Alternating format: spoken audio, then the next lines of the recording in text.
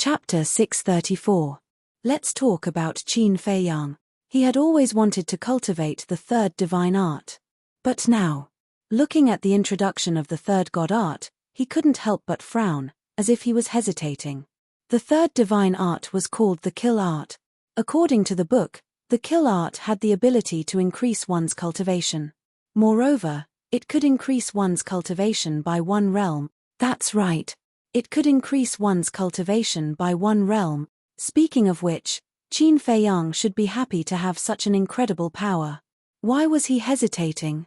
The reason was that the kill art was extremely bloody. The essence of the kill art was to absorb the blood of living beings to increase one's cultivation. The more blood one absorbed, the more one's cultivation would increase. In other words, to increase one's cultivation, one had to kill living beings. The book did not record in detail how much blood one had to absorb to increase one's cultivation by one realm. However, he did not expect that the blood of one or two living beings would not be enough. Although Qin Fei Yang admitted that he wasn't a good person, he really couldn't do it if he wanted to wantonly slaughter innocent creatures. The kill art was too vicious and murderous. He did not dare to cultivate it. After a while, Qin Fei Yang rubbed his forehead and looked away. He flipped to the third page of the Pill Sutra and read it in detail. There were a total of 28 elixir recipes recorded on it. The dust-forgetting elixir could make one forget everything in the past, which was called amnesia. The dust-forgetting elixir could restore lost memories.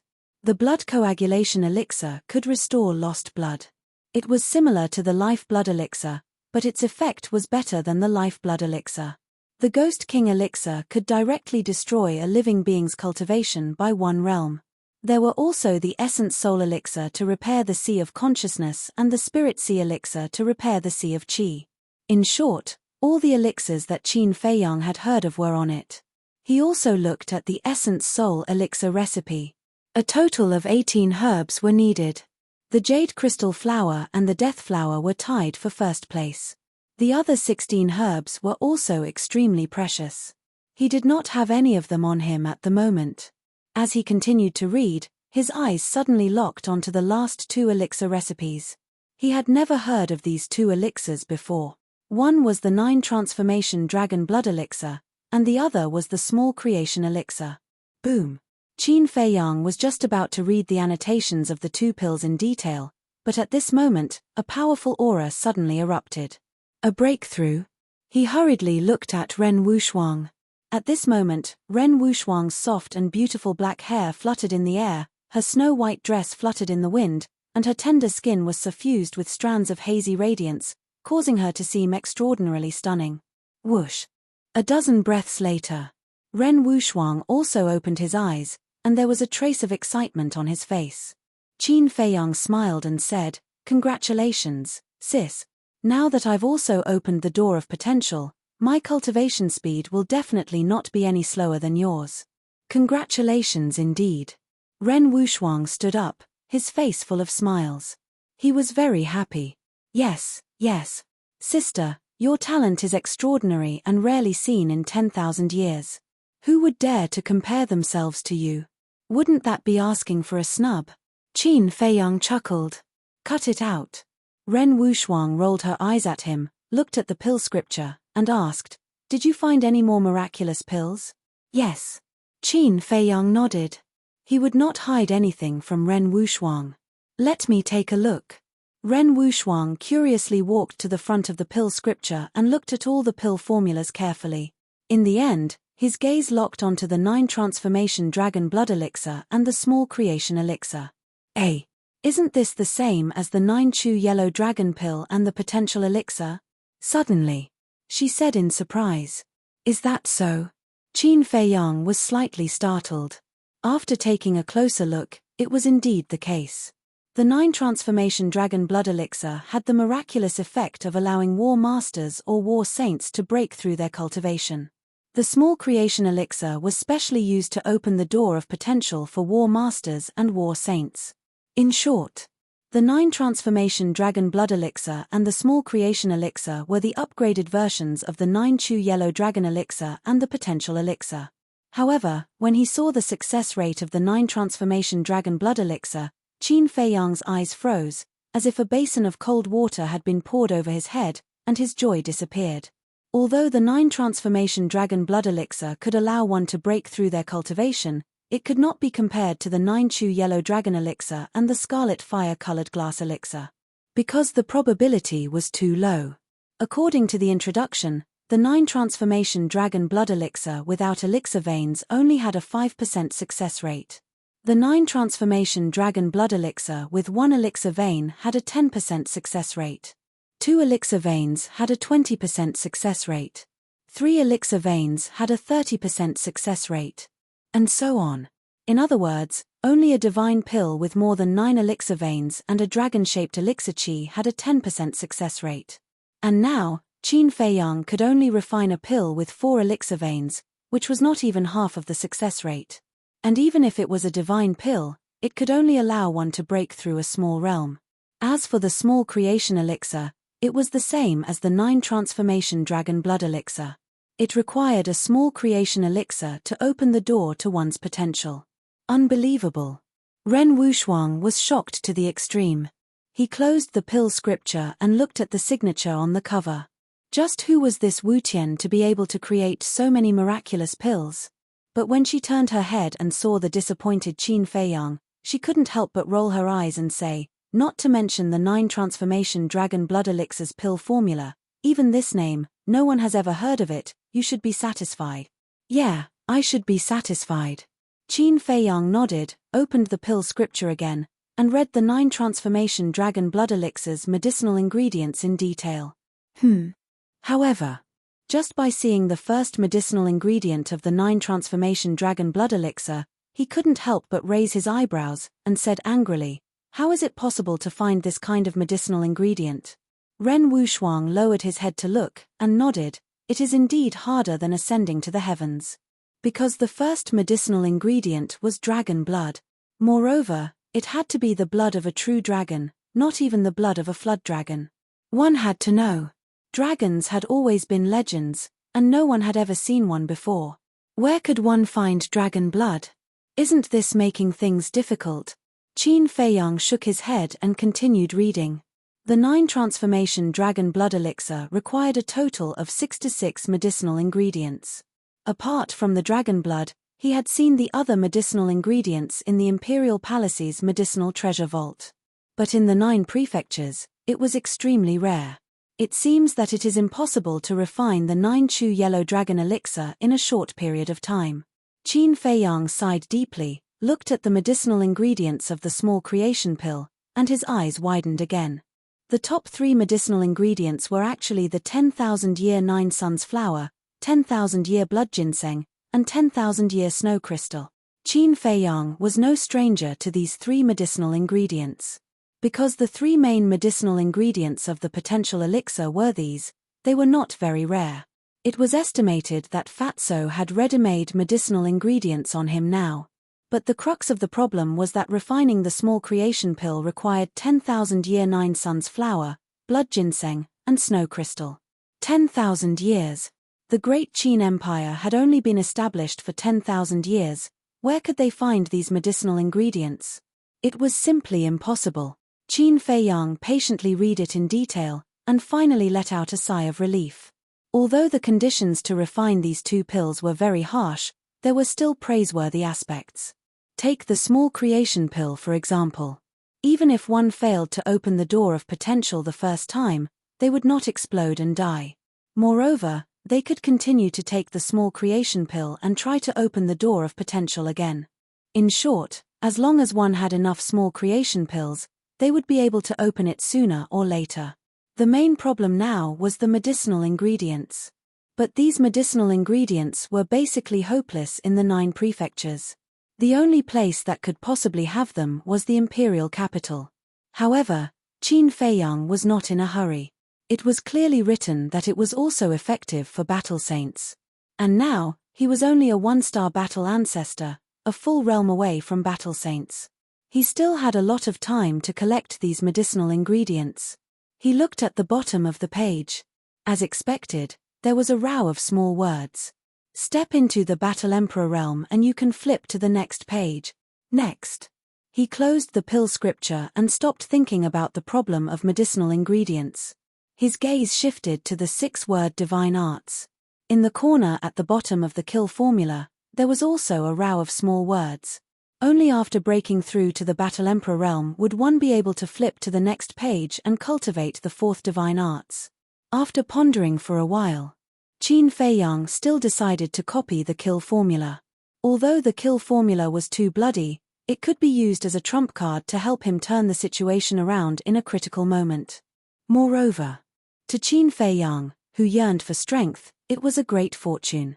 However, the amount of battle chi required to copy the kill formula was even greater than that of the return formula and battle formula. Qin Feiyang was still a battle master and possessed 3 types of battle chi. However, in less than an hour, the battle chi in his chi si was completely used up. However, it wasn't a big problem. Because he had a lot of battle chi pills and a lot of battle chi pills medicinal ingredients, it was enough for him to copy the kill formula. While Qin Feiyang was copying the kill formula, Fatso and the others were also slowly advancing. Along the way, they gradually encountered all kinds of fierce beasts. However, the strength of these fierce beasts was still within the acceptable range of the group. However, as the days passed, the strength of the fierce beasts they encountered became stronger and stronger. At the beginning, with Dong Zhengyang, Shenlong and the others taking action, Fatso and Wolf King could still cultivate in peace. But on the 10th day, 5 4-star Battle Master fierce beasts jumped out to block their way, directly injuring Dong Zhengyang and the others. As a result, Fatso and Wolf King were unable to cultivate. And with their current strength, the 4-star Battle Master fierce beasts were no longer a threat to them. Just the fatty alone was enough to deal with them easily. Thus, after a month of hurrying, the group finally walked out of the forest without any mishap. In front of the forest, there was a vast plain. However, the entire plain was barren and the soil was black as if it was dyed with ink. The blood mist that filled the air was thicker and the visibility was only about 50 meters. Moreover, there was a gloomy and cold aura everywhere as if it was from hell. Fatso and the others jumped down from the king crocodile's back one after another. Looking at the plain in front of them, they did not dare to rashly step into it. Because the plain was too quiet, there was no noise at all. Coupled with the blood mist in the air, it formed a very strange atmosphere that made one's hair stand on end. Everyone, be careful. Also, don't leave the team. If anything happens, Fat Lord and Brother Wolf will not save you. Fatso said in a deep voice. He, who had always been frivolous, was also incomparably cautious at this moment. Even Wolf King was the same. His eyes were full of vigilance. Everyone nodded. Let's go. Fatso waved his hand. The group maintained their formation and slowly walked into the plain. Their ears were alert and their eyes were looking in all directions, as if they were facing a great enemy. However, the plain was unexpectedly calm. After walking for nearly 20 breaths, there was still no danger. Suddenly, Dong Zhengyang, who was walking beside Fatso, pointed to a place in front and exclaimed, "Look, what's that?" Everyone looked in the direction he pointed and a trace of surprise crept into their eyes. About 50 meters away in the blood mist, there was a huge silhouette that looked like a peerless beast lurking there. Be careful. The fatty warned once more before leading the group towards the blurry silhouette. As the distance continued to shrink, the silhouette became clearer. When they walked for more than 20 meters, the group suddenly stopped at the same time as if they had seen something terrifying. Their eyes were full of horror. The silhouette was a huge stone door. The stone door was more than 10 feet tall and 50 to 60 feet wide. It was completely red as if it had been soaked in blood. The gloomy and cold aura came from this stone door. However, this was not what scared them. What really scared them were the 3 words on the crossbeam above the stone door. Chapter 635. How could there be a gate of hell? As everyone knew, the gate of hell was a very ethereal existence. There were legends among the people that there were not only humans in the world, but also many ghosts. These ghosts lived in a place called the Netherworld. This was where living creatures went after death. In other words, All living creatures that died would go to the netherworld, be sent to the 18 levels of hell, or be reincarnated.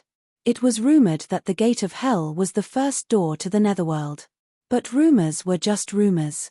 No one knew if the netherworld really existed. However, at this moment, the gate of hell appeared in front of them.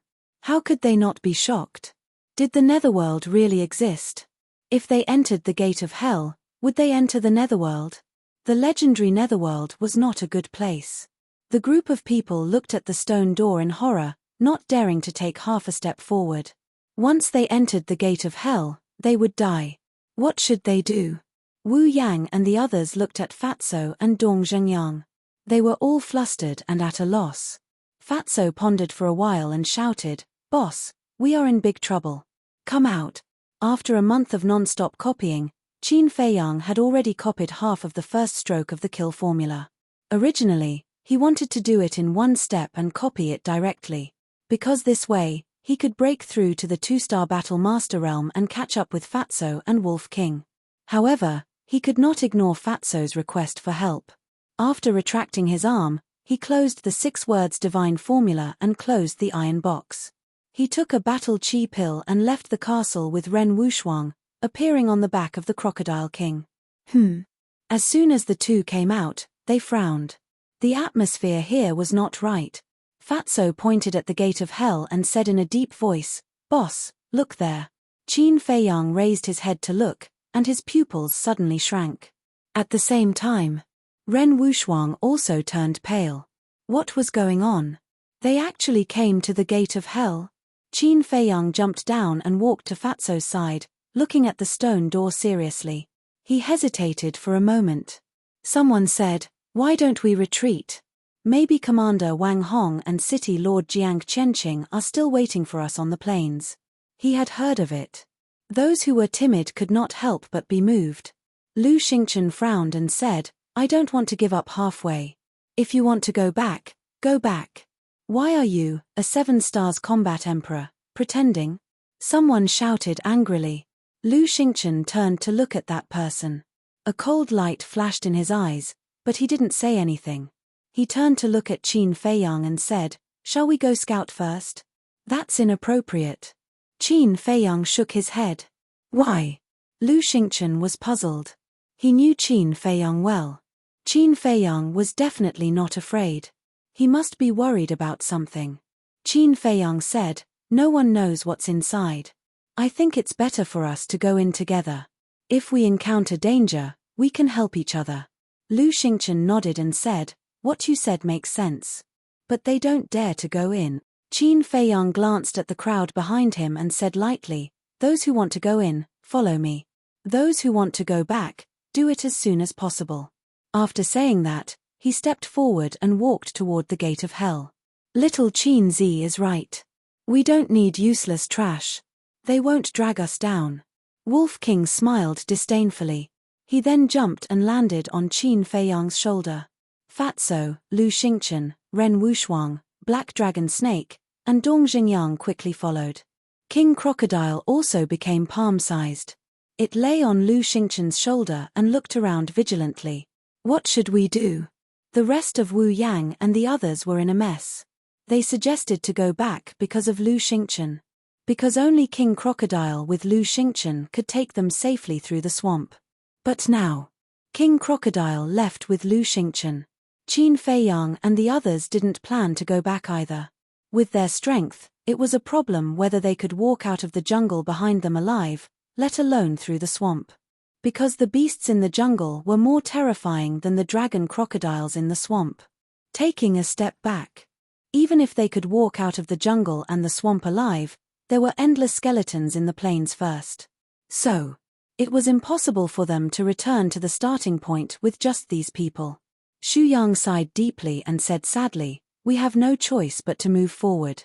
Hearing that, everyone's heart was full of helplessness. If they could have another chance, they wouldn't have come to this damn place even if they were beaten to death.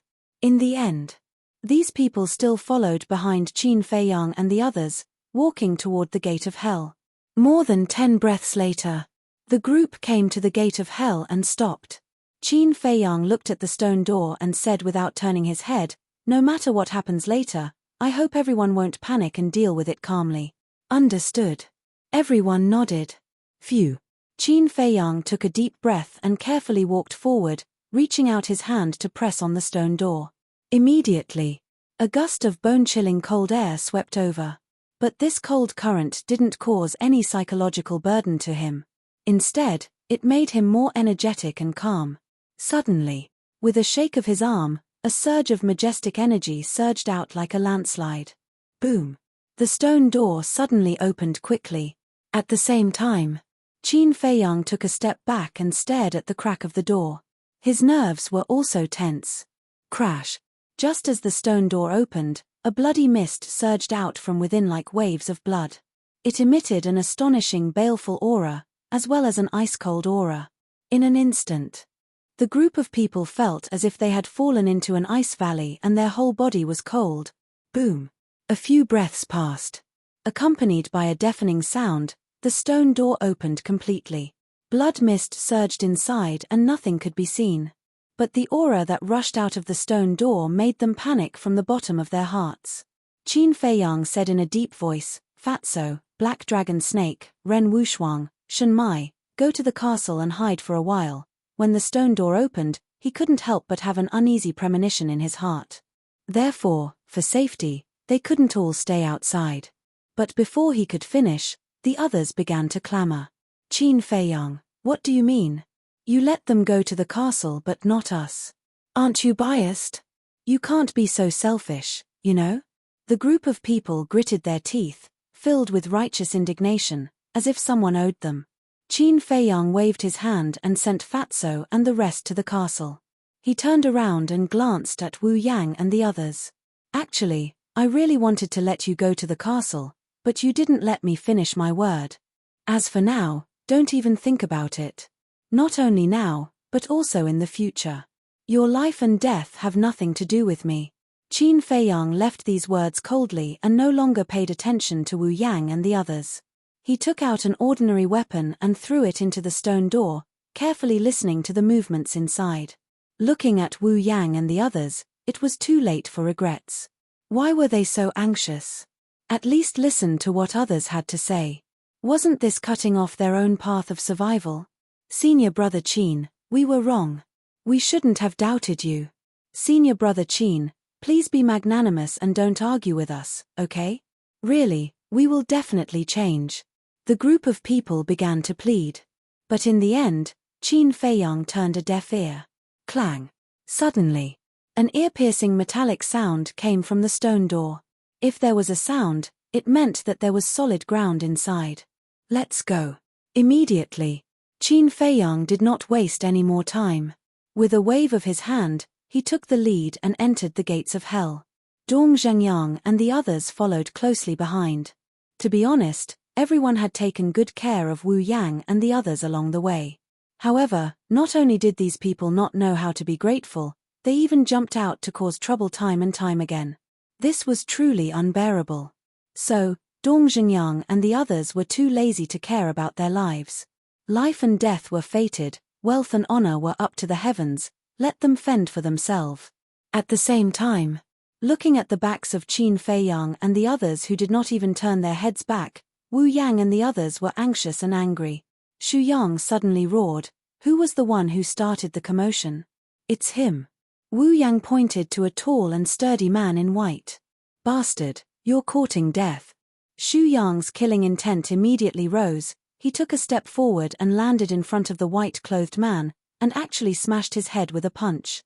Although in front of Qin Feiyang and the others, Xu Yang's strength was not great, but in the War Emperor realm, he could be considered a top expert. As for that big man, he was only a 7-star War Emperor. He was not prepared in advance, so it was normal for him to be killed instantly. However, Xu Yang's actions were somewhat shameful. Because he himself jumped higher than anyone else, but now he was taking his anger out on others. What was going on?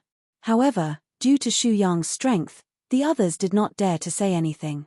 Wu Yang, who was in cahoots with Xu Yang, also sneered and said, "There's no need to be angry with them. Hurry up and go in. Otherwise, Once Qin Feiyang and the others leave, we will have no way to survive.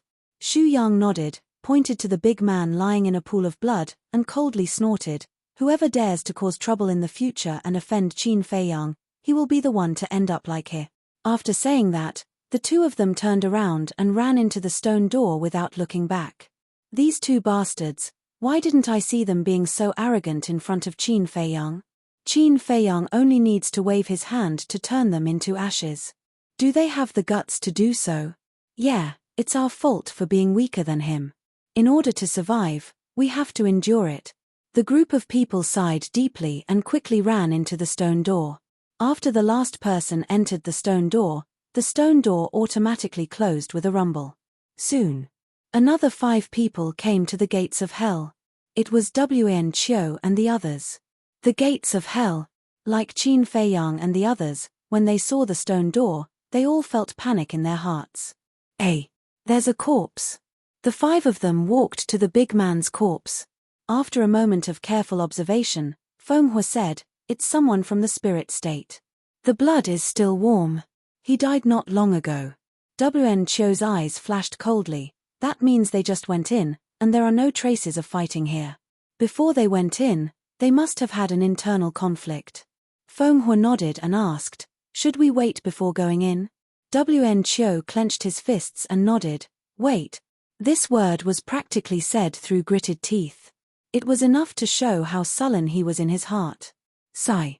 At the same time. Chapter 636. Inside the gates of hell. A thick blood fog shrouded everything around. A group of people walked in the blood fog, vigilantly scanning the surroundings, and their faces were extremely solemn. These people were Qin Feiyang and the others. Because the blood fog was too thick, the visibility was only 5 meters, so their speed was very slow. However, it was unexpectedly calm along the way, and no accidents happened. Dong Xingyang frowned and said, "Qin Feiyang, do you think we're thinking too much?" "Is that so?" Qin Feiyang muttered. But why was the uneasiness in his heart getting stronger and stronger? Suddenly, Lu Xingchen said, "This place is not simple, don't let your guard down." "What do you mean?" Dong Xingyang was surprised. Lu Xingchen said, "I can't explain it, but I just feel uneasy." Qin Feiyang looked at Lu Xingchen in surprise. Even Lu Xingchen felt uneasy. It seemed that it was not an illusion. "You have this feeling too?" Seeing Qin Feiyang looking at him, Lu Xingchen frowned and said. Qin Feiyang nodded.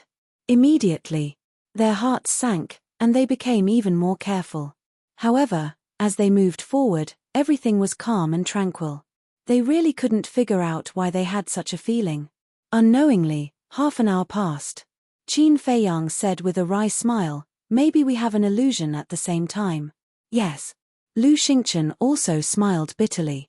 But suddenly, Qin Feiyang noticed that there was a blood fog in Lu Xingchen's eyes. Swish. He hurriedly looked at Dong Xingyang and the others next to him, and found that there was a faint blood fog in their eyes. "What's going on?" Qin Feiyang stopped, his face full of surprise. "What is it?" Seeing Qin Feiyang suddenly stop, Lu Xingchen and the others looked at him in confusion. Qin Feiyang said, "Can you see if there's any blood in my eyes?" Everyone was stunned and looked at Qin Feiyang's eyes. He wouldn't have known if he didn't look, but when he did, he was shocked. There was also a bloody mist in Qin Feiyang's eyes. Wolf King's eyes were the same. "What's going on?" Everyone looked at each other. "It's too bizarre." Qin Feiyang mumbled. He turned around and walked towards Wu Yang and the others. He wanted to see if everyone was like this. However, when he arrived in front of Wu Yang and Xu Yang and saw their eyes, he was instantly shocked and turned pale. Not only were their eyes filled with a bloody mist, even their eyeballs had turned red. He hurriedly checked the eyes of the others and found that the situation was exactly the same as Wu Yang's. Very soon, everyone also noticed this abnormality and couldn't help but panic. "Calm down," Lu Xingchen coldly shouted, looked at Qin Feiyang and said, "We must speed up." Qin Feiyang nodded and shouted, "Full speed ahead, don't leave the team." Everyone nodded. "Let's go." Qin Feiyang waved his hand. He then turned around and led everyone forward at a fast speed.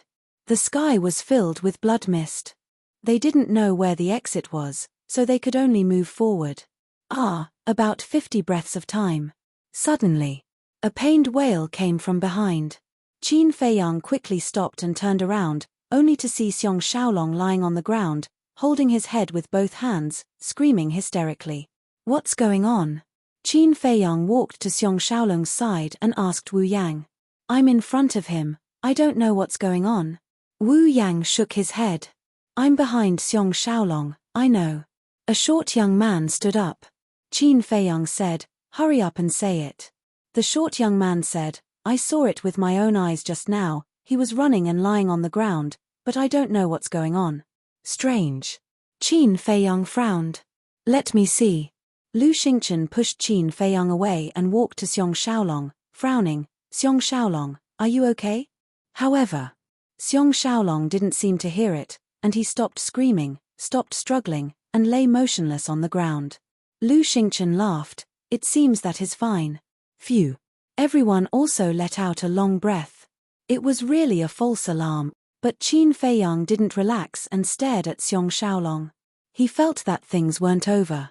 Because, if Xiong Xiaolong was really fine, he would definitely answer Lu Xingchen. But now, not only did Xiong Xiaolong not answer, but he was also lying on the ground.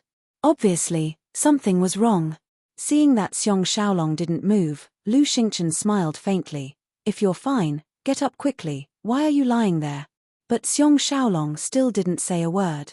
What's going on? Everyone was surprised again. Lu Xingchen frowned and reached out to grab Xiong Xiaolong's arm, trying to pull him up. But at this moment, a sinister laugh suddenly rang out. And the person who let out that sinister laugh was Xiong Xiaolong. Immediately after, Xiong Xiaolong suddenly raised his head and pounced towards Lu Xingchen, and the moment he raised his head, Qin Feiyang and the rest were aghast. Because the current Xiong Xiaolong and the previous Xiong Xiaolong were two completely different people.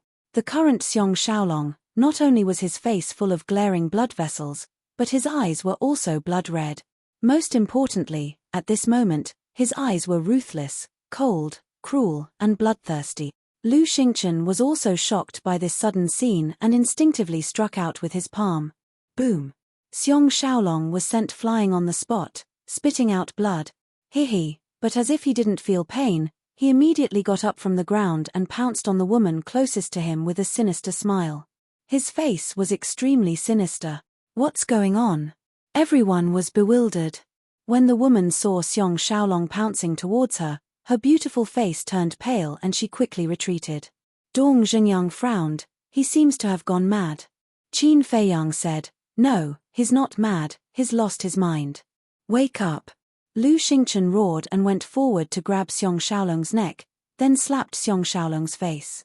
Fart. Xiong Xiaolong immediately spat out a mouthful of blood, and his teeth were all shattered. But even so, he showed no signs of waking up. He bared his fangs and brandished his claws, laughing sinisterly as if he was possessed. How could this be? Qin Feiyang frowned. Logically speaking, Lu Xingchen's slap should be able to wake Xiong Xiaolong up, but why did it have no effect at all? Suddenly, he glanced at the blood mist in the void, his face full of surprise. Could it be that the blood mist was causing trouble? Dong Zhenyang shouted, Lu Xingchen, don't waste any more time, go quickly. This place was too strange, he didn't want to stay a moment longer. What about him? Lu Xingchen frowned. This him was naturally referring to Xiong Xiaolong. Dong Zhenyang said, up to you, as long as you don't drag everyone down. However, before he finished speaking, another painful scream rang out. Everyone hurriedly looked over and saw that the person who screamed was the woman who was attacked by Xiong Xiaolong earlier. They saw that the woman, like Xiong Xiaolong before, was half kneeling on the ground, holding her head with both hands, looking extremely painful. Moreover, her face was also quickly crawling with shocking bloodlines. Seeing this scene, everyone present trembled with fear. Qin Feiyang also looked at the woman, but suddenly seemed to have discovered something, and looked up at the woman's head. Suddenly, his eyes sank, and then looked at the other people's heads, and said in a deep voice, it can't be wrong. What? Everyone looked at Qin Feiyang. Qin Feiyang said, their changes are related to this blood mist. Blood mist. Everyone was surprised. This blood mist can drill into our sea of consciousness, erode our rationality, and make us crazy. Look at her head, there are traces of blood mist drilling into the top of her head. Now, not only her, our rationality is also being eroded by the blood mist. Qin Feiyang said.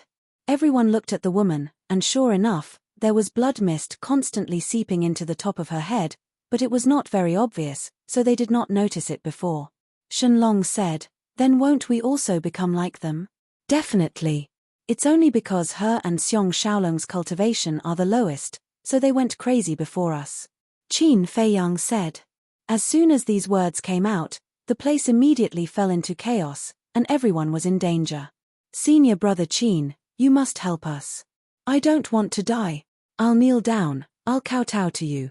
Suddenly, Wu Yang and Shu Yang ran in front of Qin Feiyang, knelt on the ground, and begged. Senior brother Qin, we also kneel down to you, we also kowtow to you, we beg you to be merciful and save everyone. Seeing this, except for Dong Zhengyang and a few others, the others also knelt down, their faces full of despair.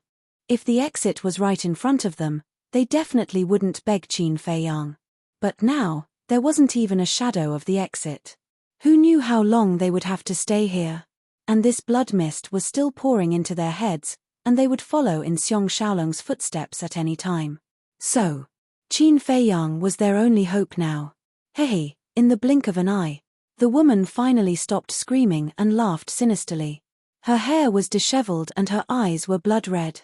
Like a devil from hell, she pounced on the crowd. At the same time, another two people went crazy. After struggling in pain for a while, they pounced on the people next to them like hungry wolves. Damn it! Dong Zhengyang cursed and quickly took action, directly ending the lives of the three people.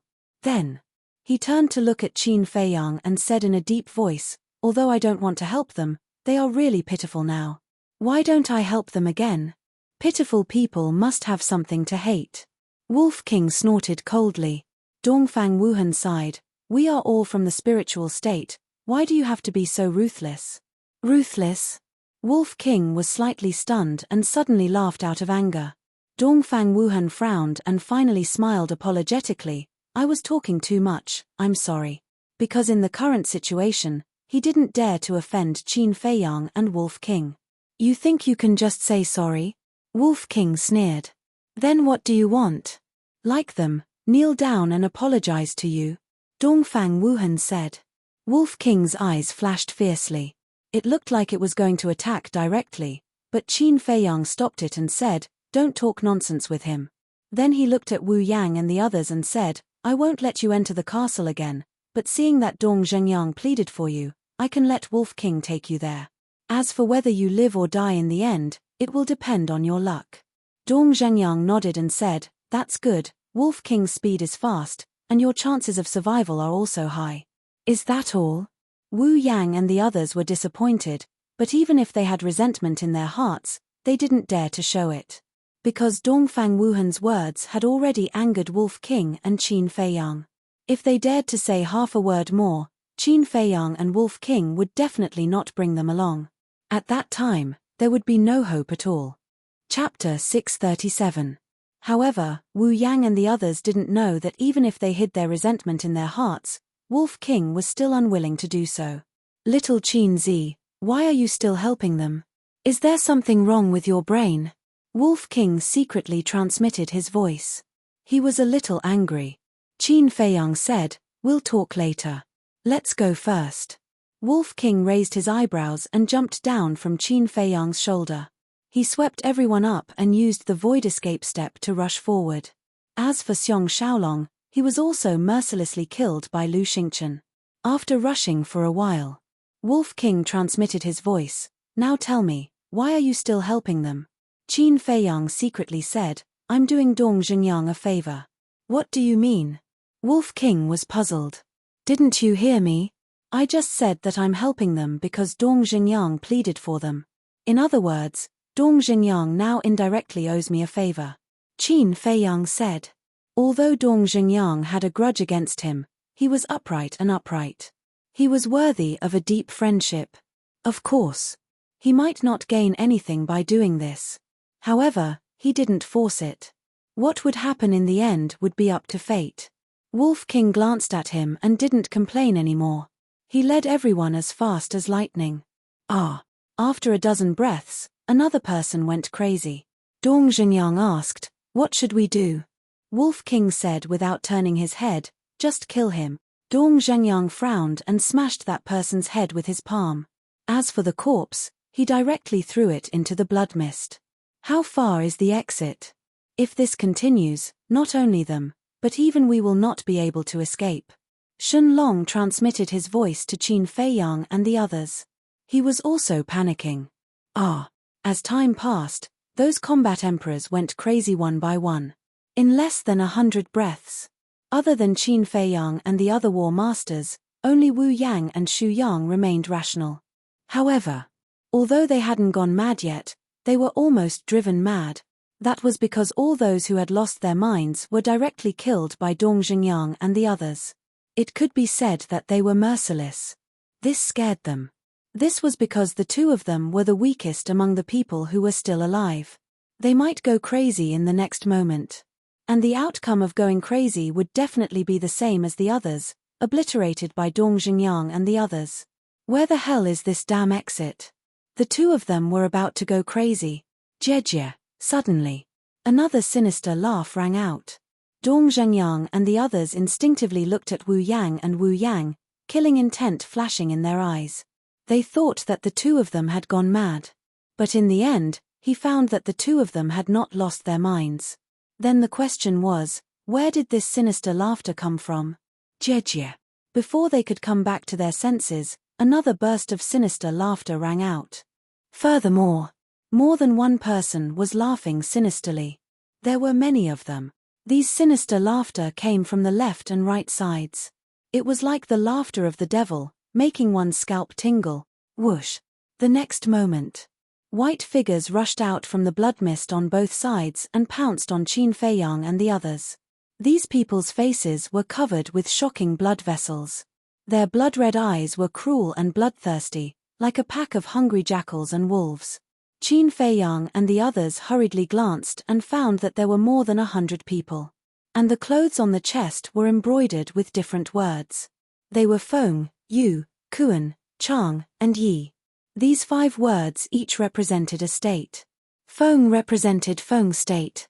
Yu represented Yu state. In other words, these were people from the 5 states. So many. Seeing these people appear, Wu Yang and Wu Yang's eyes suddenly widened.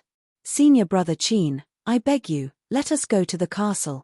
I swear, I won't have any objections to what you say in the future. The line of defense in their hearts completely collapsed, and they begged Qin Feiyang endlessly. Shut up.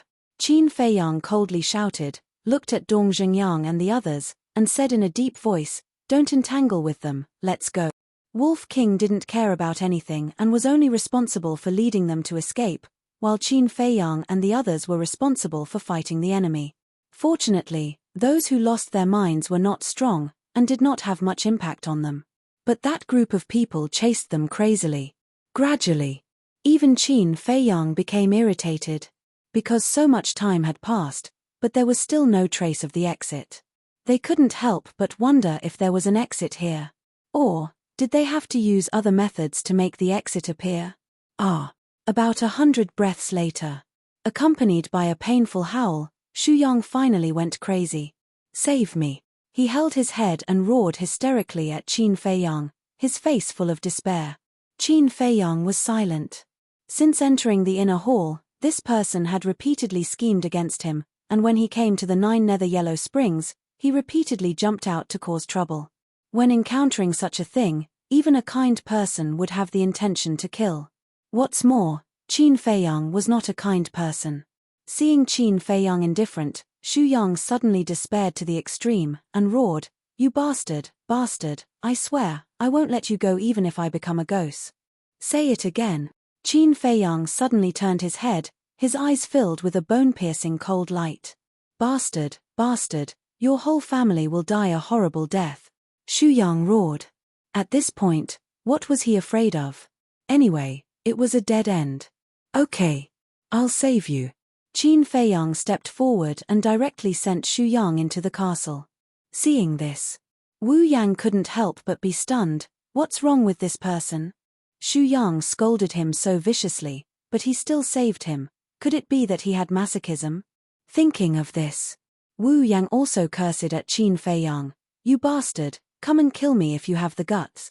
Qin Feiyang said, okay, I'll save you too. Wu Yang was stunned and immediately became wild with joy. This guy was indeed a masochist. If he had known earlier, he wouldn't have begged him and directly scolded him. Qin Feiyang also did as he said. With a wave of his hand, Wu Yang was also sent to the castle. What's going on? Dong Xingyang and the others looked at each other, not knowing what was going on. Perhaps of the people present, only the Wolf King knew what Qin Feiyang was planning to do. Qin Feiyang didn't say anything more, turned around and landed beside Wolf King, and said, continue. Okay. The Wolf King chuckled. But before his voice fell, a sudden change occurred. The surrounding blood mist disappeared at a speed visible to the naked eye.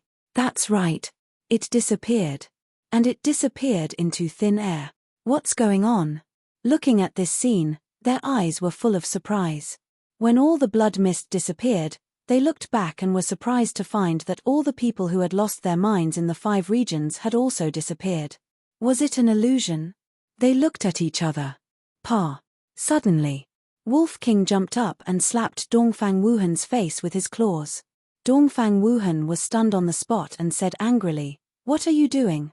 Wolf King asked, "Does it hurt?" Dongfang Wuhan's face darkened, and he roared, "Nonsense, do you want me to slap you?" No need, no need. Wolf King quickly waved his claws and said with a smile, "Since you can feel pain, it means that it's not an illusion." That's true. Dongfang Wuhan nodded, but then he said angrily, "Don't try to change the topic. I can't let you slap me for nothing." Wolf King jumped onto Qin Feiyang's shoulder, picked his nose, and said indifferently, "I didn't slap you for nothing. At least now we know that everything that happened is real." Dongfang Wuhan was so angry that smoke was coming out of his head. Wolf King jokingly said, "So unhappy, do you want to slap me back?" Okay. Dongfang Wuhan stepped forward, raised his arm, and slapped Wolf King. Wolf King cast a sidelong glance at Dongfang Wuhan and said, "I won't fight back, but what are the consequences?" Hearing the word consequences, Dongfang Wuhan's arm suddenly stiffened, and he didn't dare to slap him again. "Why aren't you fighting? Hurry up, I'm waiting." Wolf King looked at Dongfang Wuhan indifferently, the contempt in his eyes undisguised. Dongfang Wuhan's face was ashen. He couldn't fight, but he couldn't not fight either. For a moment, he was riding a tiger and couldn't get off. Is it appropriate to cause internal strife in front of so many of us? At this moment, a clear voice rang out, breaking the deadlock. Qin Feiyang raised his eyebrows and looked in the direction of the voice. He saw a group of people gathered more than 200 meters away. There were a total of 13 people, both men and women, and all of them had extraordinary temperaments. 6 of them had the word Feng embroidered on their chest. The other 7 had the word Yu embroidered on their clothes. They were obviously people from Feng State and Yu State. Furthermore, they were all War Masters. The valiant woman from Feng State was also among them. When the woman saw Qin Feiyang looking over, she smiled and said, "Brother Qin, we meet again." "Yeah, we're quite fated." Qin Feiyang smiled and began to size up the surrounding environment. The place where they were now was also a black plain without a single blade of grass. However, the blood mist was very light, and the visibility could reach more than 500 meters. The woman asked, "Brother Qin, do you know where this place is?" "Where is this place?" Qin Feiyang was puzzled and looked at the woman again. The woman didn't answer. She turned around and retreated to the side. Then, with a wave of her hand, the other 12 people also stepped aside. When the group of people stepped aside, the pupils of Qin Feiyang and the others suddenly shrank. Behind the group of people, there was a stone tablet standing tall. The stone tablet was 2 meters tall and 1 meter wide.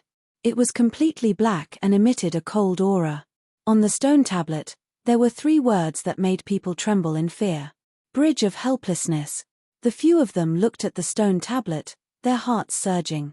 Before, it was the gate of hell, and now it was the bridge of helplessness.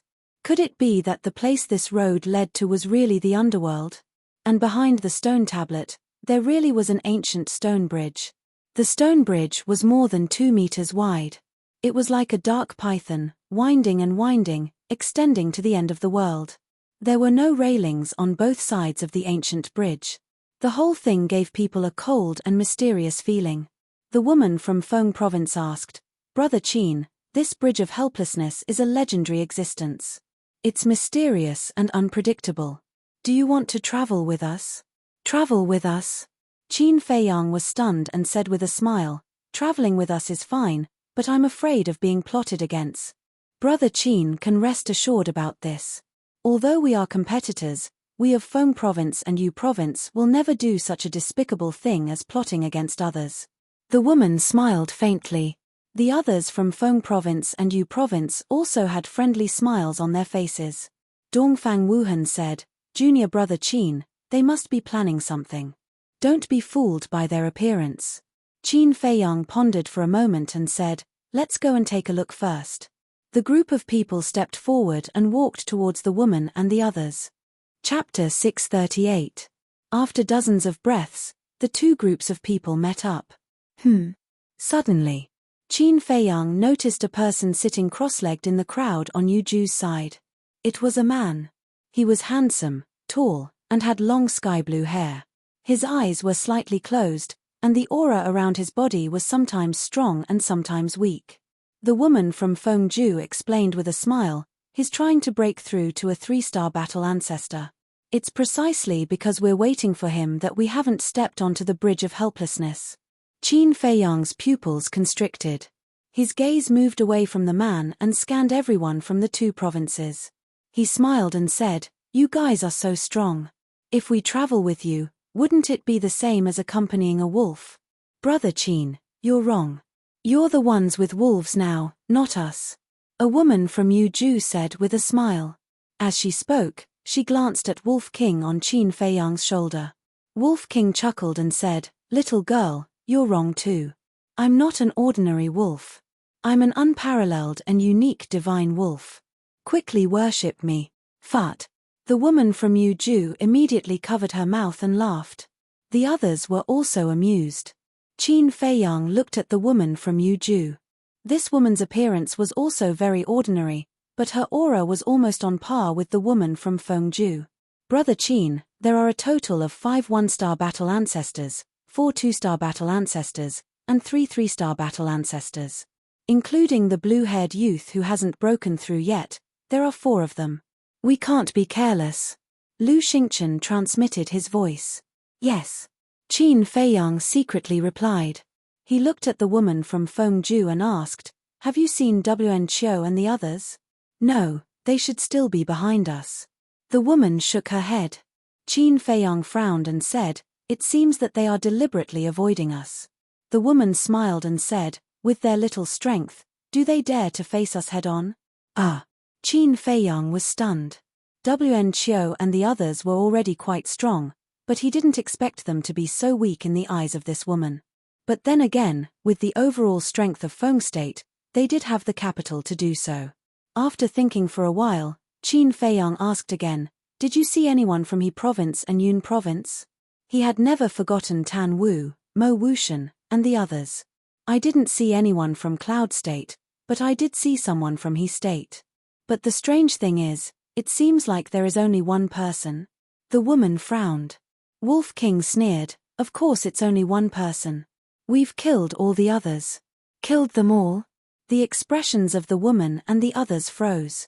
They originally thought that only one person from He province had come, or that the others had died under the fangs of the ferocious beasts on the way, but they didn't expect that it was the work of this group of people. This He province was truly unlucky to have encountered this group of fiends.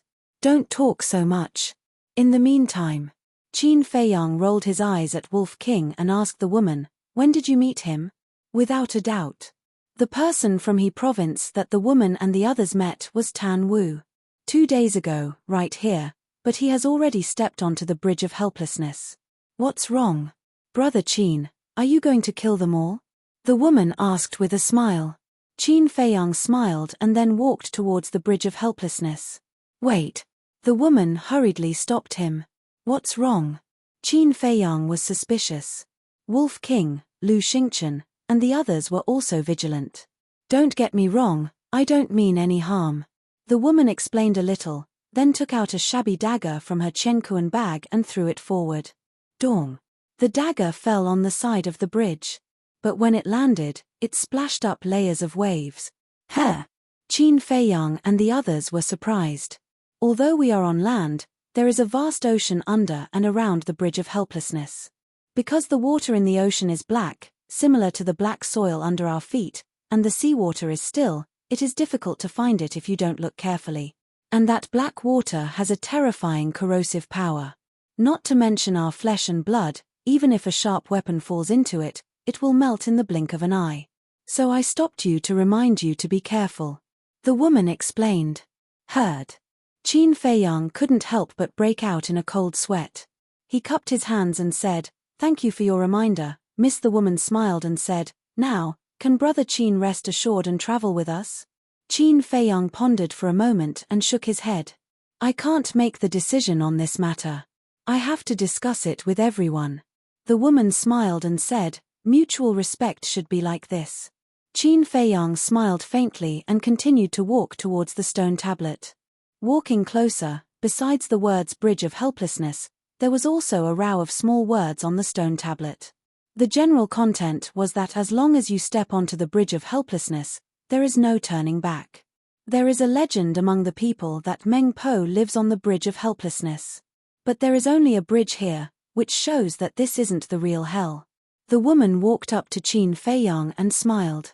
Who knows if this kind of legend is true or false? Qin Feiyang shook his head and said, "But have you ever thought about the meaning of the Bridge of Helplessness's existence?" The woman answered, "I have, but I can't think of anything." Qin Feiyang sighed, "I really hope we can cross this bridge and reach the other side. It won't be that easy to reach the other side. According to the legends, at the end of the Bridge of Helplessness, there is a place called the Sea of Bitterness. Only by crossing the Sea of Bitterness can you reach the other side. If the gates of hell is so dangerous, then the Sea of Bitterness and the Bridge of Helplessness are definitely not good places either." The woman said. Qin Feiyang nodded, turned to look at the woman, and said, "Speaking of the gates of hell, I suddenly thought of something. How did you guys get out?" The woman thought back for a moment, and said, "I remember at that time, we were about to lose our minds, but the blood mist suddenly disappeared." Qin Feiyang said, "Our situation is the same." The woman said, "According to our speculation, it should be related to our cultivation." "What do you mean?" Qin Feiyang was suspicious. The woman asked, "Are all of you war sect members who survived?" Qin Feiyang nodded. "In that case, our speculation is true. At first, we all suspected that the existence of the gates of hell was to eliminate the weaker ones. But we don't have any evidence, so we can't be sure. Now that I've heard you say that, I can basically conclude that only people above the War Master level can pass through the gates of hell. As for those who have not reached the War Master level, their minds will be corroded by the blood mist and they will forever be buried inside." The woman said. Qin Feiyang was startled, and said in surprise, "That seems to be the case." At that time, when Xu Yang and Wu Yang were here, the blood mist had always been there. But when he sent the two of them into the castle, the blood mist immediately dissipated. There was definitely a connection between the two. To be honest, the Great War of the 9 Provinces is very unfair to those War Emperors because no matter how hard they work, they won't be able to reach the other side. The woman sighed, somewhat angry. How can there be fairness in this world? Strength is the way of the king. If you want to blame someone, you can only blame them for not having the awareness. Qin Feiyang said indifferently. There was no way to sympathize with these people. Because no one forced them to come, they came voluntarily. Moreover, before entering the 9 New Yellow Springs, the various big shots had repeatedly said that the 9 New Yellow Springs was extremely dangerous and that they had to act according to their capabilities. But they just didn't listen. What could they do? So, no matter if they lived or died, they couldn't blame anyone else. This was a path they had chosen. The woman was silent for a moment, then nodded. Although what you said is very cruel, it does make sense. Qin Feiyang laughed, turned around and walked in front of Dong Xingyang and the others, and sent a sound transmission. Whether you want to travel with them or not, you decide. The group immediately fell silent. A moment later, Dong Xingyang sent a sound transmission. It's better if we go our own way, so that we don't have to be on guard all the time. It's tiring. Lu Xingchen said, I also think it's better to go our own way. Is that what you all think? Qin Feiyang looked at Shenlong and the others. Dongfang Wuhan, Murong Xiong, Shenlong, and Jiang Wei all nodded. All right, we'll do as you say. Qin Feiyang nodded, turned to look at the woman from Fengju, and laughed. We've discussed it, and feel that it's better not to trouble you. So it's like that. The woman couldn't help but feel a trace of disappointment in her eyes. She smiled and said, since that's the case, I won't force you. However, you are all in a bad state right now. I suggest you rest here first and wait until you recover to your peak state before setting off. Thank you. Qin Feiyang cupped his hands and thanked her, then looked at Dong Xingyang and the others. What she said makes sense. You all rest here. I'll go to the castle with Wolf King. They nodded. Be careful. Qin Feiyang secretly warned them, then took Wolf King to the castle. Inside the castle, Wu Yang and Xu Yang had already regained their senses, and the blood on their faces had disappeared. At this moment, the two of them were sitting cross-legged in a corner, talking and laughing about something. Seeing Qin Feiyang appear, the two of them didn't get up, and had a fearless attitude.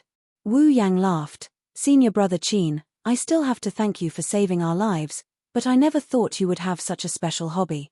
Xu Yang said, yeah, I've seen all kinds of weird people, but this is the first time I've seen a weird hobby like being scolded by others. There was a hint of ridicule in the two's eyes. Little did they know that they were already in trouble. Qin Feiyang looked at the two of them faintly and said, are you done talking? Yes. By the way, if you need help in the future, come to us at any time. We are not strong, but we can still scold people. The two of them laughed. Qin Feiyang shook his head and sighed, I've seen a lot of stupid people, but it's the first time I've seen someone as stupid as you two. As soon as this remark came out, Fatso, who was watching the show by the side, moved closer to Wu Yang and Xu Yang with a wretched smile. Like Wolf King, he knew Qin Feiyang well. He already knew why Qin Feiyang saved Wu Yang and Xu Yang. But he didn't pay attention to it before, letting the two of them be arrogant first. Because the more arrogant they were, the more fun it would be to beat them up. At the same time, Lu Hong, Lin Yi, and the pangolin also opened their eyes, looked at Wu Yang and Xu Yang sarcastically, and shook their heads. Only Luo Qianxue seemed to be unaware of it. After all, she was much older than Lin Yi and others. Her mentality was naturally different. At the same time, Shunmai looked at the expressions of Qin Feiyang and others, and she also showed a look of realization. She secretly transmitted a voice to Ren Wushuang. Just now, Wu Yang and Xu Yang were talking so seriously. I almost believed that Qin Feiyang has this kind of weird hobby. How is that possible? Ren Wushuang responded. She couldn't tell whether he was happy, angry, or sad. After getting along for so long, how could she not know Qin Feiyang's character? Shunmai looked at Ren Wushuang with deep meaning and said secretly, it seems that you don't plan to save them. They asked for it. They deserve it. Chapter 639. At the same time, hearing Qin Feiyang's sarcastic words and looking at Fatso's wretched expression, Wu Yang and Wu Yang felt a strong uneasiness in their hearts. Could it be that they had misunderstood Qin Feiyang's intentions from the beginning? Qin Feiyang did not say anything. He took 2 steps back, crossed his arms in front of his chest, and looked at the two indifferently. The Wolf King, however, jumped down from his shoulder. Together with Fatty, they circled Wu Yang and her companion from the left and right. You actually said that boss is masochistic? I have to admit that your imagination is really rich. Fatso shook his head and mocked. Hearing this, the two of them turned pale. There was no doubt that they had misunderstood Qin Feiyang's intentions. Qin Feiyang sent them to the castle not to save them, but to kill them. Senior brother Qin, we were wrong. Yes, yes, yes, senior brother Qin, we thought we were smart and reaped what we sowed.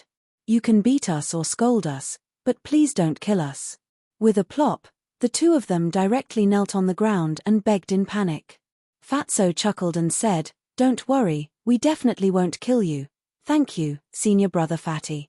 We will never forget senior brother Fatty's great kindness." The two of them were overjoyed and hurriedly kowtowed to thank him. "You're welcome. Listen to Fat Lord first. We didn't kill you because if we did, it would be too easy for you." Fatso chuckled. Boom. The two of them were like a bolt from the blue, rumbling in their heads. The joy from before disappeared in an instant. "Are you desperate now? There's no other way, you're courting death." Fatso's eyes surged with a cold light. He took a step forward and punched the two of them in the left eye. Ah! Two screams like pigs being slaughtered suddenly resounded. The two of them were blasted away on the spot. Their eyeballs also burst, and blood spurted out like a column. Fatso smiled sinisterly. "What's the use of keeping him alive if he has eyes but can't see? Master Fatty, I beg you, please spare us. We'll be your slaves and carry your shoes."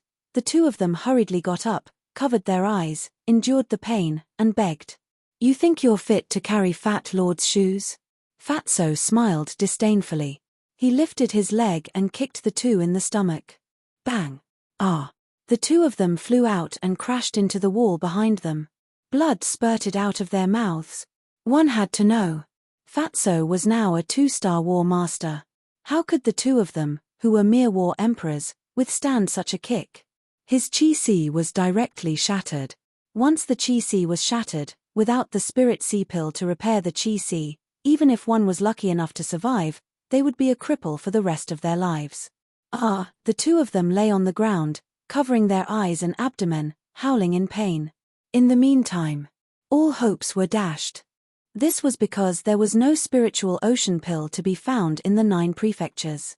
Because there was no pill formula, not to mention the pill formula, whether or not he could find all the medicinal ingredients was one thing. This was a dead end. For a martial artist, not being able to cultivate was even more painful and despairing than being killed. "Bastard, damn fat pig, if you have the ability, then kill us. If I, Wu Yang, frown, then I'm a grandson of a turtle." The two of them roared hysterically. Right now, the two of them only had one thought in their minds. They wanted to die. Rather than live and suffer, they might as well die happily. However, Fatso had no intention of killing them, slowly torturing and destroying them. He wanted the two of them to taste the feeling of living a life worse than death. Let the two of them die in regret. Mournful screams could be heard incessantly. The castle was filled with a pungent smell of blood. Looking at the miserable state of the two of them, Wolf King couldn't help but shudder. He shook his head and said, "Looks like there's no need for brother to do anything." Then he returned to Qin Feiyang's shoulder, with a ruthless coldness in his eyes. Qin Feiyang, on the other hand, just looked at the two of them from beginning to end. His expression was very calm, without the slightest pity or sympathy. After a full hour, Fatso finally stopped. The two of them could no longer scream. They were lying on the ground like 2 puddles of mud. Their faces were beyond recognition, and they were only left with their last breath. At this time, Qin Feiyang also finally retracted his gaze, turned to look at Shun Mai and Ren Wuxuang, and said with a smile, "Do you want to go to the Bridge of Helplessness?" Shun Mai shook her head and said, "Forget it, I just want to leave the 9 underworlds alive." Ren Wuxuang pondered for a moment and said, "I want to try." Qin Feiyang and Shun Mai were not surprised by Ren Wuxuang's decision. Because Ren Wuxuang was such a strong-willed woman. Fatso was stunned and said discontentedly, "Boss, why don't you ask Fat Lord?" Qin Feiyang glanced at Fatso and was too lazy to speak. He walked to Wu Yang and Ren Wuxuang, grabbed one of them in each hand, and left the castle with Wolf King and Ren Wuxuang. Fatso hurriedly said, Hey, Fat Lord also wants to see it. That's enough. If I really let you go, I'm afraid you'll be so scared that you'll pull up your pants and run." Lu Hong despised him. "Little Hong, Fat Lord doesn't like to hear your words. Fat Lord is handsome, wise, and powerful. How can a mere bridge of helplessness scare Fat Lord? Fatso looked disdainful. With your face and body, you still call yourself handsome? Lu Hong was really speechless. Although this damn fatty's strength had increased, his skin had also become thicker. No. He didn't know what shame was at all. Outside, Dong Xingyang and the others were sitting cross-legged. Their injuries had almost recovered. Dongfang Wuhan said, "Do you think Qin Feiyang is really masochistic?" Murong Xiong nodded and said, "I think so. Otherwise, why would he save Wu Yang and Ren Wushuang?" Lu Xingchen pondered for a while. As if thinking of something, he raised his head and looked at Dongfang Wuhan and Ren Wushuang with a hint of ridicule in his eyes. At first, he couldn't figure it out. But after thinking about it carefully, he understood. Swish. At this moment, Qin Feiyang appeared out of thin air. The pungent smell of blood immediately rushed toward Dong Xingyang and the others. They were surprised. When they saw Wu Yang and Xu Yang, they couldn't help but feel their scalps go numb. Lu Xingchen sneered and said, "Now, do you still think he's masochistic?" "Masochistic? I think he's more like a sadist."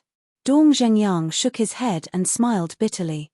Dongfang Wuhan and Murong Xiong looked at each other with a trace of fear in their eyes. Fortunately, they didn't say anything at that time. Otherwise, they might end up like Wu Yang and Ren Wushuang. After Qin Feiyang came out, he didn't say a word and walked toward the Bridge of Helplessness with Wu Yang and Ren Wushuang. What does he want to do? Dong Zhengyang and the others, as well as the people of Feng Province and Yu Province, looked at him in puzzlement.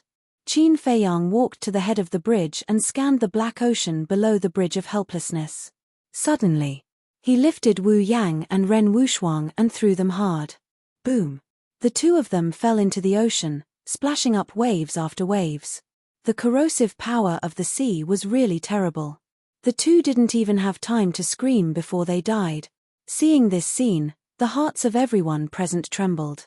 On one hand, they were shocked by the corrosive power of the sea. On the other hand, they were frightened by Qin Feiyang's means. Especially the people of Feng Province and Yu Province. They really couldn't figure out how the two offended Qin Feiyang to make Qin Feiyang be so ruthless. Okay. The hindrances have been dealt with. Have you rested well? If so, let's go. Qin Feiyang clapped his hands casually and turned to look at Dong Zhengyang and the others. Almost. Dong Zhengyang got up and said. Lu Xingchen, Dongfang Wuhan, Murong Xiong, Shenlong, and Jiang Wei also got up one after another. Qin Feiyang nodded, looked at the woman from Feng Province, and said with a smile, "Miss, see you later." The woman sighed. "Are you really not going with us?" Qin Feiyang smiled faintly. "This is everyone's decision, sorry." The woman smiled helplessly. "Well, then I wish you a safe journey." "Thank you." Qin Feiyang cupped his hands and said, then turned around and stepped toward the Bridge of Helplessness. Ren Wushuang and the others also quickly walked toward Qin Feiyang. Boom. But at this moment, a powerful aura suddenly burst out. Huh! Qin Feiyang was surprised and turned his head to look. It turned out that the aura came from the blue-haired young man. Senior brother Ling has broken through. Now the strength of our Yu province has increased a lot. The people around the blue-haired young man immediately exclaimed in surprise. Senior brother Ling? Qin Feiyang raised his eyebrows. Wolf King, who was lying on his shoulder, said, "Is there a problem?" "No problem. I just suddenly thought of someone." Qin Feiyang said. "Who?" Wolf King asked secretly. Swish. Suddenly, the blue-haired young man opened his eyes, and two bright beams of light burst out of his eyes. When he saw this person's eyes, Qin Feiyang's eyes trembled slightly. This person's eyes were also sky blue. Sky blue hair, sky blue eyes, and this person's surname. How could there be such a coincidence in this world? At the same time, the blue-haired young man got up and cupped his hands to the people around him, saying with a smile, "Thank you for protecting me these days." As he spoke, he quickly restrained his aura. "Why are you so polite to us?" "That's right, if it weren't for senior brother Ling, we wouldn't have been able to come here. We should be the ones thanking you." The people from Yu province laughed. The blue-haired young man smiled and turned to look at Qin Feiyang, saying, "I was breaking through earlier, so I didn't greet you in time. Please forgive me." However, Qin Feiyang acted as if he didn't hear anything. He looked at the blue-haired young man up and down, as if he was thinking about something. The blue-haired young man was stunned for a moment, then smiled and said, "I've long heard of Brother Qin's name. Now that I've finally met you, it's truly my honor." But Qin Feiyang still didn't answer. What's going on? Ren Wushuang and the others looked at each other, their eyes filled with suspicion. The people from Feng Province and Yu Province were also puzzled. But if one looked carefully, they would discover that 4 of them had unnatural expressions. One of them was the blue-haired young man from Yu Province. The other person was also from Yu Province. It was the woman who spoke to Qin Feiyang earlier. The remaining 2 people were from Feng Province. One of them was the valiant woman who suppressed Wn Chiu. The other was also a woman. Her appearance was also very ordinary, but the aura she exuded was not inferior to that valiant woman. It was obvious that she was also a 3-star war sect. The 3-star war sect of the 2 provinces all had such expressions, which was worth pondering over. Cough. The blue-haired young man coughed and looked at Qin Feiyang again. He asked suspiciously, "Brother Qin, is there a problem?" Qin Feiyang finally came back to his senses. He shook his head and said with a smile, "Nothing, it's just that when I saw Brother Ling, I suddenly thought of an old friend." As soon as he said this, the blue-haired young man and the 3 women's expressions froze, but they quickly returned to normal. The blue-haired young man smiled and said, "It's my honor to make Brother Qin think of an old friend. May I ask who Brother Qin is thinking of?" "A deceased person." Qin Feiyang lowered his head. There was a hint of reminiscence in his eyes. Suddenly, he sighed deeply and looked up at the blue-haired young man. He smiled and said, "Let's not talk about it. We'll be leaving first." The blue-haired young man cupped his hands and smiled. "I look forward to meeting Brother Qin next time." Qin Feiyang smiled faintly and turned to look at the Bridge of Helplessness. Wolf King glanced at the blue-haired young man and thought, "Little Qin Zi, who did you think of just now?" "Ling Yunfei," Qin Feiyang said. Wolf King's gaze also trembled. He looked at the blue-haired young man again. "Don't talk about it." Except for the appearance, everything else was really similar to Ling Yunfei. However, Ling Yunfei's death was absolutely true. It was impossible for him to appear in front of everyone again. Wolf King patted Qin Feiyang's head and comforted him. "The dead can't be brought back to life. Don't think too much." Qin Feiyang nodded. He took a deep breath and stepped onto the Bridge of Helplessness without hesitation. Ren Wushuang walked beside him. Lu Xingchen and the others followed behind them in turn. They walked forward cautiously. The blue-haired young man and the others didn't withdraw their gaze until the group disappeared in the blood fog. The woman from Fengju said, "Fortunately, he didn't agree to go with us. Otherwise, our identities might really be exposed by him after a long time." The blue-haired young man said, "So, we have to be more careful when facing him in the future." The 3 women nodded without leaving a trace. "Let's go too." The blue-haired young man waved his hand, and a group of people rushed onto the Bridge of Helplessness. Time flew by. 3 days passed. On the Bridge of Helplessness, there was dead silence. Qin Feiyang and the others didn't know how far they had walked. However, along the way, nothing happened, which made them feel rather surprised.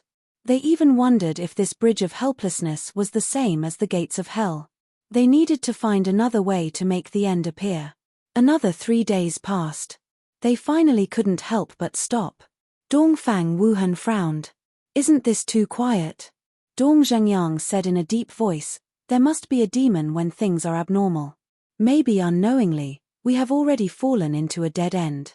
"You mean, we might be going around in circles?"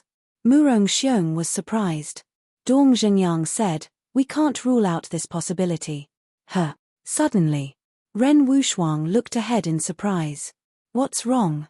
Everyone looked at her in confusion. Ren Wushuang pointed to the front and said, "Look, is there something over there?" Qin Feiyang and the others were taken aback. They looked over, but other than the blood mist, they didn't see anything. Lu Xingchen laughed. "Wushuang, are you hallucinating?" Is that so? Ren Wuxuang stared over there, her brows tightly knitted. Suddenly, she exclaimed, "Look, it's here again." Qin Feiyang and the others looked over again, and their eyes were suddenly filled with bewilderment. In the blood mist over there was a blurry shadow. The few of them looked at each other and immediately set off, speeding forward. 10 breaths later, they saw the true face of the shadow. It was a stone door. To be exact, it was just a door frame, without a door. The door frame was dark and more than 3 meters high. It was located on the Bridge of Helplessness, emitting a cold and mysterious aura. A moment later. Chapter 640. On the doorframe, there were no words or carvings. It was as smooth as a mirror. Apart from a cold and mysterious aura, he didn't sense any danger. Behind the doorframe, there was still an ancient stone bridge with no end in sight. In other words, this door frame was not the exit of the Bridge of Helplessness. But what was the meaning of this door frame? If the door frame was just to decorate the Bridge of Helplessness, they wouldn't believe it even if they were beaten to death. Because in this kind of place, everything basically had its meaning and value. After pondering for a while, Qin Feiyang turned to look at Dongfang Wuhan and said with a faint smile, "Senior brother Wuhan, I'll have to trouble you to explore the door frame." "Me?" Dongfang Wuhan pointed to his nose and looked at Qin Feiyang in astonishment. "En." Qin Feiyang nodded. "I may not be able to. Look, in terms of strength, I'm not as good as Wolf King. In terms of wisdom, I'm not as good as you. So I think it's better for you two to explore the way." Dongfang Wuhan said with a smile. Wolf King said with a smile, "Senior brother, you're too polite. I believe that with senior brother's ability, there's nothing you can't do." "I believe so too."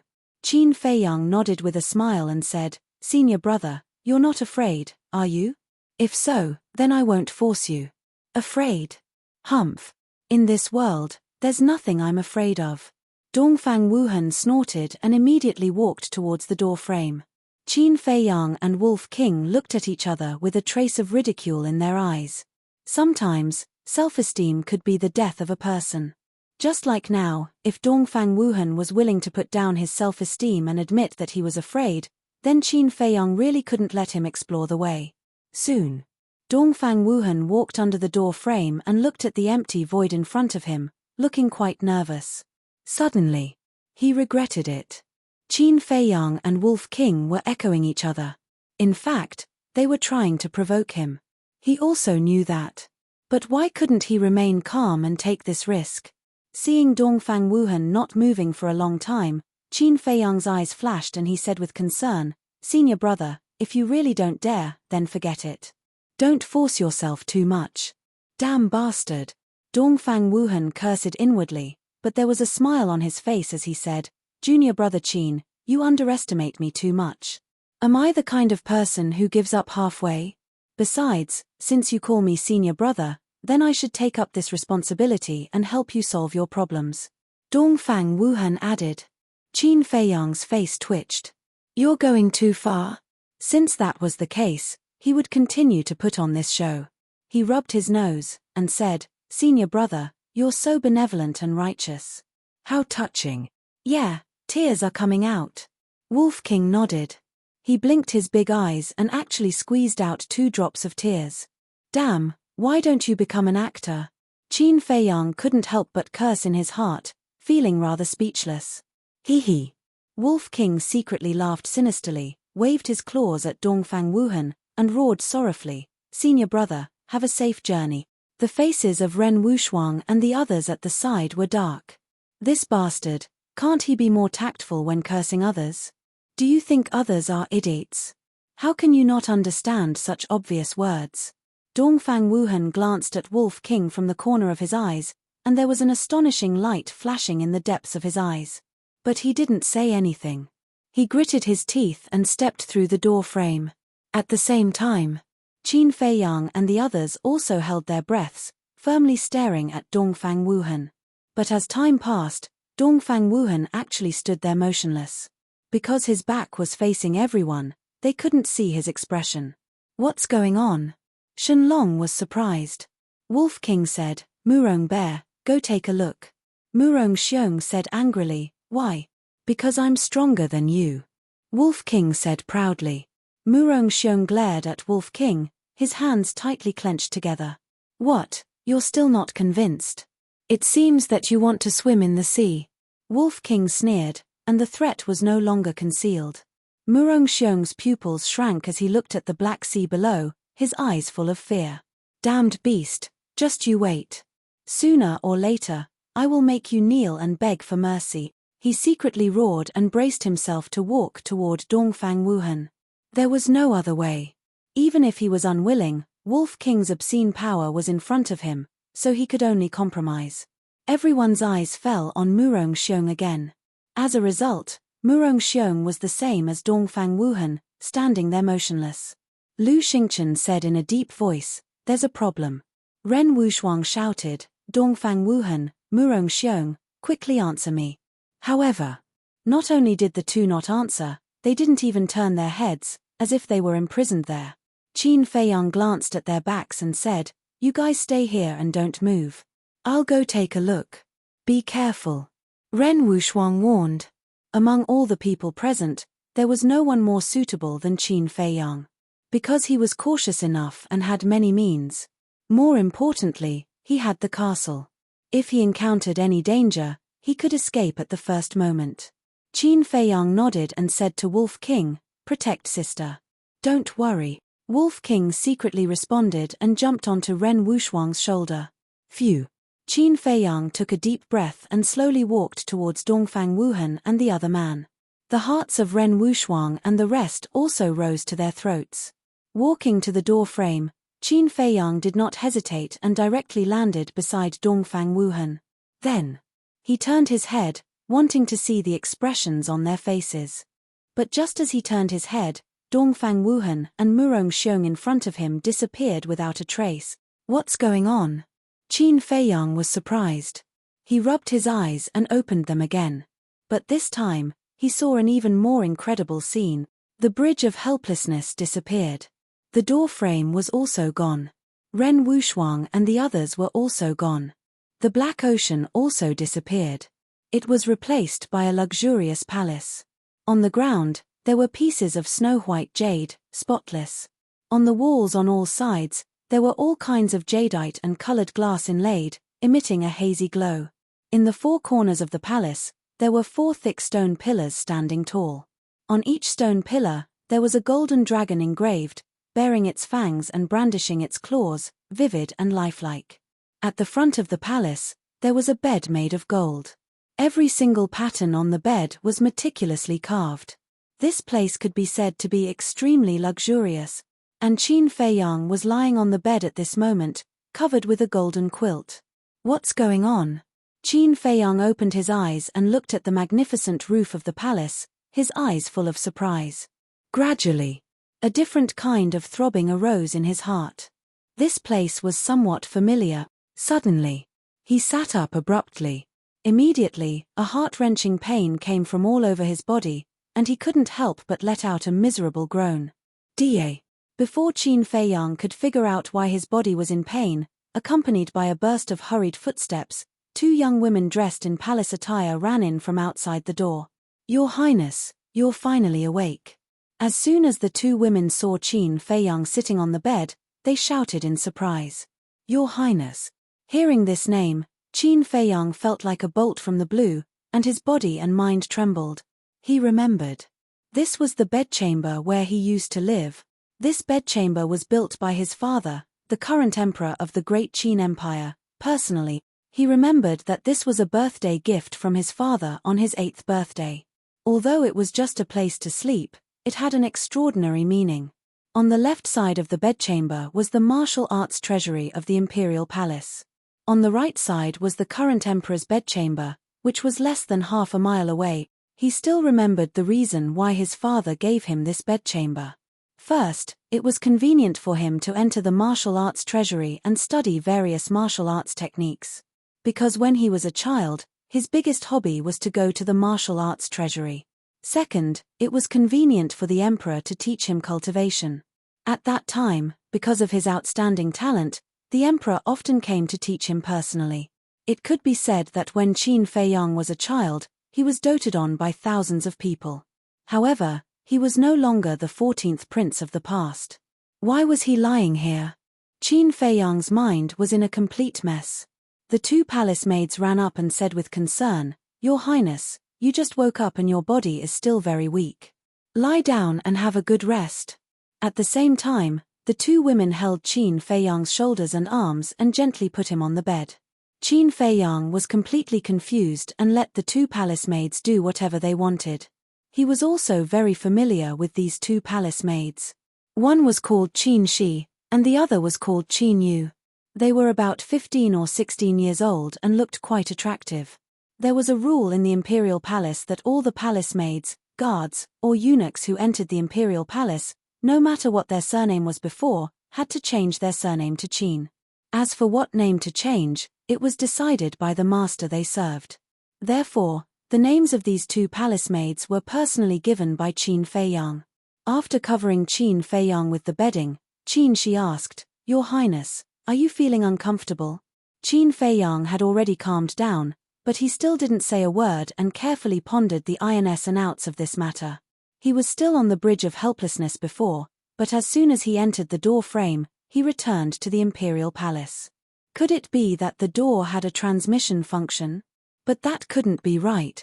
If it really had a transmission function, why hadn't Dongfang Wuhan and Murong Xiong been transmitted away? What was going on? "Your Highness, please speak quickly. Don't scare us, okay?" Seeing Qin Feiyang not saying a word, Qin Shi and Qin Yu's faces were full of anxiety. Qin Feiyang looked at the two women and couldn't help but smile. Although these two palace maids didn't have the bloodline power of the Qin clan, they were the closest people to him besides his mother. Back then, in private, he had even called the two of them elder sisters. Seeing the smile on Qin Feiyang's face, Qin Shi and Qin Yu breathed a sigh of relief. Qin Yu said with a smile, "Your Highness, you must be hungry after being unconscious for so long. What do you want to eat? I'll immediately order the imperial kitchen to prepare it." Unconscious?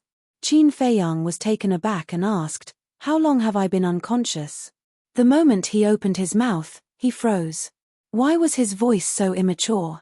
It was not his current voice at all. Chapter 641. What was going on? Could it be that he had transmigrated to the past? Thinking of this, Qin Feiyang hurriedly raised his arm. He didn't know if he didn't look, but when he saw it, he was shocked. This arm was too thin. The skin was also very tender. Then, he endured the pain and sat up, lifting the quilt. When he saw his legs, he was dumbfounded. These small arms and legs, was it really him? "Your Highness, what's wrong with you? If you have something to say, just say it. Don't scare us anymore, okay?" Qin Feiyang's series of inexplicable actions frightened Qin Yu and Qin Shi. Did I really transmigrate? Qin Feiyang's brows were tightly knitted together. He suddenly said, "Sister Yu, go get a mirror." Mirror? Qin Yu and Qin Shi looked at each other, their eyes full of confusion. "Hurry up," Qin Feiyang urged. Okay, I'll go right away." Qin Yu nodded repeatedly, turned and ran out of the palace. After a while, she ran back with a bronze mirror and handed it to Qin Feiyang. Qin Feiyang took the bronze mirror and faced his face. When he saw the face on the bronze mirror, he couldn't come back to his senses for a long time. Inside the bronze mirror, it was actually a handsome young man, thick black eyebrows, high nose bridge, full lips, smooth and delicate skin. His pitch-black eyes were like two black gems, extremely spirited. Qin Feiyang's face was dull. Wasn't this his face when he was young? Why was it like this? He looked at Qin Yu and Qin Shi and said, Sister Yu, is this the imperial palace?" "Of course it's the imperial palace." "Your Highness, why do you ask?" The two women were surprised. Qin Feiyang said, "Then tell me, why am I here?" Qin Yu said, "Your Highness, this is your bedroom, where else would you be if not here?" Qin Shi looked at Qin Feiyang with concern and asked, "Your Highness, did you lose your memory?" "Lost my memory?" Qin Feiyang frowned. Qin Yu comforted him, "Your Highness, don't worry.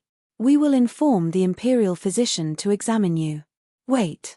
Qin Feiyang hurriedly stopped the two women. Everything that was happening now was too strange. It was best not to make a fuss about it before figuring it out. Your Highness, if you're sick, you have to treat it. That's right. If anything happens to you, the Emperor and Empress won't let us off easily. The two women said anxiously. Emperor, Empress. Qin Feiyang's eyes trembled. Waves rose in his heart again, but he quickly regained his calm. He looked at the two women and said helplessly, I'm not sick. What's there to treat? But the two girls still wanted to say something. Qin Feiyang waved his hand and said, all right. If there is an accident, I will take responsibility for it. I won't implicate you. Now tell me, how did I fall unconscious and how long was I unconscious? You don't even remember this. Your Highness must have lost your memory. No, I have to tell the Emperor and Empress. Qin Shi, take good care of His Highness. After Qin Yu finished speaking, she ran outside. Stop. Qin Feiyang raised his eyebrows and said angrily, if you continue like this, I will get angry. Qin Yu's delicate body trembled. She turned and walked to the bed. She looked a little flustered and said, this servant knows her mistake. Please forgive me, Your Highness. Qin Feiyang said, speak. Yes. 3 days ago, Your Highness and the Crown Prince were fighting in the martial arts field. In the end, the Crown Prince lost and injured Your Highness. You have been unconscious until now. Qin Yu said. Crown Prince. Qin Feiyang was stunned. Naturally, he knew who the first prince was. He was his elder brother from a different mother. However, his relationship with this brother wasn't very good. According to the precedent of the Great Qin Empire, usually the eldest son of the empire would take over the throne. If there was no accident, his eldest brother would be the next emperor. However, an accident happened to him. Because of his amazing talent, the current emperor already had the idea of making him the crown prince. And this matter was basically known to everyone in the imperial palace. The crown prince naturally knew, so he often played some tricks behind his back. But the problem was that 3 days ago, he was clearly in the 9 Nether Yellow Springs. How could he have fought with the crown prince in the imperial palace's martial arts field? No. Suddenly, a cold light flashed in Qin Feiyang's eyes. He remembered. That year, before he was expelled from the imperial capital, he did have a conflict with the crown prince and did have a fight in the martial arts field. Later on, he was indeed knocked unconscious by the crown prince. However, the crown prince didn't lose because he lost, but because he was deliberately ruthless. However, he remembered that he woke up the next morning, and not long after he woke up, his bad luck came. His cultivation was crippled and he was expelled from the imperial palace. But now Qin Yu told him that he was unconscious for 3 days. What was going on? Could it be that in Iron Ox Town, Black Bear City, Yang City, the Sea of Despair, the Land of Ruins, the Forgotten Land, the state capital, the 9 Nether Yellow Springs, everything was just a dream in these 3 days? Could it be that being expelled from the imperial capital and having his cultivation crippled was also just a dream? But more than 10 years of time, more than 10 years of struggle, more than 10 years of hard work, the result was just a dream. Qin Feiyang couldn't accept it. Suddenly, his eyes lit up as he thought of the ancient castle. Fatso and the others were in the ancient castle at this moment. As long as they were still there, it could prove that what happened and the people he met in the past 10 years were not a dream. His mind moved. But in the end, he didn't enter the ancient castle and was still sitting on the bed. Qin Feiyang was surprised and carefully sensed the ancient castle, but he was shocked to find that he couldn't sense the existence of the ancient castle. The ancient castle was gone. This is impossible. Qin Feiyang shook his head forcefully. Then, he circulated the battle character formula and the return character formula. However, the two great divine arts did not appear. I don't believe that what happened in the past 10 years was just a dream, Qin Feiyang roared in his heart as he looked inside his qi. However, he was shocked to find that his qi had not been opened yet, and what was flowing in his body was true qi. Boom! His body shook, and a burst of aura broke out of his body. However, this aura was simply weak to the extreme. Qin Feiyang discovered that his current cultivation was actually only a 9-star martial master. It can't be. I'm clearly a 1-star war master. How could I be a 9-star martial master? Qin Feiyang muttered, his face full of disbelief. Qin Yu and Qin Shi looked at each other. How could a 10-year-old youth break through to the 1-star war master? Could it be that His Highness's mind was in a mess? It seemed that the situation was very serious. His Highness the First Prince has arrived. At this moment, a sharp and ear-piercing voice sounded from outside the hall. Qin Feiyang frowned. At the same time, Qin Yu and Qin Shi's expressions changed, and they hurriedly ran out, stood at the door, and respectfully greeted. This servant greets His Highness the First Prince. In front of the hall was a huge garden. On a winding path, a young man wearing a golden crown and a golden robe was striding towards them. This person was about 1.75 meters tall and was about 18 or 19 years old. He swaggered as he walked, and his expression was full of arrogance. This person was Qin Feiyang's elder brother, the current first prince of the empire. There was also a eunuch following behind the first prince with a flattering smile. Behind the two of them, there were 4 guards in golden armor, exuding a terrifying aura. The first prince walked to the door of the hall, looked at Qin Yu and Qin Shi, and said, "Is my 14th brother awake? The 14th prince has just woken up and his body is still very weak. Your Highness the First Prince, if there's anything, can we talk about it later?" Qin Yu lowered her head and said respectfully, with a trace of worry in her eyes. "Awake?" The first prince was stunned, and his face suddenly sank. He said angrily, "What do you mean? This prince is his biological elder brother. How could I possibly harm him?" Qin Yu's body trembled, and she hurriedly knelt on the ground and said in horror, "This servant didn't mean to offend your Highness, please forgive me. A lowly servant dares to block my way. You really don't know what's good for you, scram."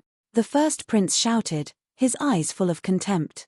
Qin Yu didn't move, still kneeling there, and said anxiously, "Your Highness the First Prince, the 14th prince is weak now, he really can't be disturbed. How dare you block my way, you're courting death."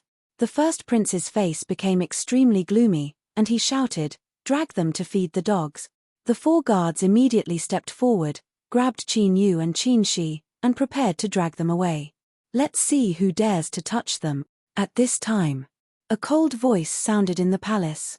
Following closely, Qin Feiyang was draped in a golden cloak, and he slowly walked out. "Greetings to your Highness the 14th Prince." The eunuch and the 4 guards brought by the first prince immediately knelt on the ground and saluted respectfully. At the same time, the first prince also looked at Qin Feiyang, as if he was observing something. Qin Feiyang ignored him, walked to the door, looked at Qin Yu and Qin Shi, and said, "Get up." "Yes." The 2 women looked at the first prince in fear, then stood up and respectfully stood behind Qin Feiyang.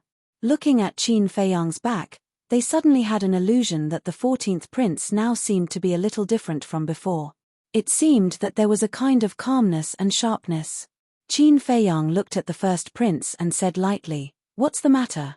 The first prince smiled and said, "14th brother, the wind is strong outside, you just woke up, if you catch a cold, father will definitely blame me, let's go inside and talk." Qin Feiyang said, "My place is too small to accommodate a big Buddha like you. If you have something to say it here." The first prince's face stiffened, and a cold light flashed in his eyes. He smiled and said, "Actually, it's nothing. I'm just here to check on your injuries." Qin Feiyang's lips curled into a mocking smile as he said, "Would you be so kind-hearted? 14th brother, whether you believe it or not, 3 days ago, I really made a mistake. I sincerely apologize to you, 14th brother. I hope you won't hold a grudge." The first prince cupped his hands, his face full of sincerity. Qin Feiyang said, "Let bygones be bygones. Moreover, I was not as skilled as others. I can't blame you. Now that you say so, I can finally breathe a sigh of relief. All right, take care of your injuries. I still have something to do, so I won't disturb you." The first prince smiled.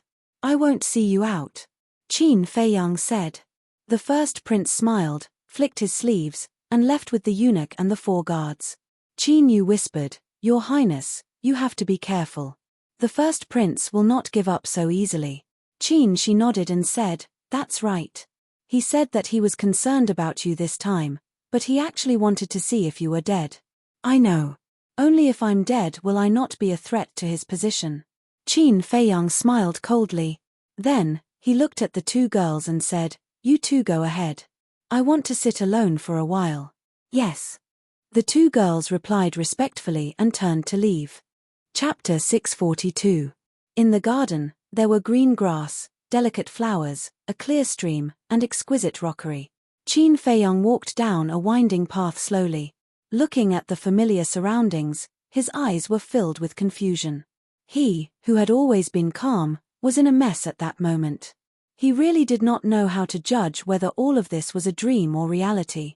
Unknowingly, he walked onto a small bridge. Under the bridge, there was a stream. The water was clear as a mirror and fish swam back and forth. Qin Feiyang stood by the bridge and looked at the reflection on the water. He felt helpless. In the past, he never asked for help easily. But now, he really wanted someone to give him some pointers. After a long time, he retracted his gaze and looked at a pavilion beside the small bridge. His eyes were filled with reminiscence. When he was young, he often sat in the pavilion to read, practice calligraphy, and read all kinds of historical records. He remembered that once, he found a very interesting book. At that time, he was in the pavilion and read it for 3 days and 3 nights until he finished reading it. Because of this, the emperor and empress even scolded him severely.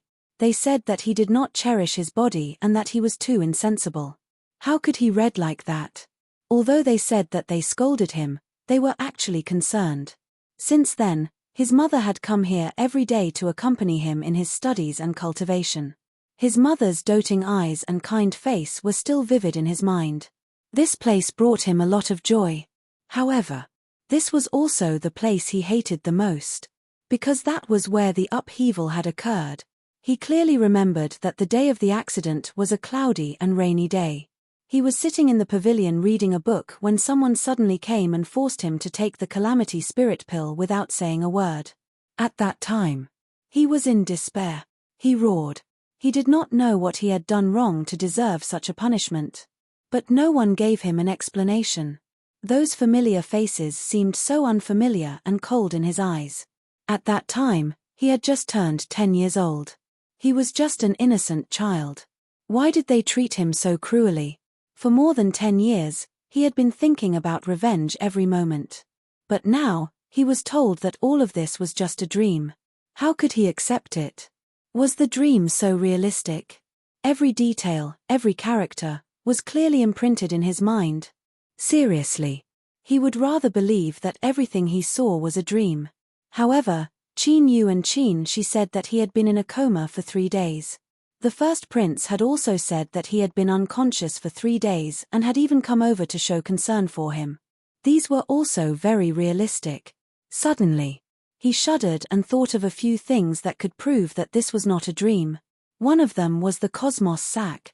The ancient castle could disappear, but the Chenkuan bag had always been on his waist, so it was impossible for it to disappear. The things inside could not be changed. He hurriedly took out his Chenkuan bag and immersed his consciousness into it. However, he was dumbfounded on the spot. Chang shui, ribs, and various medicinal herbs and pills had all disappeared. Instead, they were replaced by large amounts of gold coins, martial skills, and historical records. These were the things he had before he left the imperial capital. I don't believe it, he muttered to himself as he pulled open his shirt and looked down. Immediately, his arms drooped powerlessly as he stared blankly at the stream. His entire being was in a daze. The concentric knot and potential imprint on his chest were also gone. Could it be that what happened in the past 10 years was really a dream? Qin Feiyang murmured. Because only when he woke up from the dream would everything disappear. Your Highness. At this time, Qin Yu trotted over. When she ran to Qin Feiyang's side, she did not see Qin Feiyang respond to her.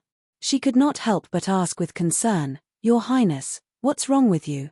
Qin Feiyang was stunned. He turned his head to look at Qin Yu. Looking at Qin Yu's concerned eyes, he slightly adjusted his mood and smiled. Sister Yu, Are you looking for me for something? Shh. Qin Yu's face changed as she hurriedly gestured for him to keep quiet. She whispered, "The Empress is here. Don't call me that anymore. If she hears it, even if I don't die, I will lose a layer of skin." Mother. Qin Feiyang's eyes trembled. For more than 10 years, he had been missing his mother all the time. But at this moment, when he really wanted to see his mother, he was a little hesitant. In the 3 days when you were unconscious, the Empress came more than 10 times. Every time she came, she washed her face with tears. "Your Highness, when you see her later, you must not be naughty again." Qin Yu whispered. "Naughty?" Qin Feiyang was stunned. He was an adult now.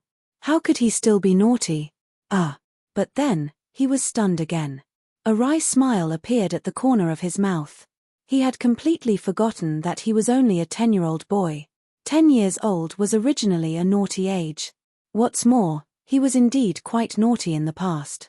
It was only because of that incident that he became mature and steady. Qin Yu looked at Qin Feiyang suspiciously and asked, "Your Highness, did you hear what I said?" Yes. Qin Feiyang nodded and asked, "Where is mother now?" Qin Yu said, "Your Highness, in your bedroom." Qin Feiyang looked up at the palace located in front of the garden. After a long silence, he retracted his gaze and then looked at Qin Yu with a faint smile. "Sister Yu, you go ahead. I will go there myself." "Okay." Qin Yu responded respectfully and turned to leave. Qin Feiyang did not immediately go there. Although he was eager to see his mother, he was not prepared at all. He did not know what to say when they met. Standing by the bridge, he was silent for a long time. Phew. In the end, he let out a long breath and turned to walk toward the palace. He must see his mother. Because there were many mysteries that he could find the answers to from his mother. A moment later, he came to the gate of the palace. In front of the palace, there were 2 more guards. Both of them were middle-aged, tall and burly, wearing purple gold armor. Their eyes were incomparably sharp, and the aura they exuded was as unfathomable as the ocean. Qin Feiyang was very familiar with the 2 of them. They were the guards by his mother's side. However, he was not very clear about their cultivation, but according to his mother, the 2 of them were existences that surpassed the War Master. "Greetings, Your Highness." Seeing Qin Feiyang walk over, the 2 of them immediately bowed. "Uncles, there's no need to be so polite." Qin Feiyang laughed. As the guards by his mother's side, they were naturally very good to him, the prince. Sometimes, they would even help him suppress the first prince and the others. Therefore, Qin Feiyang had always respected these 2 people. "Your Highness, you're awake. We can finally breathe a sigh of relief. The Empress has been waiting for you in the side hall for a long time. Quickly go in." The 2 of them laughed, and there was a trace of doting between their brows. "Yen." Qin Feiyang nodded and turned to walk towards the door. Looking at Qin Feiyang's back, the man on the left had a trace of suspicion in his eyes as he sent a sound transmission. "Old friend, did you notice that His Highness seems a little different now?" "Different?"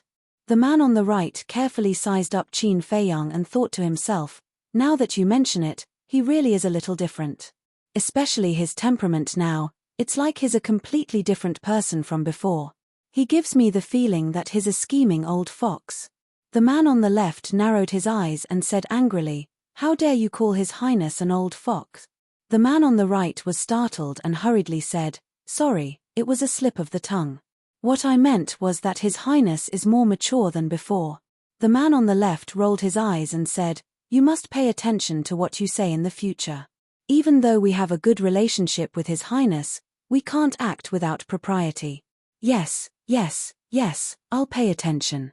The man on the right nodded repeatedly. Back to Qin Feiyang. When he reached the threshold of the door, he sensed a familiar aura. He would never forget this aura for the rest of his life. It was his mother, the Empress. The Emperor intended to make him the crown prince. His talent was only one of the reasons, and the other was because of his mother. This was because the Empress had supreme authority in the great Qin Empire. It was even to the extent that because of certain reasons, even the Emperor had to be courteous to his mother. Even the Emperor was like this, let alone the various dukes in the imperial capital. In front of his mother, these dukes who held great authority didn't even dare to breathe loudly. Who? Qin Feiyang took a deep breath and slightly eased the nervousness in his heart. He walked into the main hall and went straight to the door of the side hall. Immediately, a graceful and luxurious beautiful woman entered his line of sight. The beautiful woman wore a crimson gold phoenix crown on her head and a golden dress with a lifelike phoenix pattern embroidered on it. A light golden cloud belt was tied around her waist, and she emitted a sacred aura that couldn't be profaned. Her appearance and skin were like that of a young girl, sparkling and translucent without the slightest flaw. No matter where she was a dazzling star and extremely eye-catching. However, at this moment, the beautiful woman was walking back and forth in the side hall, seeming to be rather anxious. Qin Feiyang's eyes couldn't help but moisten. This was the mother that he had been longing for so much. He finally saw her. His mother was still the same as before. There was no change at all. Mother! Qin Feiyang opened his mouth and shouted, somewhat choked with sobs. Tian-er. Hearing Qin Feiyang's voice, the beautiful woman's body trembled and hurriedly turned to look at the door. Seeing Qin Feiyang standing outside the door, the beautiful woman hurriedly stepped forward and said angrily, running around as soon as you wake up, can't you make me less worried? At the same time, Qin Feiyang's eyes also trembled. Tian-er.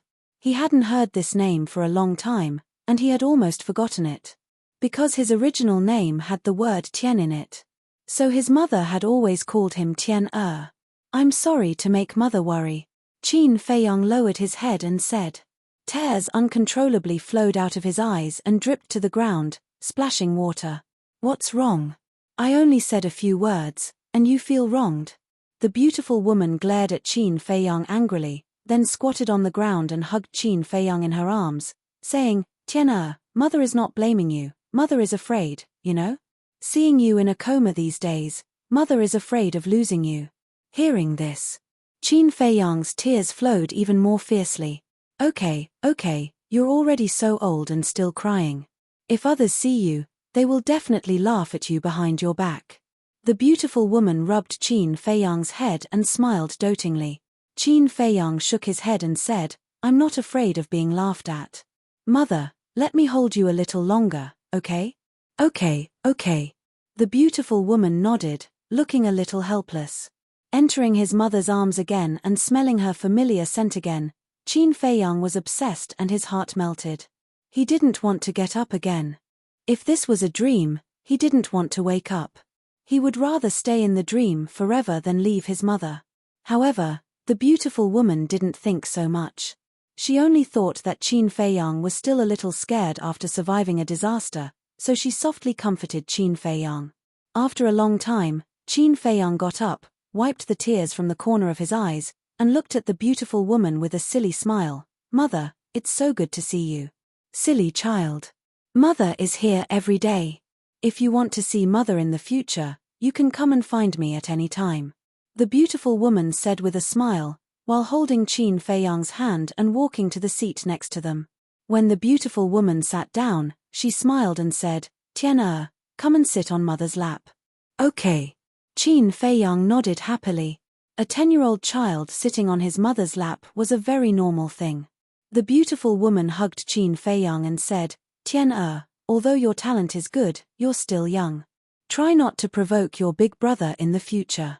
Qin Feiyang nodded, I know. With my strength, I'm still not his opponent. It's good that you know. Although mother is the empress, I can't punish your big brother because of this. However, I've already mentioned this to your father. He must be strictly disciplined. The beautiful woman said. Thank you, mother. Let's not talk about big brother. Mother, I have a question to ask you. Qin Feiyang said. What question? The beautiful woman smiled and asked. Qin Feiyang said, do you have a dagger called Chang Shui? The beautiful woman was stunned, her face full of suspicion. You don't. Qin Feiyang couldn't help but feel disappointed. After pondering for a while, he said, then I'll ask you about another person, Qin Yuan. Although he had been with Uncle Yuan for so many years, Qin Feiyang still didn't know Uncle Yuan's true identity. He only remembered that when he was expelled from the imperial capital, He was in a coma. When he woke up, Uncle Yuan was already by his side, saying that he was ordered by his mother to take care of him. He also asked, but Uncle Yuan always used some unimportant things to brush him off. Qin Yuan? Is there such a person in our Qin clan? Where did you hear about it? The beautiful woman was puzzled. In a dream. Qin Feiyang blurted out without hesitation. Subconsciously, he had already regarded those more than 10 years of experience as a dream. The beautiful woman was stunned. In the end, she burst out laughing and scolded, "Silly child, how can you take the things in a dream seriously?" Yes. Things in a dream can't be taken seriously. Qin Feiyang nodded. There was no Uncle Yuan, no Chang Shui, and no castle. There was nothing here. If it wasn't a dream, what was it? Qin Feiyang completely believed that everything in front of him was real. He smiled and said, "Mother, where is father now?" The beautiful woman said, "He's dealing with business. Don't disturb him. When he's done, he'll naturally come to see you." Qin Feiyang said, "I know." The beautiful woman stood up, rubbed Qin Feiyang's head, and said with a smile, "Do you want to eat anything? Tell mother, mother will personally cook for you today. Anything is fine." Qin Feiyang showed a silly smile. The beautiful woman was stunned and nodded, "Okay, then you rest here first. When the food is ready, mother will send someone to call you." "No. I want to go with mother. I also want to personally cook a few dishes to show filial piety to mother," Qin Feiyang said very seriously. The beautiful woman looked at Qin Feiyang in surprise.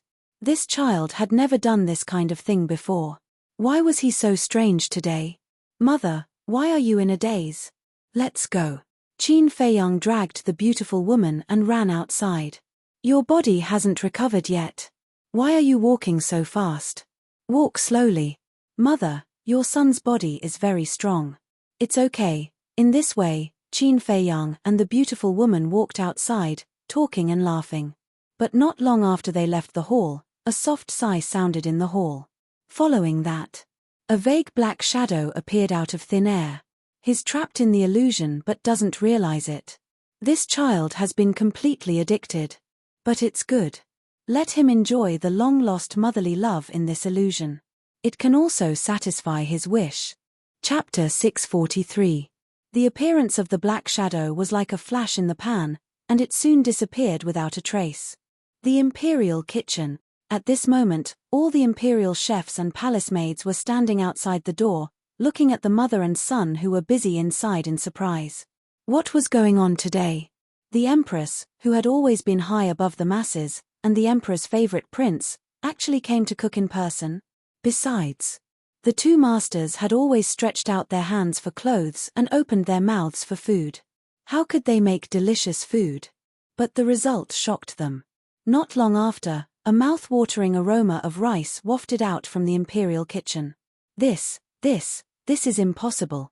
All the imperial chefs were dumbfounded. When did the empress and the prince learn how to cook? Why didn't they hear about it? Actually, the person who cooked was Qin Feiyang. In the past, he did not know how to cook in the imperial capital. But since he was stranded in Iron Ox Town, he had to learn these basic life skills in order to survive. However, the celestial empress was completely clueless about the kitchen. At first, she thought that cooking was very simple, so she said that she would cook for Qin Feiyang. But as soon as she entered the kitchen, she immediately realized that she was too naive. Because, looking at the pots and pans in front of her, she did not know where to start and where to start. Seeing his mother's embarrassed expression, Qin Feiyang couldn't help but laugh. In the end, the empress had no choice but to compromise and help Qin Feiyang. Although the kitchen was filled with oil and smoke, Qin Feiyang enjoyed this feeling very much. When there was sweat on his mother's forehead, he would help her wipe it off immediately.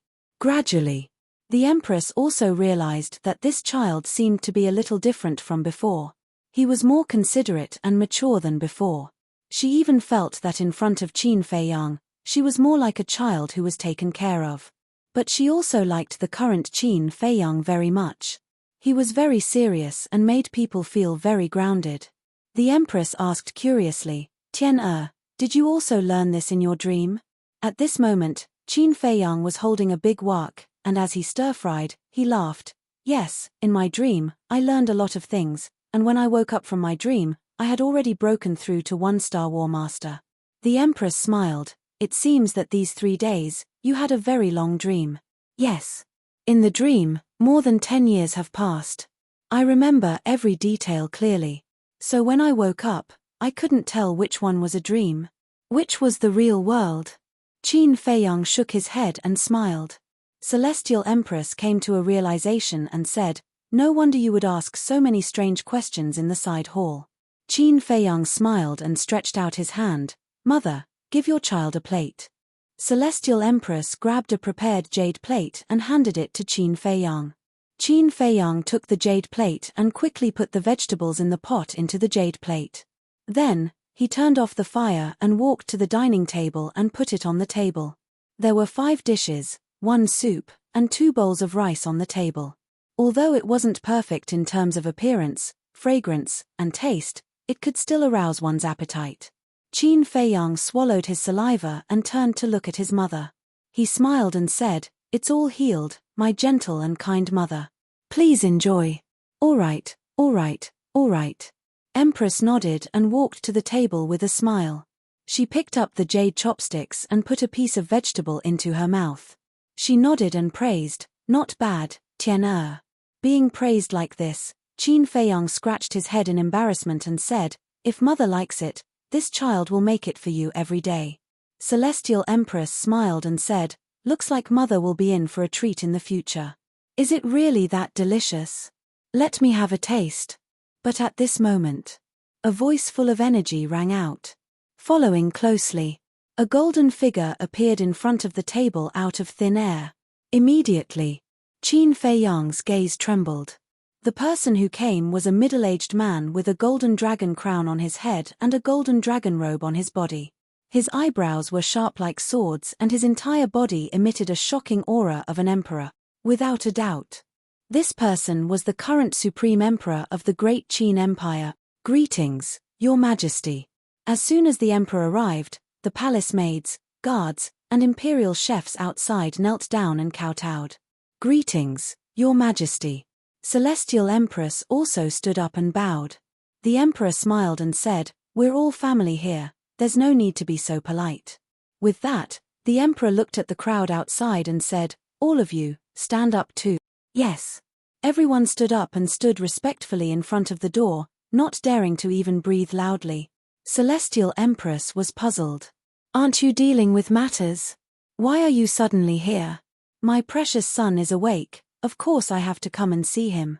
The emperor looked at Qin Feiyang dotingly, but found that Qin Feiyang was looking at him with a trace of fear in his eyes. "Tian, what's wrong? Could it be that after being unconscious for a few days, you can't even recognize your father?" The emperor scolded with a smile. Celestial Empress also looked at Qin Feiyang strangely. Qin Feiyang quivered and came back to his senses. He bowed and said, "Greetings, father." That disaster was just a dream. The father in front of him was still the father who doted on him. Everything was in the past.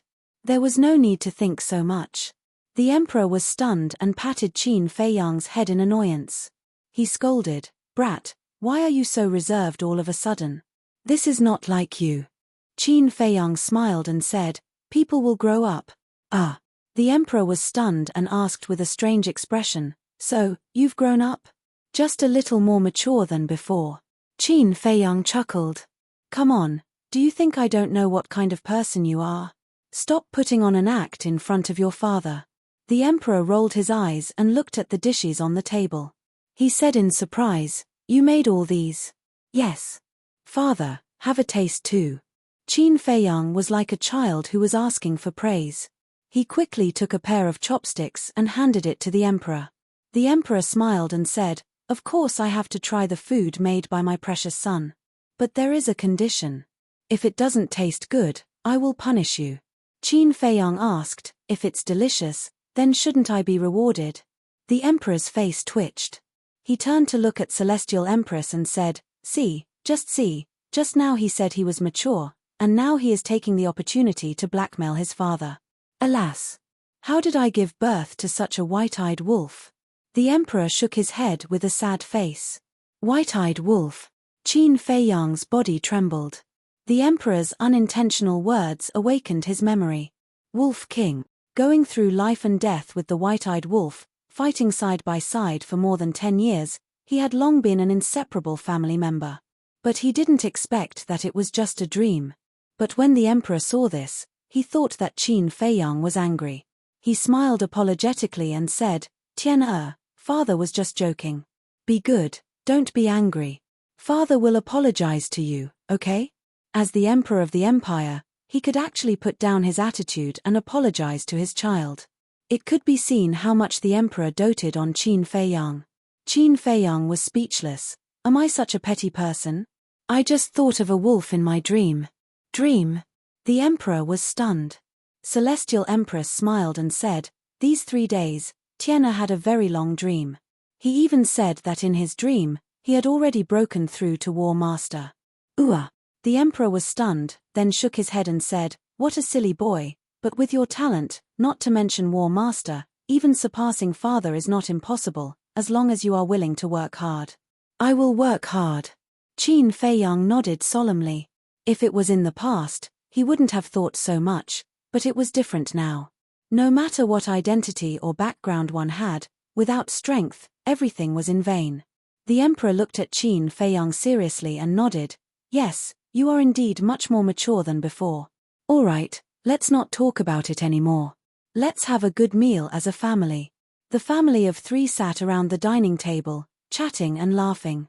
It was a happy and harmonious atmosphere. Qin Feiyang looked at his mother and then at his father, a happy smile on his face. This was the life he wanted. Happy times always passed quickly. After the meal, the emperor went to deal with business again. Celestial Empress accompanied Qin Feiyang back to his bedroom, gave him a few words of advice, and then turned to leave. Qin Feiyang seemed to have suddenly made a decision and shouted, Mother, wait. Celestial Empress stopped, turned around, and asked with a smile, what's wrong? Qin Feiyang said, Mother, I want to go to the spiritual state to take a look. Spiritual state? Celestial Empress frowned. Qin Feiyang said in disappointment and frustration, although it was only a dream, I still wanted to take a look because there were too many people in the dream that I was worried about. Celestial Empress pondered for a moment and nodded with a smile, all right, but I will only be reassured if your 2 uncles go with you. Okay. Qin Feiyang nodded. Celestial Empress said, Qin Zhong, Qin Yi, come in. The 2 burly men in purple and gold armor immediately walked into the hall. Celestial Empress said, accompany Tian to the spiritual state. Remember to protect Tian. If anything happens to him, you know the consequences. Yes. We swear to protect His Highness with our lives. The 2 knelt on one knee and said respectfully. Celestial Empress nodded and looked at Qin Feiyang with a smile, you decide when to go. I have other things to do. Qin Feiyang bowed and said, Mother, take care. Farewell, Celestial Empress. After seeing off Celestial Empress respectfully, Qin Zhong and Qin Yi stood up and looked at Qin Feiyang with a sly smile on their faces. Qin Yi moved closer to Qin Feiyang and chuckled, Your Highness, what's so fun about the spiritual state? Uncle will take you to a more fun place. Where? Qin Feiyang was puzzled. Qin Yi glanced at the door and saw no one, so he whispered, Fragrant moon brothel. Qin Feiyang was stunned. He smiled bitterly and said helplessly, Uncle Qin Yi, I'm still a child. Fragrant Moon Brothel was the most famous restaurant in the imperial capital. More importantly, it was a brothel. You're 10 years old. You're still young. Go and see those nobles and marquises. They fool around there every day. Even your brothers, including the eldest prince, sneak there every now and then to have fun.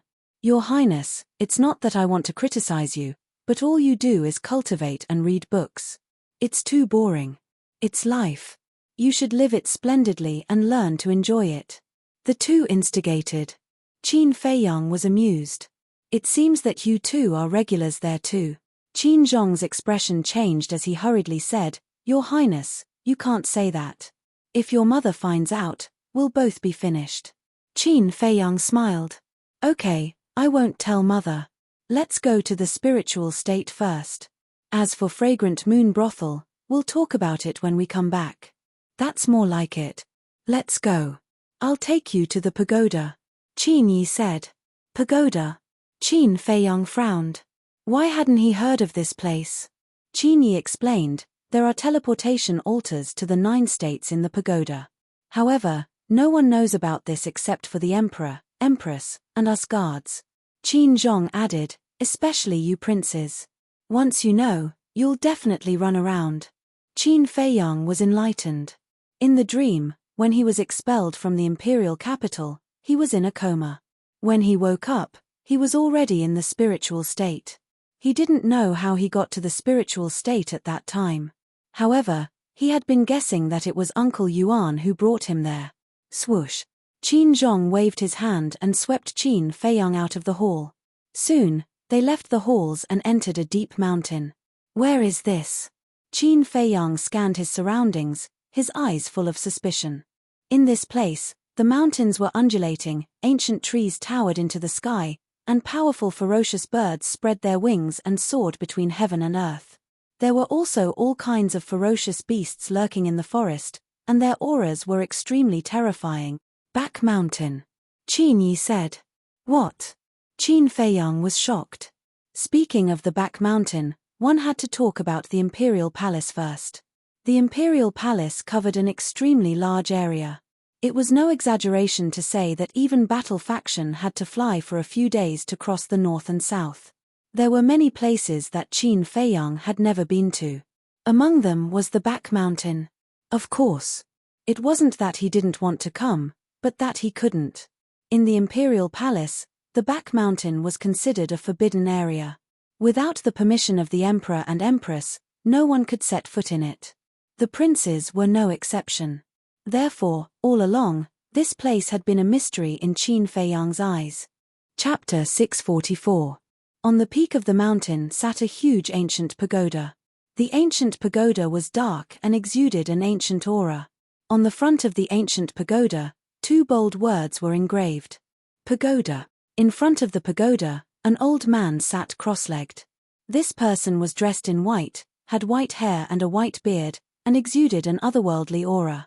Qin Feiyang looked at the old man and realized that he had never seen him before. Qin Yi bowed to the old man and said, Elder Qin, we are under the orders of the Empress to bring His Highness the 14th Prince to the spiritual state. Please open the pagoda door. The old man opened his eyes. They were not cloudy at all and were shining brightly. Glancing at Qin Yi and Qin Yi, the old man looked at Qin Feiyang, stood up, and cupped his hands. Greetings, Your Highness. Qin Feiyang smiled. Senior, you don't have to be so polite. Even Qin Yi and Qin Yi were so respectful. This old man was obviously not an ordinary person. I've long heard that Your Highness is talented and outstanding. Now that I've seen you, you are indeed extraordinary. The old man smiled. Qin Feiyang was a little embarrassed and shook his head. Senior, you flatter me. I really don't deserve it. Talented but not arrogant. Successful but not arrogant. You have a good temperament. The old man nodded with a smile, seemingly praising Qin Feiyang. Then, he turned around and stretched out his old arm. Battle chi gushed out of his index finger and merged into the pagoda door. Clang. Immediately, the pagoda door slowly opened, and a magnificent aura rushed out. The old man said, the teleportation altar to the spiritual state is on the 1st level. Go in yourselves. Remember, don't run around. Understood. Qin Yi and Qin Feiyang bowed and replied, then led Qin Feiyang into the pagoda. The pagoda door also closed. Qin Feiyang looked at everything in front of him curiously. The space here was about 100 meters wide. 9 blood-red altars were neatly arranged on the ground, all emitting an ancient and mysterious aura. Beside the 9 altars, there was a stone tablet with different words engraved on it. Spiritual state, cloud state, crane state, Yuju, Fengju, etc. Qin Feiyang followed Qin Yi and Qin Yu to the stone tablet with the spiritual state engraved on it. Qin Zhong said, this altar leads to the spiritual state. Qin Feiyang asked doubtfully, is there an altar on the 2nd floor as well? This, Qin Zhong hesitated for a moment before shaking his head. Your Highness, I really can't say that. All right. Qin Feiyang shrugged helplessly. Qin Zhong smiled apologetically. Battle chi surged out and flowed into the altar. Boom. All of a sudden, the blood-colored altar shone brightly. Qin Yi grabbed Qin Feiyang's arm and stepped onto the altar, disappearing without a trace in the blink of an eye.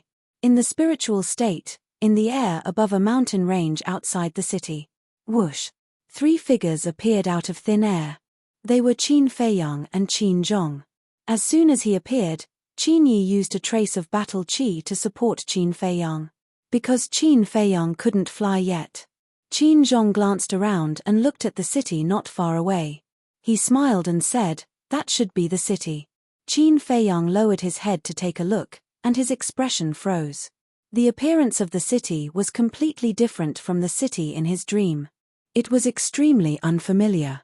After a long time, Qin Feiyang came back to his senses and said, Uncle Qin Zhong, go and find out if there are these people in the city. Who? Qin Zhong asked. Ren Wushuang, Lu Xingchen, Dong Zhengyang, Dongfang Wuhan, Murong Xiong, Shen Mai, Shen Long, Jiang Wei, Wang Hong, and a few big families, Lu family, Dong family, Xiao family, Shen family, Qin Feiyang said. Okay, I'll go now. Qin Zhong nodded and disappeared in a flash. Your Highness, have you been to the spiritual state? Qin Yi looked at Qin Feiyang suspiciously. Seeing Qin Feiyang say the names without hesitation, he felt as if he lived here. Qin Feiyang said, in my dream. In your dream? Qin Yi was slightly stunned. Then, he shook his head helplessly and didn't say anything else. Swish. Soon. Qin Zhong returned. How was it? Qin Feiyang looked at him anxiously. Qin Zhong shook his head and said, Your Highness, those people and those families you mentioned, none of them exist. What? Qin Feiyang's eyes trembled. He couldn't accept it. Qin Yi couldn't help but say, Your Highness, allow me to say something. You can't take the things in your dreams seriously. Qin Feiyang said, Next place, Butterfly Valley. Where is Butterfly Valley? The two were suspicious. Although they knew about the spiritual state, they had never been here, so they weren't familiar with the various places in the spiritual state. Qin Feiyang said, Just fly in the direction I point. Under Qin Feiyang's guidance, they soon arrived above Butterfly Valley. However, looking around, there was no valley, no butterflies, no ugly old woman, and no teleportation altar to the Forgotten Land. Qin Feiyang was in a daze. Could it be that none of the things in the dream were real? Qin Zhong and Qin Yi looked at each other, not knowing how to persuade him.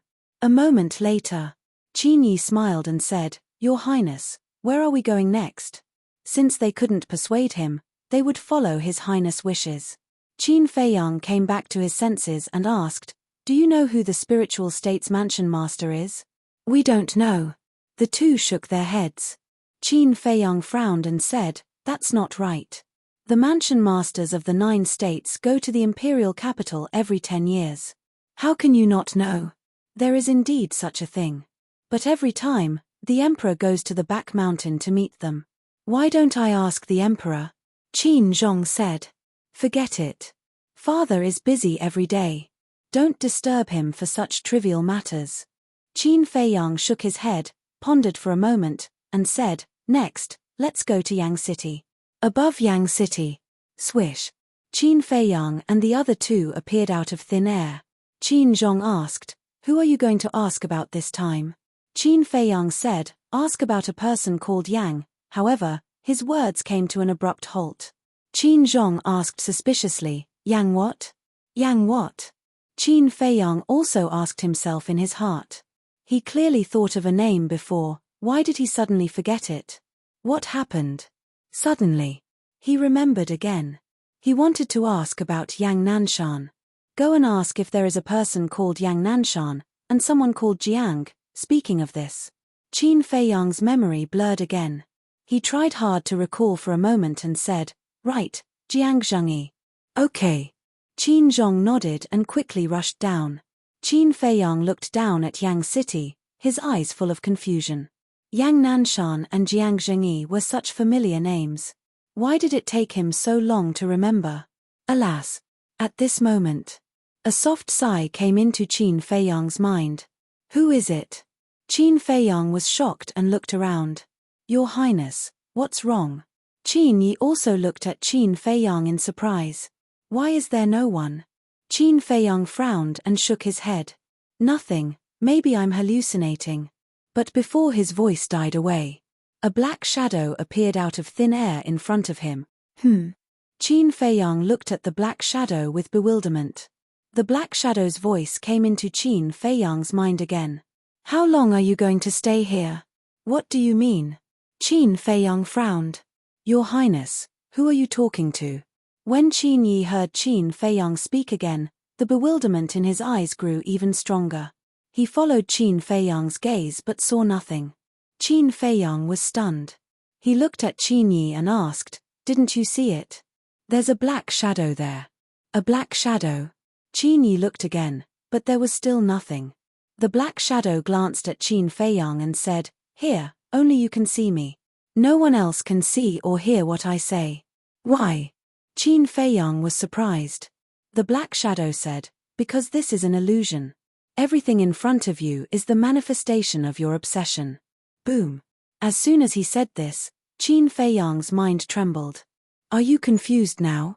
Why did you suddenly forget the names of Yang Nanshan and Jiang Zhengyi? The black shadow said again. Qin Feiyang nodded. Let me tell you, if you don't recognize reality, not only will you forget Yang Nanshan and Jiang Zhengyi, but you will also forget Wolf King and Fatso. Even what you have experienced in the past 10 years, the people and things you have met, will gradually fade in your mind. Until the end, you will completely forget. The black shadow said. Why is it like this? Qin Feiyang was surprised. Because the bridge of helplessness is a test of your willpower. If your willpower is not strong enough, you will be trapped in the illusion forever. When you've forgotten everyone and everything, that will be the time of your death. Child, I understand you. You yearn for family and a carefree pure land in your heart. You yearn for those painful things in the past to never happen. That's why I didn't remind you immediately. However, no matter how beautiful this place is, it is only fake. You can't continue like this. Otherwise, you will never be able to leave this illusion, return to the imperial capital, and see your real mother. Face it bravely. Don't lose your life because of your greed for a moment of beauty. That will only make you more regretful.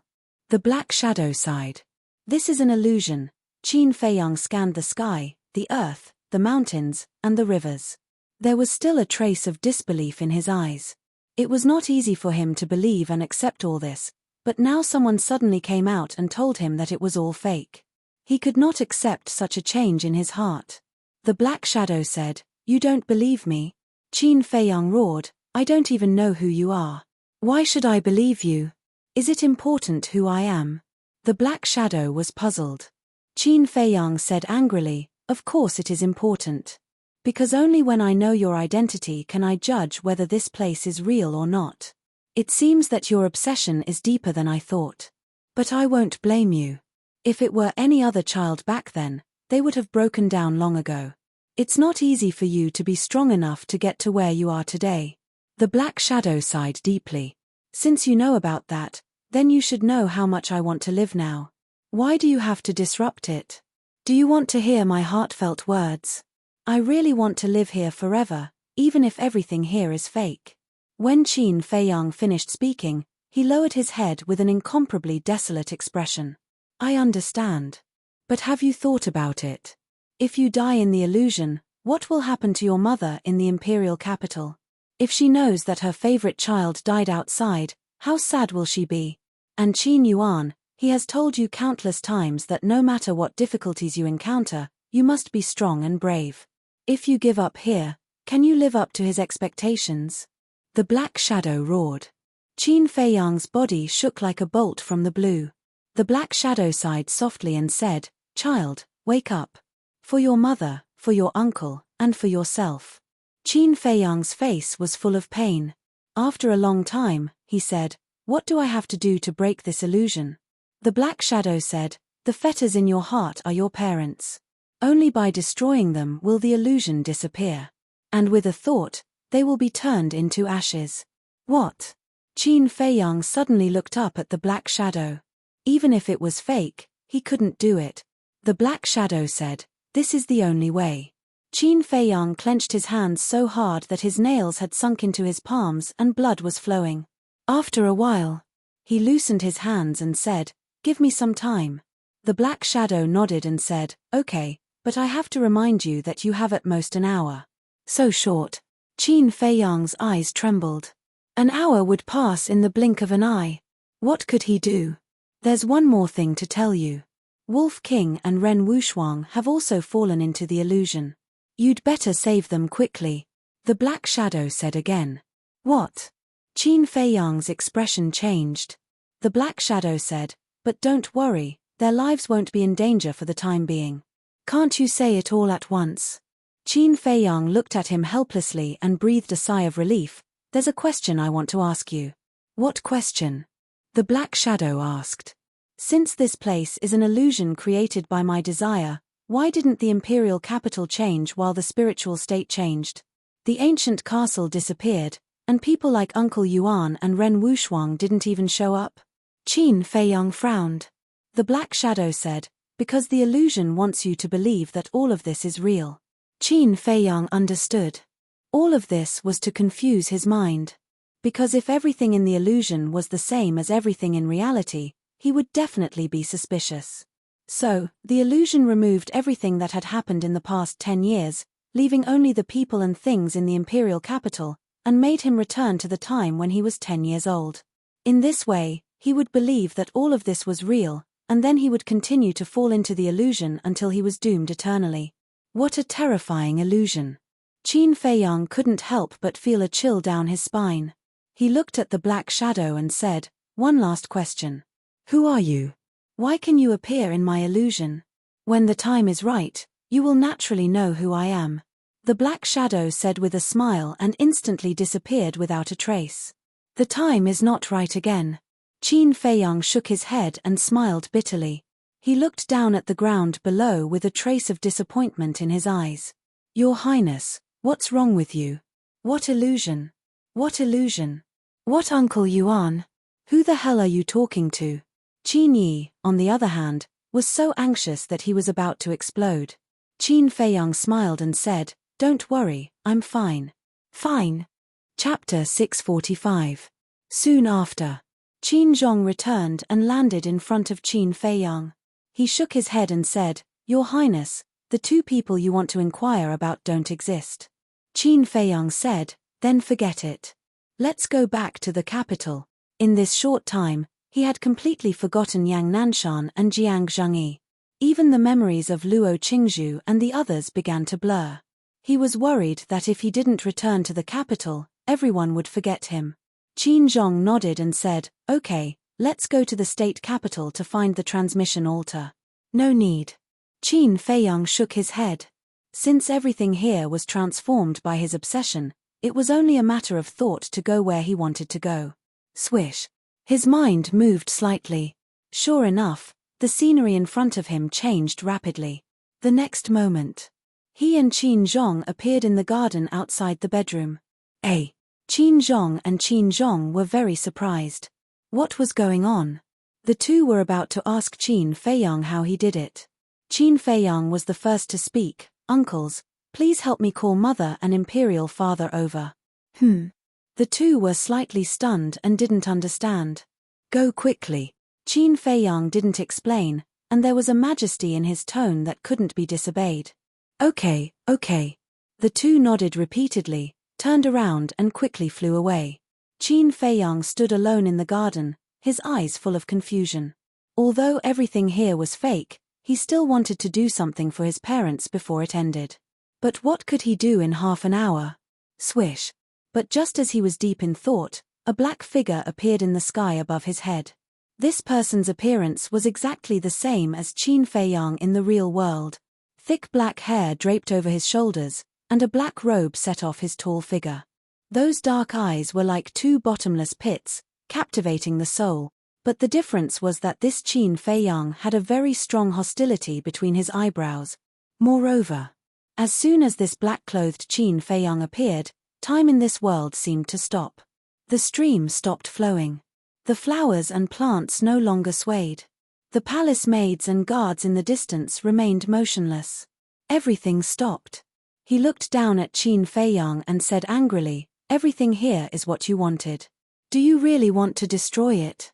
Qin Feiyang was shocked. He raised his head and looked at the black-clothed Qin Feiyang. His pupils shrank as he asked in surprise, "Who are you?" The black-clothed Qin Feiyang said, "I am you and you are me. We are both Qin Feiyang."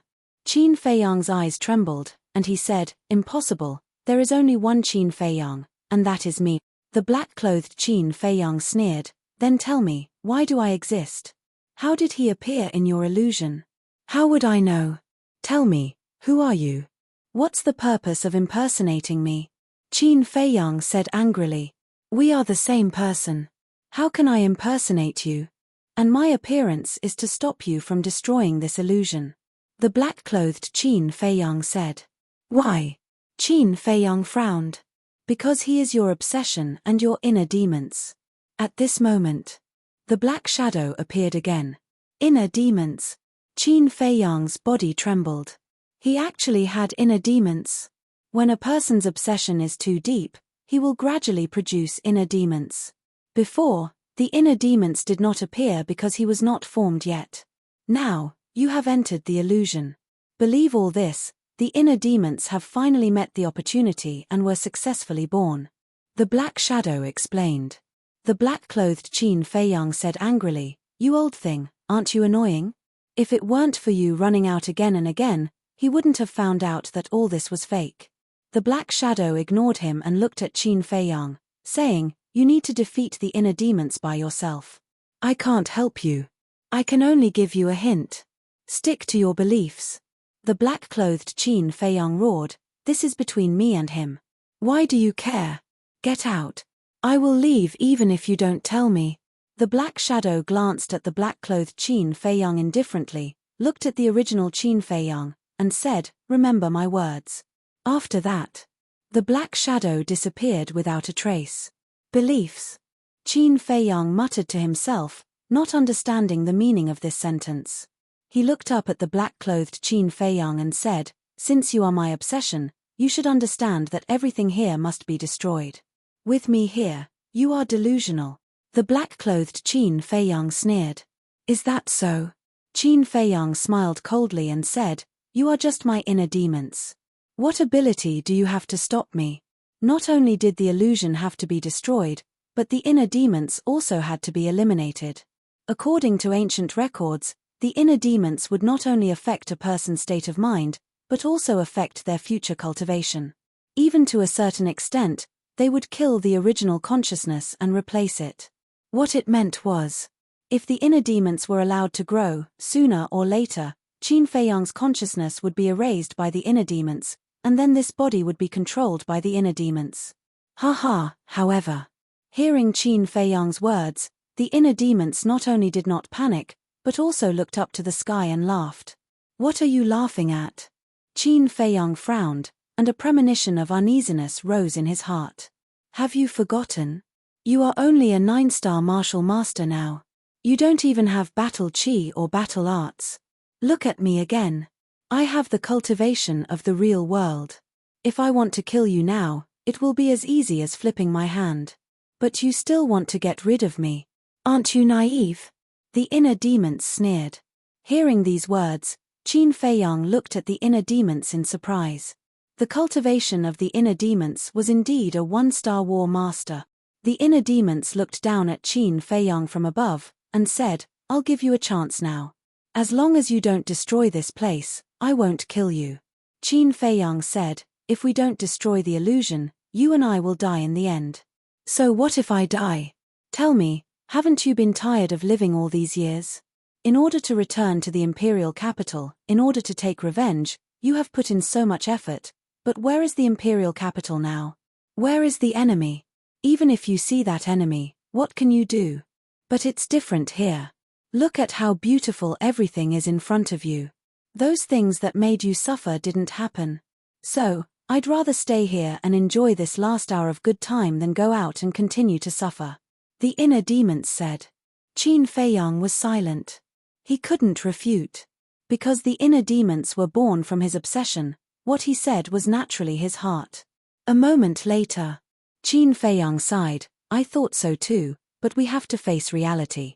I don't want my mother in the real world to be sad when she hears the news of my death. The inner demons frowned. So, you insist on destroying this place? Qin Feiyang nodded. If that's the case, then don't blame me for being impolite. The heart demon's viciousness surged, and a monstrous might surged towards Qin Feiyang with the force of toppling mountains and overturning seas. Qin Feiyang immediately felt the aura of death enveloping him. In front of a one-star war sect, a 9-star martial master had no power to resist. Was he going to die just like that? He asked himself, was dying like this considered relief? No. This wasn't relief, this was a sign of cowardice. But what could he do to break this killing trap? Before the Black Shadow left, he had specially instructed him to persevere in his beliefs. But what was this belief? The monstrous might had already pressed down, and Qin Feiyang's life was hanging by a thread. But at this moment, his eyes suddenly blossomed with a brilliant light, like two bright moons. He understood. Returning to the imperial capital, seeing his mother, and taking revenge, this was his belief. As long as his belief was there was still hope. Boom. The next moment, a powerful aura rushed out from Qin Feiyang's body. His cultivation was like a volcanic eruption, crazily soaring. Martial sect. War king. War emperor. War sect. Moreover, his thin and small body was also growing taller. I will persevere in my beliefs and maintain my original heart. No one, no matter what, will be able to stop my footstep. Finally, Qin Feiyang regained his true appearance, carrying a monstrous aura. He broke through the pressure of the inner demons, rushed into the sky, and stood opposite the inner demons. His body was as tall and straight as a pine tree. His long hair danced in the wind. At this moment, he was like a war god that had returned, domineering and unparalleled. He actually recovered his cultivation. The inner demons' pupils contracted. Qin Feiyang looked at the inner demons coldly, and said, Do you want to dissipate on your own, or do you want me to personally erase you? Choose. Ha. The inner demons laughed out loud. His black hair fluttered in the wind, and his black clothes fluttered in the wind, as if a demon god had descended to the world. Qin Feiyang said, Looks like I have to personally erase you. Erase me? Are you joking? Although you have recovered your cultivation now, I also know the battle arts that you know. What right do you have to kill me?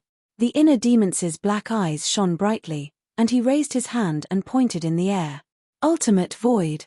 A formless energy immediately surged toward Qin Feiyang like a tidal wave, covering the sky and covering the earth.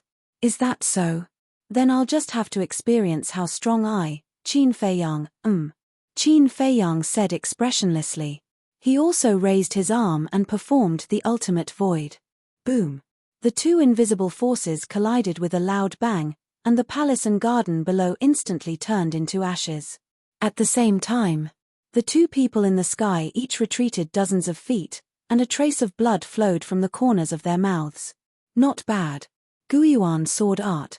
The inner demons grinned, and a red sword aura surged out. 30 sword shadows appeared out of nowhere, carrying a sharp edge that could destroy the world, and slashed towards Qin Feiyang. You're not bad either. Qin Feiyang said. With a wave of his hand, 30 sword shadows appeared in the air as well. Another internecine outcome. I've told you, you can't kill me. The inner demons laughed. The 9-leaf fire lotus, the red sword soul, and the purple gold dragon soul soared into the clouds at the same time. The terrifying aura, the destructive edge, and the majestic dragons might spread in all directions. At this moment, the world shook, and the void distorted. The clouds in the sky were like angry waves in a vast ocean, rolling crazily. Is this the extent of my strength? Qin Feiyang muttered to himself. He was the one who gave birth to the inner demons. Fighting the inner demons was the same as fighting himself. In the past, he did not think he was this strong. Boom. Chapter 646. It's useless. Whether it's fighting souls, battle arts, or even the return and battle arts, I know them all. If we continue, we'll be tied at most. However, you don't have much time to waste. Because you only have half an hour here. Although you've recovered your cultivation now, there won't be any other changes. In the end, you'll still forget everyone, everything, and even battle arts and fighting souls. The inner demons laughed wildly. Is that so? Then let me tell you, you'll be the one who disappears in the end. Qin Feiyang said. I really don't know where you got your confidence from. The inner demons mocked. My confidence comes from my belief. But you don't have belief, only desire in your heart. In fact, it's all my fault. I was too obsessed, otherwise you wouldn't have been born. Qin Feiyang sighed. What's the use of saying so much nonsense? Only by fighting to the end will we know who will be the one who survives in the end. Come on. The inner demons roared to the sky. You're right. Fighting is the best choice. Only one can survive today. This person must be me. Qin Feiyang's eyes shot out a fierce light. Accompanied by an earth-shattering sound, the 6 fighting souls cut across the sky at the same time and collided with each other. Immediately, a destructive wave, with this place as the center, surged out in all directions. Wherever it passed, the ground cracked and the void shook. The towering halls collapsed one after another. The rumbling was deafening and dust covered the sky. Puff. At the same time, Qin Feiyang and the inner demons spat out a mouthful of blood. However, Qin Feiyang only retreated a few feet before he stabilized his body. However, the inner demons was sent flying on the spot.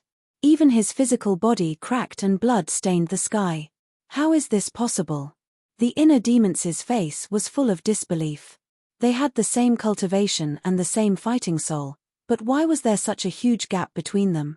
Although you have everything that I have, you are still the inner demons. Qin Feiyang looked at the inner demons without any emotion in his eyes. Is that so? The inner demons muttered to themselves. Suddenly, they shouted hysterically, I don't believe it. Boom. A blood-red light burst out of his body. His long hair and eyes quickly turned blood-red, and his fighting spirit soared into the sky. It was the battle character formula. Qin Feiyang sighed, give up. No matter what, the inner demons were his obsession. He did not want to destroy them with his own hands. The word give up has never existed in your dictionary, and neither do I. Today, either you die, or I die. The inner demons rushed toward Qin Feiyang. All right, I'll fulfill your wish. Qin Feiyang nodded. He also activated the battle formula and rushed toward the inner demons. In an instant, the two of them converged.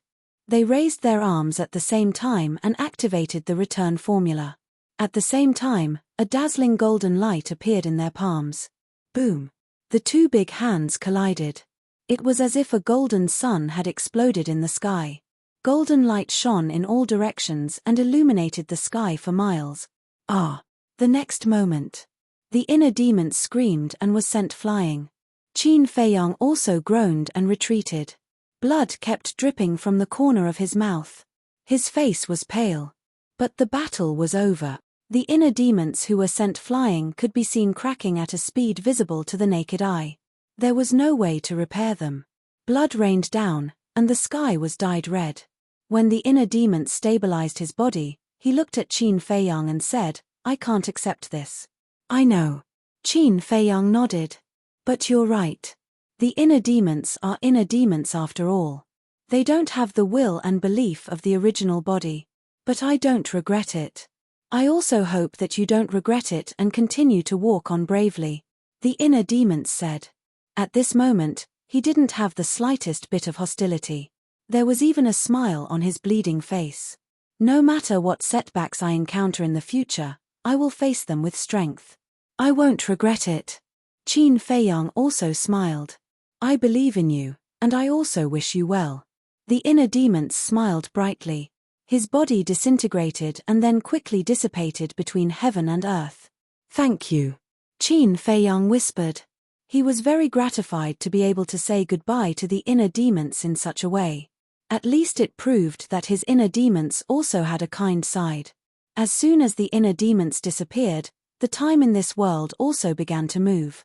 Everything that was still also woke up. But Qin Feiyang's appearance didn't change anymore. He looked at the ruins below and the familiar imperial palace. There wasn't much nostalgia in his eyes. Whoosh! Soon, two figures broke through the air and landed beside Qin Feiyang. Who are you? The two of them looked at Qin Feiyang in surprise. These two people were the Empress and the Emperor. Qin Feiyang looked up at the two of them and said with a smile, "I'm your child." Child? The two of them looked at each other. Their eyes were full of suspicion. Did they have such a child? Mother, I'm really happy to be able to meet you here in advance. And today is also the most peaceful day I've had in more than 10 years. I really hope that time can slow down a little. However, what should go will go in the end. What should disappear will disappear in the end. But mother, please believe in me. I will definitely return to the imperial capital, and it won't be long. Qin Feiyang ignored the expressions of the two of them and said to himself. But when he said the last sentence, his dark eyes suddenly burst out with an incomparably firm light. As soon as he finished speaking, the Empress immediately collapsed and turned into specks of starlight, drifting between heaven and earth. What did you do? Seeing this, the Emperor immediately stared at Qin Feiyang angrily. What did I do? I want to ask you, why did you treat me like that more than 10 years ago? Qin Feiyang roared. More than 10 years ago? The Emperor frowned. He really didn't know what Qin Feiyang was talking about. Looking at the Emperor's expression, Qin Feiyang couldn't help but shake his head and laugh at himself. This was just an illusion. The benevolent father in front of him was only a figment of his imagination. How could he know about those things? Father, this may be the last time I call you this in my life. Take care, Qin Feiyang said with a smile. He looked at the Emperor for a moment and no longer hesitated. With a slight thought, the Emperor's figure also collapsed in an instant. Crack! Boom! As soon as the Emperor and Empress disappeared, the sky was suddenly filled with violent winds, lightning, and thunder. Dazzling lightning fell, the void collapsed, the sky shattered, and the earth sank. Boom! In less than 3 breaths, the world completely collapsed and fell into darkness. At the same time, on the bridge of helplessness, a long sigh sounded and spread slowly. Qin Feiyang, who was standing under the doorframe, had a touch of sadness between his eyebrows. He looked up at the blood-red sun in the sky. The illusion was finally over. However, everything that happened in the illusion was clearly imprinted in his mind. His longing for his mother was unprecedentedly strong. He wished that he could see his mother in the real world right now, even if it was just a glance. Alas! After a long time, he sighed deeply, collected his thoughts, and lowered his head to look ahead. At that moment, his pupils shrank. In front of him was a flat grassland, about a few hundred meters long, and at the end of the grassland was an endless sea of blood. In the sea of blood, the wind whistled and the blood waves surged to the sky, filled with a shocking evil spirit. And on the shore of the sea of blood, there were small boats floating. They were only 3 meters long and 1 meter wide, and were dark all over. In fact, it was more appropriate to call them canoes. But these small boats not only did not have sails, but also did not have paddles. The boats were also empty. In Qin Feiyang's mind, there were countless questions. Where was this? What were these small boats for? Suddenly, he found a stone tablet on the shore, on which 2 shocking words were engraved. Sea of Bitterness. Qin Feiyang's eyes trembled slightly. He did not expect that there was really a sea of bitterness. The meaning of these small boats was clear at a glance. According to folklore, the other side was on the other side of the sea of bitterness.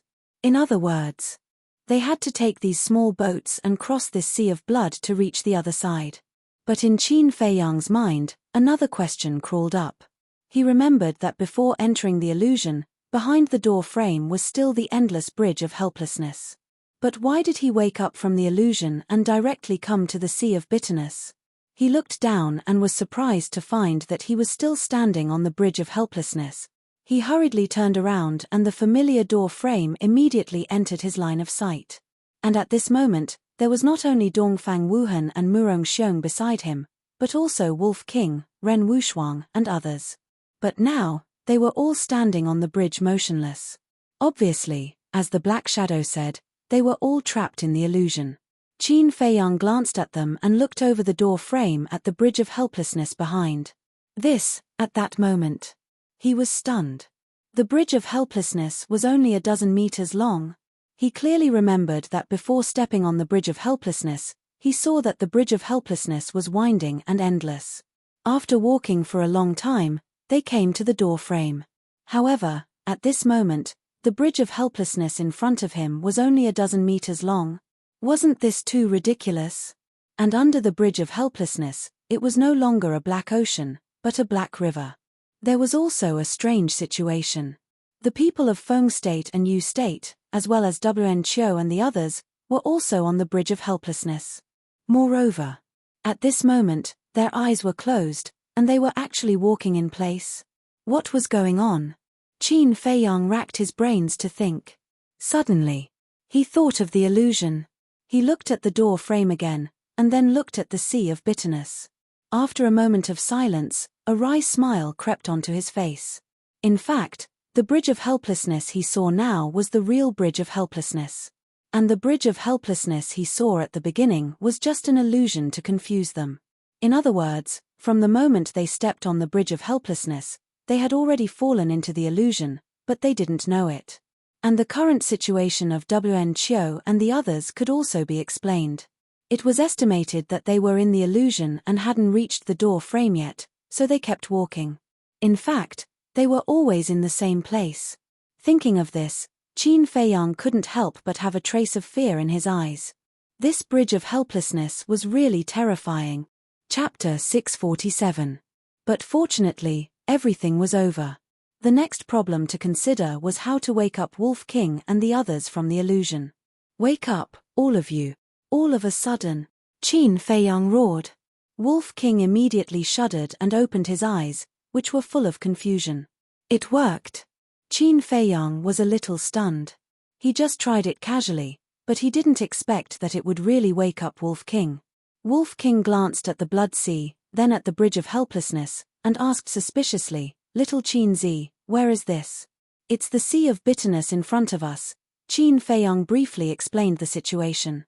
Wolf King nodded and said, "It turns out that what I saw before was just an illusion." He looked a little disappointed. Qin Feiyang asked curiously, "What did you see in the illusion?" "I saw a gold mountain, countless treasures, and even the flower of life and the fire of life." Wolf King chuckled. Thinking of it now, his eyes couldn't help but turn green and drool. "That's it." Qin Feiyang was stunned. "What else? I'm such a simple wolf. How could I be trapped there? Even without your reminder, I can walk out of the illusion by myself." Wolf King was disdainful. "Narcissist." Qin Feiyang rolled his eyes. But then again, apart from being a little shameless, Wolf King really didn't have any strong desire. The only thing was that he liked treasures, but that was only for a short time. Take the fire of life and Mu Tianyang's ribs for example. At first, he liked them very much, but after a long time, he didn't even bother to look at them. It could be said that Wolf King's heart was actually purer than anyone else's. Qin Feiyang looked at Ren Wushuang and the others again and raised his eyebrows. None of them woke up. Their hearts must be very dirty. Wolf King smirked. "Do you know how to speak?" Qin Feiyang frowned. Wolf King chuckled and said, "Except for little Ren." Qin Feiyang rolled his eyes at it. However, what Wolf King said made sense. These people were all hiding many things in their hearts. It would not be easy to wake them up. However, if he could enter their illusions like Black Shadow, it would not be difficult. However, he could not do such a thing. Suddenly, crisp slapping sounds could be heard one after another. Qin Feiyang was taken aback. He looked in the direction of the voice and his expression froze. At this moment, the Wolf King is raising his claws and continuously slapping Dongfang Wuhan and Murong Xiong. "I say, can you not take advantage of me when I'm down?" Qin Feiyang was speechless. "Fuck, what are you talking about? I'm helping them, do you understand?" Wolf King glared at Qin Feiyang angrily, turned around and continued to slap the two of them, his eyes full of smirks. Qin Feiyang shook his head helplessly.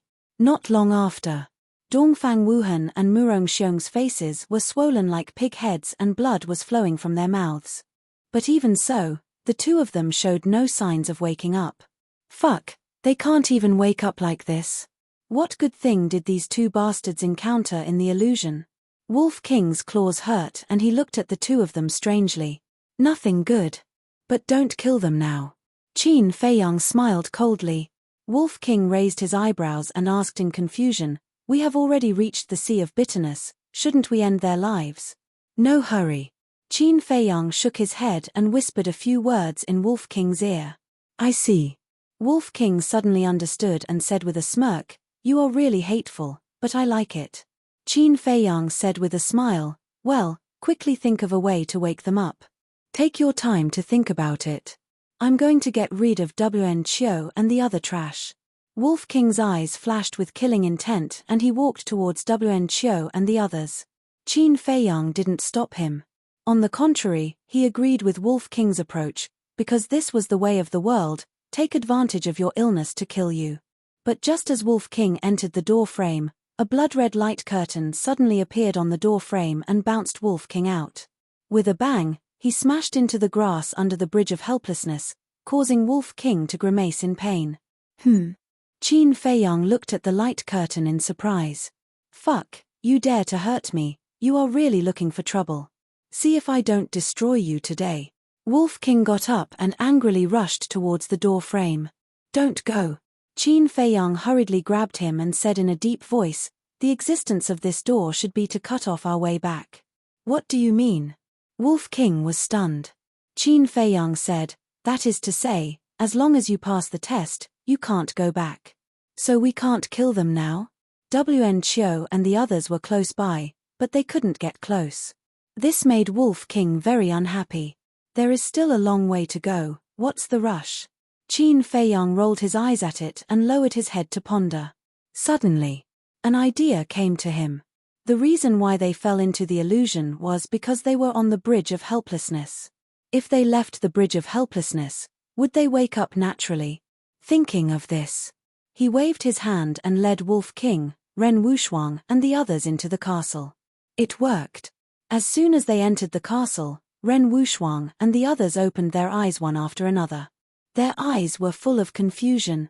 "Ouch, my face hurts." Suddenly, Murong Xiong wailed. Dongfang Wuhan came back to his senses, touched his burning face, and asked in confusion, "Why does my face hurt too?" "You also hurt." Murong Xiong looked at Dongfang Wuhan in surprise. Dongfang Wuhan also looked at Murong Xiong. Suddenly, the two of them flew into a rage. Who did it? The two of them glanced at the crowd gloomily, especially Wolf King, who was stared at by the two of them. Because only this damned scoundrel could do such a thing. "Don't look at me. When I and little Qin Zi woke up from the illusion, you were already like this. I don't know who did it." Wolf King shook his head. Seeing Wolf King's innocent look, Fatso and Shunmai next to him blushed. Although they didn't see what happened outside with their own eyes, hearing the conversation between Wolf King and Qin Feiyang, they could imagine that it must be Wolf King's doing. However, whether it was Dongfang Wuhan, Murong Xiong, or Ren Wushuang and Dong Xingyang, they didn't notice the abnormality of the two of them. At this moment, they were all looking at Qin Feiyang and Wolf King in surprise. Dong Xingyang said, "Qin Feiyang, what is the illusion that Wolf King just said?" Qin Feiyang briefly explained again. After listening, they suddenly woke up and couldn't help but feel a lingering fear in their hearts. Lu Xingchen sighed deeply, looked at Qin Feiyang, shook his head and said, "I didn't expect that I would owe you another favor." Wolf King said lightly, "As long as you don't follow some people's example and bite the hand that feeds you." While speaking, he glanced at Dongfang Wuhan and Murong Xiong. "Of course," Lu Xingchen said with a smile. On the other hand, Dongfang Wuhan and Murong Xiong's faces were extremely ugly. They dared to conclude that this face must be Wolf King's masterpiece. But even if they knew, what could they do?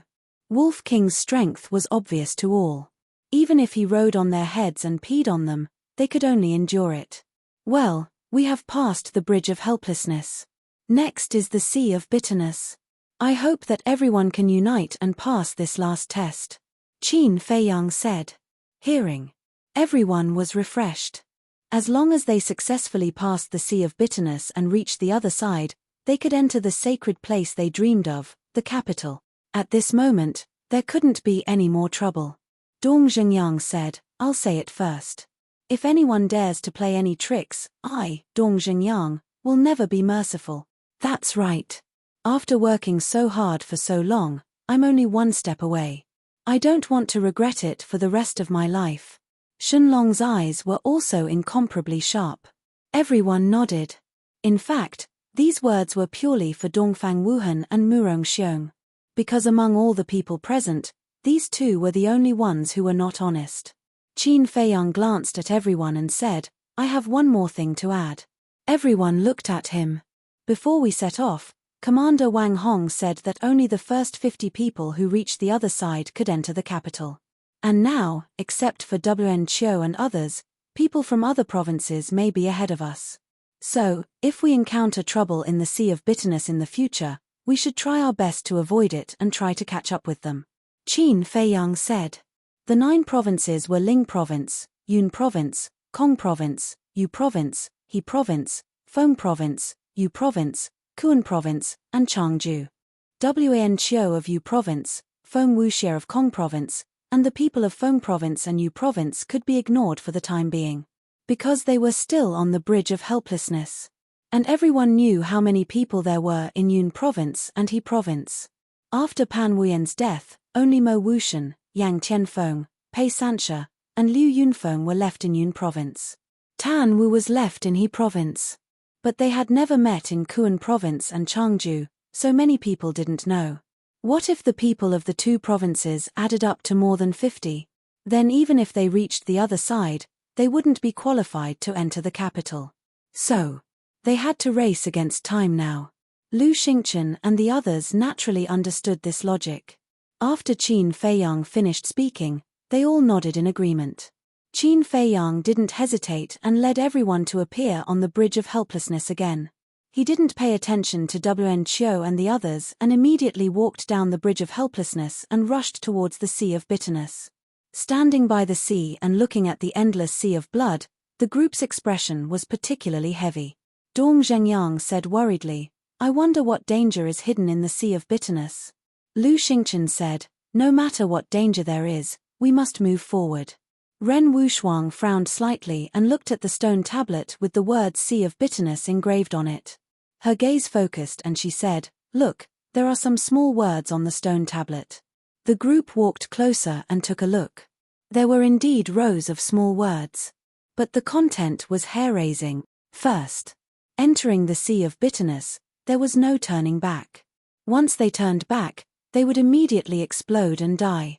They couldn't even turn back to look. Second, each canoe could only carry 1 person. If there was one more person, the canoe would immediately sink into the Sea of Bitterness. Third, once the canoe entered the Sea of Bitterness, it couldn't return or it would sink into the sea. Fourth, the water in the Sea of Bitterness had a terrifying ability. It could wipe out the consciousness of living beings. The content clearly stated that if one fell into the Sea of Bitterness, they would lose their mind after 3 breaths and become an emotionless blood puppet. Jiang Wei swallowed and said in a low voice, do you think there are such blood puppets in the Sea of Bitterness? There must be. Chapter 648. Qin Feiyang's words were not without basis. The 9 regions' Great War would be held every 10 years. And today, the Great Qin Empire had been established for 10,000 years, and the 9 regions' Great War had been held almost 1,000 times. One could imagine how many people had entered the 9 Nether Yellow Springs and how many people had died in the 9 Nether Yellow Springs.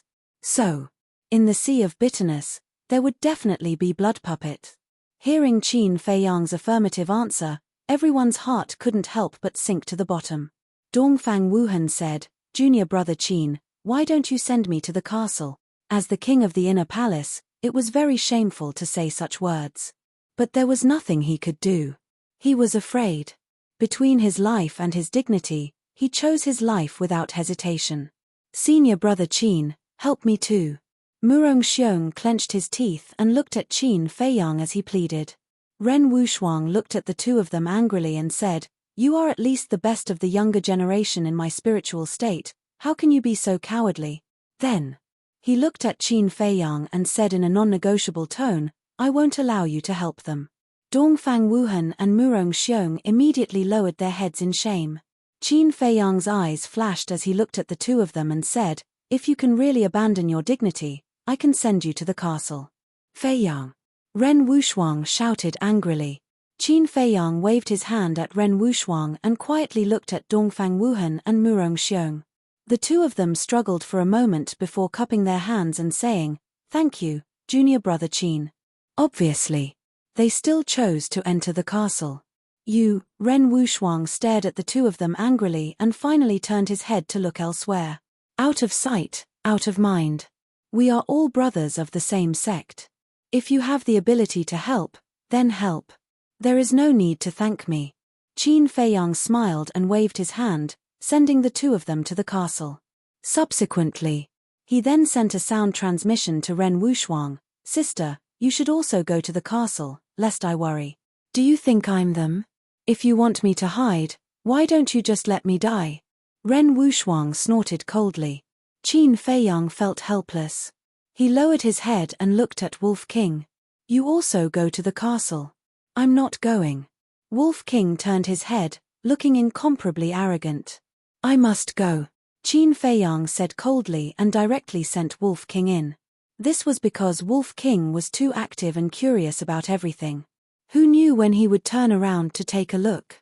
Furthermore, he felt that the sea of bitterness was even more terrifying than what was described on the stone tablet. "What about you guys?" Qin Feiyang looked at Lu Xingchen and Dong Zhengyang. Lu Xingchen smiled and said to King Crocodile, who was lying on his shoulder, "You go and hide too." Since entering the gates of hell, King Crocodile had become the size of a palm and had been lying on his shoulder. As for King Crocodile's ability to transform, it was naturally given by Lu Xingchen. After all, Lu Xingchen was also one of the few best alchemists in the spiritual state. The transformation elixir was nothing to him. After saying that, Lu Xingchen waved his hand and King Crocodile disappeared into thin air. Then, he walked straight to the side of a small boat. Why did King Crocodile disappear? Looking at this scene, Ren Wushuang and the others were surprised. Among the people present, only Qin Feiyang knew what was going on, but he also felt that it was unbelievable. Back in the valley, Lu Xingchen admitted that he also had a space treasure. However, as the saying goes, seeing is believing and hearing is false. Therefore, Qin Feiyang did not fully believe it at that time. At this moment, King Crocodile's disappearance was undoubtedly the best proof. And from this point, it could be seen that Lu Xingchen did not intend to continue hiding his strength. Otherwise, he would not have sent King Crocodile into the space treasure in front of everyone's eyes. Sure enough. Lu Xingchen looked at the boundless sea of blood and smiled faintly. In this world, Qin Feiyang is not the only one who has a space treasure. Ren Wushuang and the others focused their eyes. At this moment, in their eyes, Lu Xingchen was like this sea of blood, unfathomable. Finally, Dong Zhengyang, Shenlong, and Jiang Wei did not say a word. They all chose a small boat and used their actions to prove their determination. Qin Feiyang glanced at them and said again, "Sister, are you really not going in? I told you not to help them, but you insisted. Don't call me sister in the future." Humph. Ren Wushuang snorted and turned to walk towards a small boat, leaving Qin Feiyang with the back of his head. Qin Feiyang smiled bitterly and hurriedly followed him. Soon, he walked to a small boat and reached out to knock on the hull. He frowned immediately. The boat was made of an unknown wood. The texture was very hard. But no matter how hard it was only wood. Could it withstand the impact of the waves? One had to know. At this moment, the wind was blowing and the waves were rolling on the sea. As if seeing Qin Feiyang's worry, Lu Xingchen smiled faintly. "Since we are here, let's go." Qin Feiyang nodded. Whoosh. The 6 of them jumped into the boat at the same time. Just as they jumped onto the boat, A scene that left them dumbfounded appeared. The storm on the sea had disappeared. At this moment, there were no waves on the sea. It was as calm as a pool of stagnant water. How could this be? They were surprised and bewildered. Lu Xingchen said, "The storm and waves we saw before should also be illusions to frighten us." Qin Feiyang pondered for a while and agreed with Lu Xingchen. On one side, there were huge waves, and on the other side, there was a weak boat. Who would dare to drive a boat into the sea of bitterness?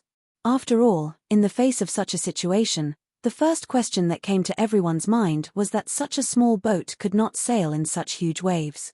Because once it entered, it would definitely be overturned by the huge waves. In other words, this was a test of everyone's courage and courage. Lu Xingchen shook his head and smiled. "There are tests for us everywhere. I have to admit that this place is really magical." Magical? Dong Zhengyang and the others looked at Lu Xingchen and could not help but roll their eyes. Could this be called magical? It was clearly a strange and ever-changing dangerous place that was impossible to guard against. Suddenly, Ren Wushuang asked, "Do you know how to drive these boats?" Dong Zhengyang and the others were taken aback. It was only now that they realized that not only did the boat have no sails, but there were also no paddles. What to do?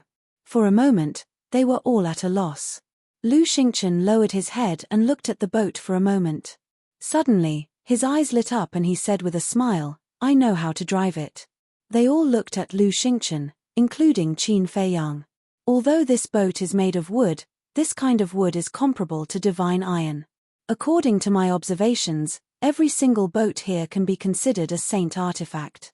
As long as we inject battle qi into it, we can drive the boat. And the speed of the boat is determined by the amount of battle qi we inject. In short, the more battle qi we inject, the faster it will go. Lu Xingchen said. They suddenly understood.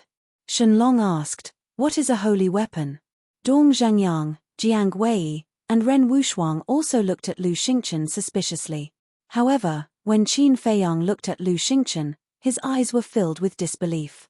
Lu Xingchen said with a smile, "Brother Qin must also know about holy weapons. If you want to know, ask him." The four of them looked at Qin Feiyang in confusion. "Let's talk about it later." Qin Feiyang smiled faintly. A wisp of red sword qi emerged and injected into the boat. Splash! The boat immediately moved forward slowly, and circles of ripples appeared on the sea. Really? Qin Feiyang was a little surprised. He couldn't help but look at Lu Xingchen again and shouted, "Remember, don't look back. Let's go." At that moment, Lu Xingchen and the others mobilized the battle qi in their sea of qi and drove the boat, following Qin Feiyang into the depths of the Blood Sea.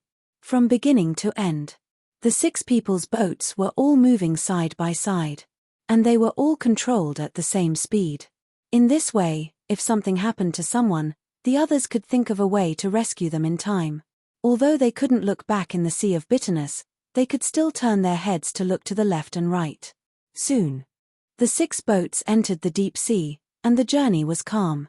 The 6 people's nervous moods also slowly eased. Qin Feiyang glanced at Ren Wushuang and the others, and secretly transmitted a message to Lu Xingchen. "How do you know about holy weapons? Don't tell me you saw it in an ancient book. I don't believe this nonsense." Lu Xingchen secretly laughed. "Holy weapons are not a secret in the capital. It's not strange that I know."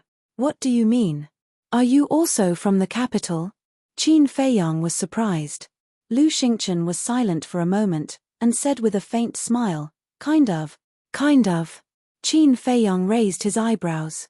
Yes was yes, no was no. What did he mean by kind of? This was too ambiguous. "Feiyang, there's a problem with my boat. Wait for me." Suddenly, Ren Wushuang's voice sounded from behind. Qin Feiyang was shocked and instinctively turned his head to look, but suddenly remembered that he couldn't turn his head back, so he hurriedly turned his head back. What was going on? He looked to the left with a look of surprise. Because Ren Wushuang's boat was on his left, next to him. In the end, he found that there was no problem with Ren Wushuang's boat, and it was still moving side by side with everyone. Moreover, at this moment, Ren Wushuang was also looking ahead, concentrating on steering the boat. But who was the one who made the sound from behind? Sensing Qin Feiyang's gaze, Ren Wuxuang turned his head to look at him and asked in confusion, "Why are you looking at me?" Qin Feiyang transmitted, "Did you call me just now?" "Call you? I haven't spoken from the beginning to the end. When did I call you? You're out of your mind." Ren Wuxuang rolled his eyes at him and directly turned his head to look forward, ignoring Qin Feiyang. She was still angry. "You didn't call me?" Qin Feiyang frowned. But Ren Wuxuang, who had just turned his head, suddenly trembled and slowly turned his head to the back. Seeing this, Qin Feiyang's face changed, and he shouted, "What are you doing? Turn back." Immediately, Ren Wuxuang quivered and quickly turned his head back, his eyes full of surprise. At the same time, Qin Feiyang's shout also alarmed Lu Xingchen and the others. "What's going on? Wuxuang, do you want to die?" They all looked at her in shock and anger. "I just heard my father's voice. He said he was behind us and told me to wait for him. He's not dead, he's still alive." Ren Wuxuang looked at them and became more and more excited. "What? Uncle Ren is not dead?" Chapter 649. As people who grew up in the capital, they naturally knew Ren Duxing and knew about Ren Duxing's deeds. But wasn't Ren Duxing dead? How could he be in the underworld? Xingchen, Uncle Ren's boat is about to sink, help Uncle Ren. Zhengyang, Uncle Ren's boat is about to sink, help Uncle Ren. Suddenly, a voice came from behind and entered the ears of Lu Xingchen and Dong Zhengyang. The two of them were slightly stunned and immediately overjoyed. Ren Duxing was really behind. But then, their faces suddenly changed. The boat was about to sink. How could this be? They must help Ren Duxing. The two of them immediately turned their heads and looked behind them. The prompt on the stone tablet was completely thrown to the back of their minds at this time. Back to Qin Feiyang. Hearing Ren Wuxuang's words, he lowered his head and fell into deep thought. Lu Xingchen and the others didn't know, but he knew very well that Ren Duxing couldn't leave the ruins and couldn't appear here at all. But why would Ren Wuxuang hear Ren Duxing's voice? The most important thing was that if Ren Duxing was really behind them, he should have heard it too. But just now, he didn't hear Ren Duxing's voice at all. In addition, the voice of Ren Wuxuang he heard at the beginning was also strange. What was going on? Could it be? Suddenly, Qin Feiyang seemed to have thought of something and his eyes suddenly trembled. He looked up at the crowd and happened to see Dong Xingyang and Lu Xingchen who were turning their heads. Immediately, Qin Feiyang's face changed and he shouted, "This is an illusion, don't look back." Boom. As soon as these words came out, Lu Xingchen and Dong Xingyang were like a bolt from the blue. Their bodies and minds trembled and they hurriedly turned their heads. Cold sweat broke out all over their bodies. If it weren't for Qin Feiyang's timely reminder, they would have already turned around. Earlier, I also heard Ren Wuxuang calling me from behind. However, when I asked her, she told me that she wasn't calling me. After that, Ren Wuxuang immediately heard her father calling her. But as far as I know, Ren Duxing is not here at all. So, I'm sure that the voices we heard were illusions. Qin Feiyang said in a deep voice. Lu Xingchen frowned and nodded. That seems to be the case. I also heard Uncle Ren's voice just now. He said that the ship is about to sink and asked me to help him. Dong Zhengyang said, I heard it too, and I said exactly the same thing. That's right. The sea of misery can make us hallucinate. Its goal is to lure us back and make us explode. Remember, no matter what you hear, don't turn around. If you can't control yourself, slap yourself. Qin Feiyang warned with a serious face. Pain can keep people awake. Understood. Dong Zhengyang and the other three nodded. It's just an illusion. But hearing these words, Ren Wuxuang muttered to herself, her face full of disappointment. Qin Feiyang glanced at her. He wanted to comfort her, but he didn't know how to do so. Suddenly, Ren Wuxuang looked at Qin Feiyang and said, How can you be so sure that my father is not here? Qin Feiyang was stunned and secretly scolded himself for being stupid. He accidentally let it slip. Ren Wuxuang said, Don't try to lie to me. Tell me honestly, do you know something? Hearing this, Lu Xingchen and the other three also looked at Qin Feiyang in surprise. Qin Feiyang pondered for a moment and nodded. I do know the whereabouts of your father. Ren Wuxuang was a very smart woman. Since she had already discovered the clues, no matter what he said now, it was impossible to eliminate Ren Wuxuang's suspicion. So, it was better to simply admit it. Ren Wuxuang's delicate body trembled, and her breathing quickened. Where is he? Tell me. He's really not dead. At the same time, Lu Xingchen and the other three looked at each other. Ren Duxing had been missing for so many years. Everyone had long believed that he had died. But they never thought that he was still alive. Since he was alive, then as Ren Wuxuang asked, where was Ren Duxing now? Looking at Ren Wuxuang's expectant face, Qin Feiyang sighed deeply and shook his head. I can't tell you now.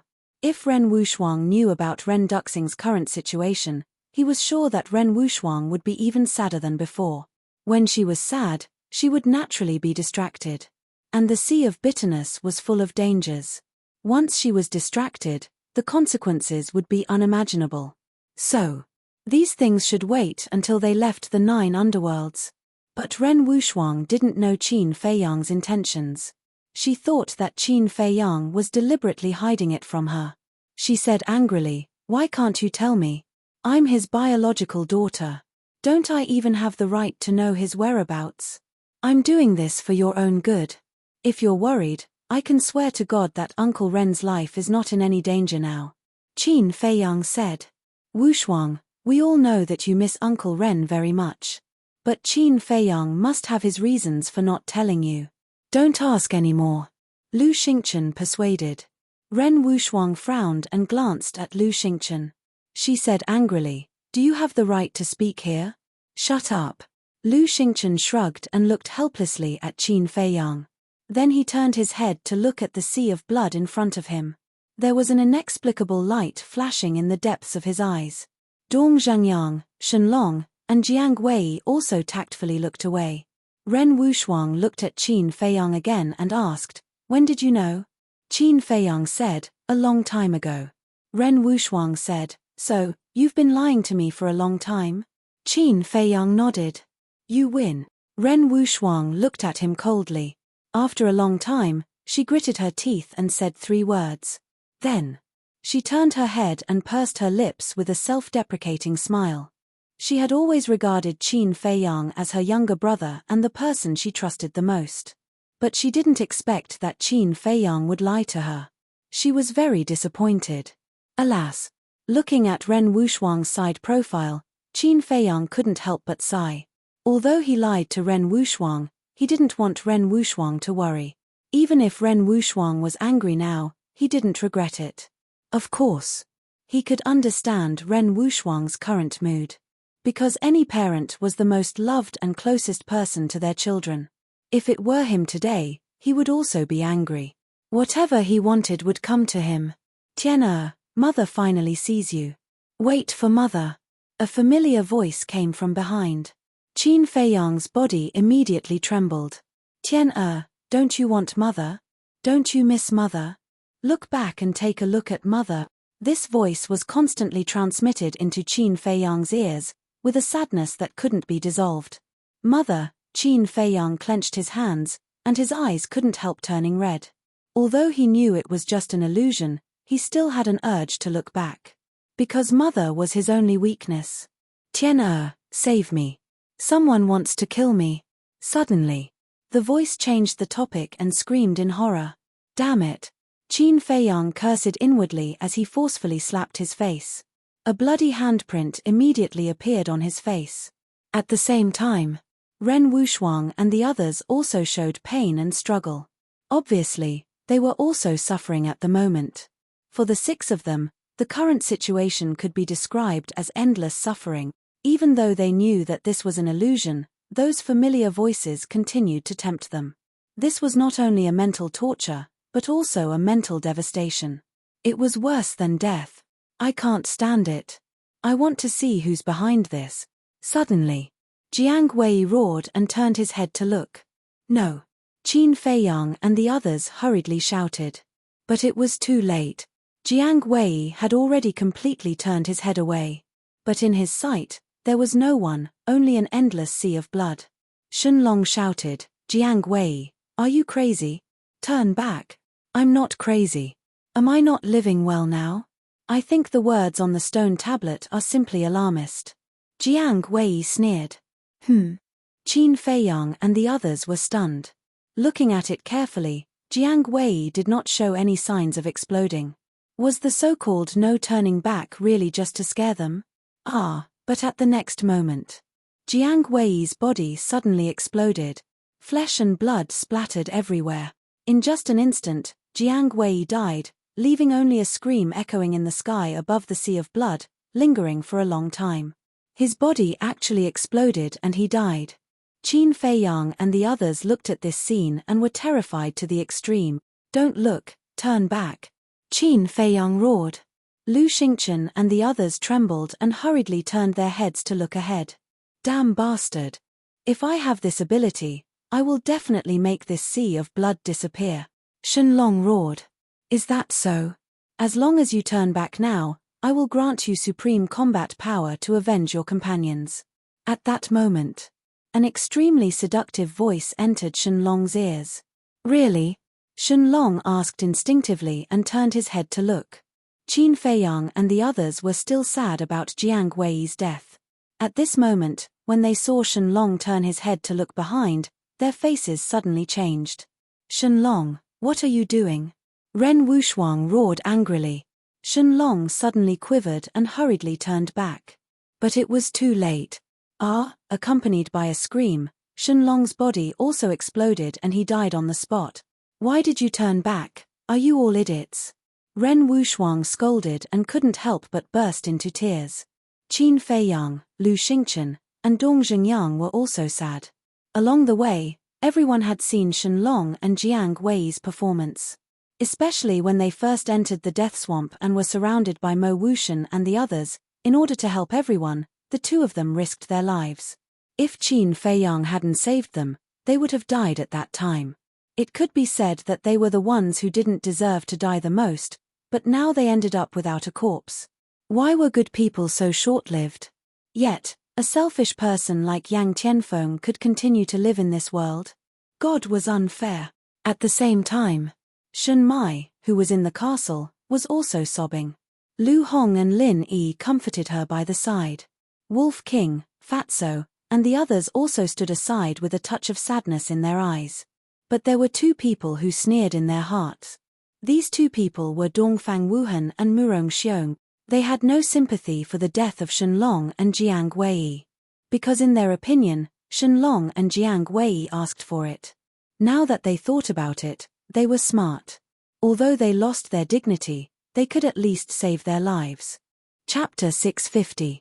Suddenly, Fatso noticed Dongfang Wuhan's expression and said, "Brother Wolf, guess what they are thinking now?" Wolf King glanced at the two of them and sneered, "Do you still need to guess? They must be secretly happy in their hearts."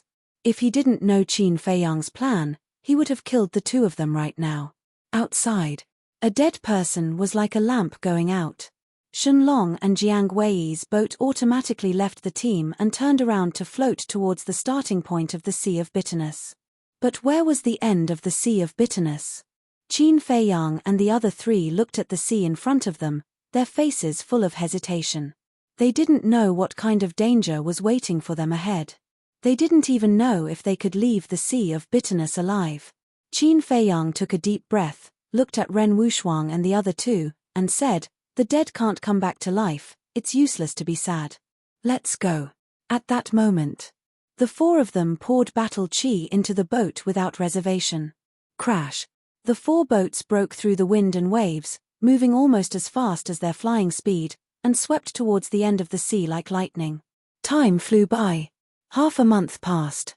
The illusion had not disappeared, and all kinds of tempting voices were lingering in their ears all the time, tormenting them both physically and mentally. Especially at night, the tempting voices were full of tricks. Several times, the four of them almost turned around.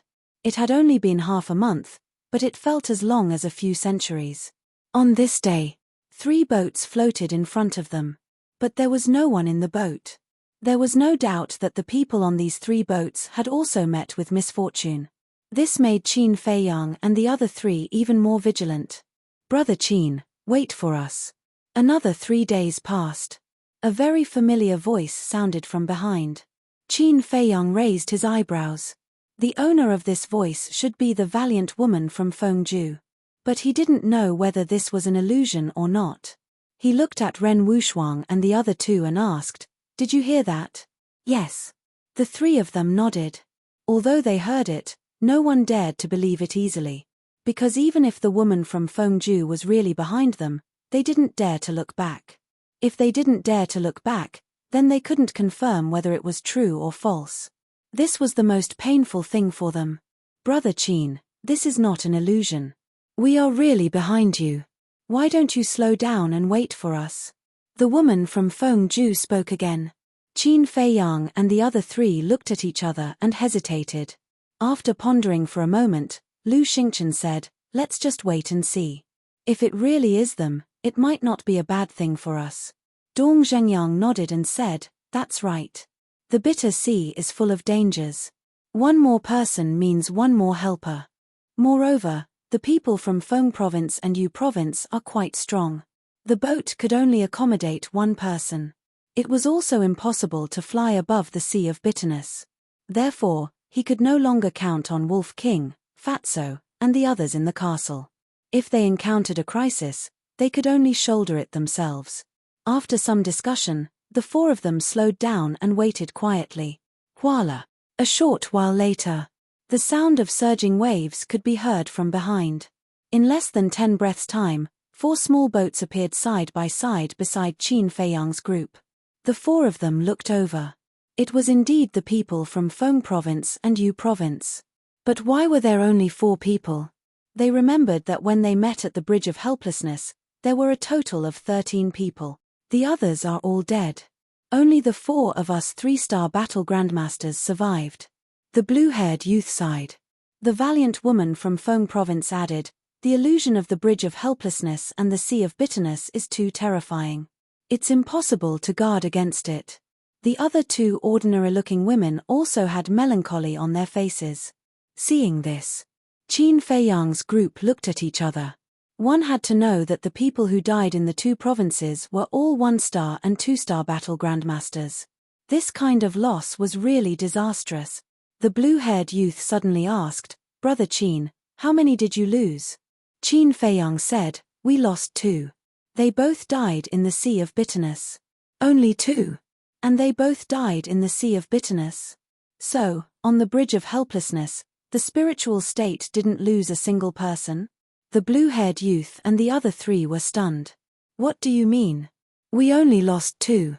Does it make you feel very unbalanced?" Ren Wuxuang glared at the 4 of them. Shenlong and the other 2's deaths had always made her feel sad. At this moment, when she saw the reaction of the 4 of them, she couldn't help but burn with anger. "Don't misunderstand. We didn't mean that. We're just curious. How did you cross the Bridge of Helplessness? Is there any other trick? Because most of our people died in the illusion of the Bridge of Helplessness." The blue-haired youth hurriedly explained. "Don't think too much. There's no trick. We were able to cross the Bridge of Helplessness because of Brother Qin's help. Otherwise, we would definitely have suffered heavy losses like you." Lu Xingchen smiled. The blue-haired youth and the other 3 immediately looked at Qin Feiyang, their eyes shining. Qin Feiyang smiled faintly and said, "I was just lucky." "Lucky?" The 4 of them shook their heads disapprovingly. The blue-haired youth sighed and said, "If we knew Brother Qin had such ability, we would have followed you shamelessly even if you didn't agree. We wouldn't have lost so many people now. Brother Qin, everyone." The blue-haired youth glanced at Qin Feiyang, then looked at Ren Wuxuang and the other 2. He cupped his hands and said, "How about we form an alliance?" His face was full of sincerity. Qin Feiyang and the other 3 looked at each other and smiled. This was exactly what they wanted to say. "We can form an alliance, but how do we divide the benefits?" Qin Feiyang asked. "Benefits?" The blue-haired youth shook his head and laughed. He pointed to the sea ahead and said, "Brother Qin, does this look like a place with treasures?" Qin Feiyang said, whether there is or not, it's always good to make it clear in advance. Otherwise, it will hurt our friendship. Okay. If we really encounter any treasures, we'll divide them equally. How about it? The blue-haired youth said with a helpless expression. He felt that Qin Feiyang was a little superfluous. Okay. Qin Feiyang nodded. After that, both sides introduced themselves and steered the small boats forward side by side. The blue-haired youth from Yu State was called Ling Yu. The woman was called Feng Ranran. The valiant woman from Feng State was called Zhao Yu. The other woman was called Luo Dan. According to the four of them, before the 9 provinces' Great War began, the people from the 2 provinces had already sparred in advance. Later, seeing that the strength of both sides was not bad, they formed an alliance. In other words, before entering the 9 Nether Yellow Springs, Yu State and Feng State had already formed an alliance. It was no wonder that when Ling Yu was trying to break through to the 3-star war Grandmaster, Zhao Yu and the others from Feng State would help protect him. From this point, it also reflected that the people from the 2 provinces were still trustworthy. Time flew by. Another half a month passed. Qin Feiyang and the others had been sailing on the Sea of Bitterness for more than a month. During this period, they encountered more than a dozen small boats returning. This also meant that more than a dozen people had died in the Sea of Bitterness. Dong Zhengyang sighed. I wonder how many people will return alive in the end. Ling Yu said, Brother Dong, I'm afraid no one dares to answer this question. That's right. Although there are 50 spots to enter the imperial capital, according to my understanding, there are no more than 20 people who enter the imperial capital in the previous years. Lu Xingchen said. It was fine if the 2 of them didn't speak, but once they did, everyone's mood seemed a little low. Look, there's someone in front. Suddenly, Ren Wushuang exclaimed. Everyone raised their heads and their pupils immediately contracted. There was indeed a person standing on the sea in front of them, but because it was too far away, they couldn't see it clearly.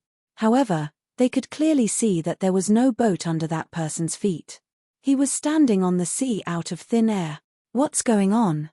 The 8 of them were extremely surprised. Qin Feiyang said, Slow down, be careful. Immediately, everyone withdrew their battle chi and drove towards that person at a walking speed.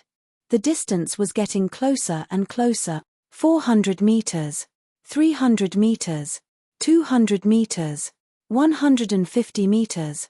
Finally, the 8 of them saw the person's true appearance, and they couldn't help but feel their scalps go numb. That person was wearing a blood-red robe. His long hair, eyes, and skin were all blood-red, and there was even blood flowing from his body.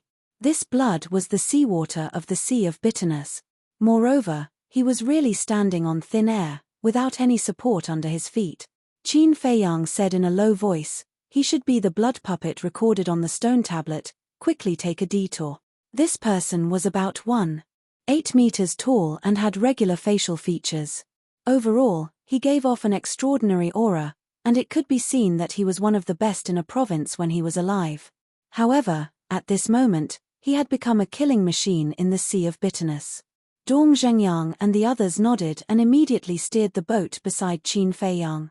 They took a detour, maintaining a distance of more than 100 meters from the blood puppet. The blood puppet didn't stop them. It just stared at them, and its blood-red eyes revealed a ruthless coldness. Raw. However, just as they were about to take a detour, the blood puppet suddenly opened its mouth and roared like a beast. Immediately after, it began to run on the sea of blood, and its target was Qin Feiyang and the others. It can actually run on the surface of the sea? Qin Feiyang and the others were dumbfounded. The valiant woman Zhao Yu said, I'll deal with it. You guys pay attention to the surroundings, there may be other blood puppets. Let me test its strength. Qin Feiyang pointed his index finger in the air, and an invisible force suddenly roared out. Wherever it passed, it set off a huge wave that was several feet high. However, just as the invisible energy was about to hit the blood puppet flickered and easily dodged the attack, continuing to charge towards Qin Feiyang and the others. So fast. The 8 of them were shocked. Boom. The blood puppet rushed over and punched Zhao Yu because Zhao Yu was the closest to it. The terrifying force was earth-shattering, and for a moment, the boat under their feet was like a leaf in the wind, shaking wildly. They hurriedly activated their battle aura and condensed a battle aura boundary to stop the blood waves. However, they were shocked to find that the water in the Sea of Bitterness could actually erode their battle aura. A battle aura boundary could only last for 3 breaths at most. Get rid of it quickly, Lu Xingchen shouted at Zhao Yu. Get rid of it immediately. Zhao Yu's eyes were cold. With a wave of her hand, sword energy surged, and a 3-foot-long sword instantly appeared out of thin air. A person who has lost his mind should obediently go to hell and become a ghost. Sacred Sword Judgment. Immediately. Chapter 651. Dawn. Then. The blood puppet fell into the blood sea and was drowned by the seawater. It's just SOSO. Zhao Yu clapped his hands disdainfully. Qin Feiyang and the others heaved a sigh of relief. Fortunately, these blood puppets were not very strong. Otherwise, they would have had a hard battle. Dawn. But the next moment, the sea around them exploded, and huge waves rolled. Streaks of blood-red silhouettes burst out from the huge waves and landed on the surface of the sea. So many. The 8 of them looked ahead and to their left and right. Their expressions were extremely ugly. There were 10 blood puppets in front of them. There were 5 blood puppets on each side. There were 20 of them in total. There were also blood puppets behind them. But they could not turn around, so there was no way to know how many there were behind them. There were men and women among these blood puppets, and they all looked young and extraordinary. They must have been the strongest of the younger generation in the 9 prefectures when they were alive, just like the first blood puppet. Qin Feiyang said, "We can't continue fighting." Ling Yu and the others nodded. There were so many blood puppets. Once they started fighting, it would take a lot of time, and it would undoubtedly be more difficult to catch up with the people in front. Most importantly, they could not turn around to check the blood puppets behind them. Once they attacked from behind, it would be impossible to guard against them. Boom! There was no hesitation. Waves of aura erupted as everyone began to perform their strongest battle techniques. But Lu Xingchen did not make a move. He only glanced coldly at the blood puppets as if it had nothing to do with him. Ultimate Destruction, Divine Demon Seal, Soul-Breaking Sword. In the blink of an eye, the 7 battle techniques appeared in the sky, shining brightly with a monstrous aura. Roar. At the same time, the surrounding blood puppets roared like wild beasts and pounced toward Qin Feiyang and the others. But Qin Feiyang and the others ignored the blood puppets on their left, right, and rear. Their eyes were fixed on the 10 blood puppets in front of them. Kill. The few of them shouted in unison. The 7 battle techniques were like beasts pouncing on their prey. The 3 blood puppets at the front were instantly smashed into pieces. Let's go. Qin Feiyang shouted. The group of people immediately drove the small boat, following behind the 8 great war arts as fast as lightning. The combat strength of everyone present was quite impressive. In particular, the 4 of them were all 3-star combat grandmasters. With their battle arts, they could even fight a 6-star combat grandmaster. Judging from their strength, these blood puppets weren't any weaker than them. However, they hadn't used any battle arts since the beginning, which meant that they had already forgotten the battle arts they had learned when they were alive. Without a battle art, how could he be a match for them? Wherever the 7 great battle arts went, it could be said that they crushed everything in their path. In less than 3 breaths, the blood puppets in front of him were reduced to ashes. The 8 of them steered the small boat and fled without looking back. In fact, they also wanted to turn around and take a look because they could feel that the blood puppets were chasing after them. However, they did not have the guts to do so. Feiyang, it's me, Uncle Yuan. I'm behind you, and I'm being attacked by blood puppets. Don't leave me behind. Wushuang, it's Grandpa, please save Grandpa. At this moment, the illusions that had tormented them appeared again. Dong Zhengyang roared, damn it, can't you do something else? Calm down, if you want to live, no matter who you hear, you can't turn around. Qin Feiyang roared. Dong Zhengyang suddenly shivered, and cold sweat broke out all over his body. Before Jiang Wei died, it was because he was too angry and irritable that he lost his mind and lost his life. If it wasn't for Qin Feiyang's reminder, he would have followed in Jiang Wei's footsteps. Just thinking about it made him afraid. Zhao Yu and the other three looked at Dong Zhengyang and then at Qin Feiyang. They had always been curious as to why Dong Zhengyang and the other two were able to survive until now. One had to know. Dong Zhengyang was only a one-star combat grandmaster. Ren Wushuang was also only a one-star combat grandmaster. As for Lu Xingchen, he was still hiding his cultivation. In their eyes, he was just an unremarkable war emperor. How could these three people reach the Sea of Bitterness? It turned out that it was because Qin Feiyang was constantly reminding them. In other words, although on the surface, Ren Wushuang was the captain, Qin Feiyang was the real core. At the same time, a few miles in front of Qin Feiyang and the others. Crash. On the surface of the sea, the waves were turbulent. More than 20 small boats flew past. Behind them, there was also a group of blood puppets. Among these people, there were a few familiar faces to Qin Feiyang. One of them was Tan Wu. The others were Mo Wushan, Yang Tianfeng, Pei Sanxia, and Liu Yunfeng. The others had the words Kuan and Chang embroidered on their chests. They were obviously from Kuan Prefecture and Changju. And among the people from these two prefectures, there were two people who were particularly eye-catching. They were two young men. They looked to be around 25 or 26 years old. One of them had a head of golden hair, while the other had a head of long green hair. Both of them were tall and straight, and their temperaments were extraordinary. Although these blood puppets are strong, they have all forgotten their battle techniques and are no threat to us. As long as there are no other changes, we will definitely be the first to reach the other side. The golden-haired man stood at the head of the bridge with a confident smile on his face. Of course. As long as we join forces, what can stop us in the 9 nether yellow springs? The green-haired youth said proudly. Mo Wushan looked at the two of them and said, "Don't forget, there's still Qin Feiyang from the spirit state. This person is not an ordinary person. If you are careless, you will definitely suffer a great loss." The golden-haired youth and the green-haired youth looked at each other with disdain in their eyes. Mo Wushan, don't brag about Qin Feiyang to the heavens. Our Kuan Prefecture and Changju are not something your Yunju can compare to. Fortunately, Qin Feiyang didn't meet us. Otherwise, we would definitely beat him up until he knelt down and begged for mercy. Isn't that right? What can a small war emperor do? Even if he broke through to the war master level, in our eyes, he is just a trash with an undeserved reputation. The people from Kuan Prefecture and Changju all sneered. Mo Wushan frowned slightly, as if he was unhappy with the arrogance of these people. However, a smile appeared on his face and he said, "Yes, no matter how strong Qin Feiyang is, how can he be compared to you?" The golden-haired youth smiled and said, "That's right. Since we have formed an alliance, let's not talk about others and destroy our own." Yes, it's my fault." Mo Wushan nodded, but a light flashed in the depths of his eyes.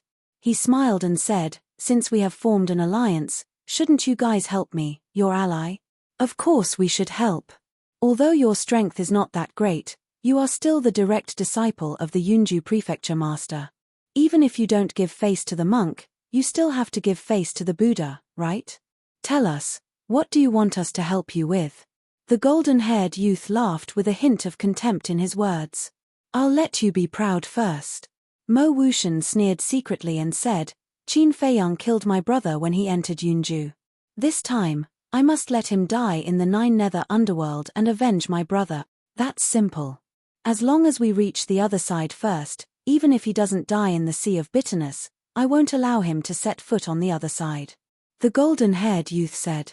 The green-haired youth smiled and said, "I also want to meet this Qin Feiyang. I want to see if his reputation is undeserved. Or does he deserve it?"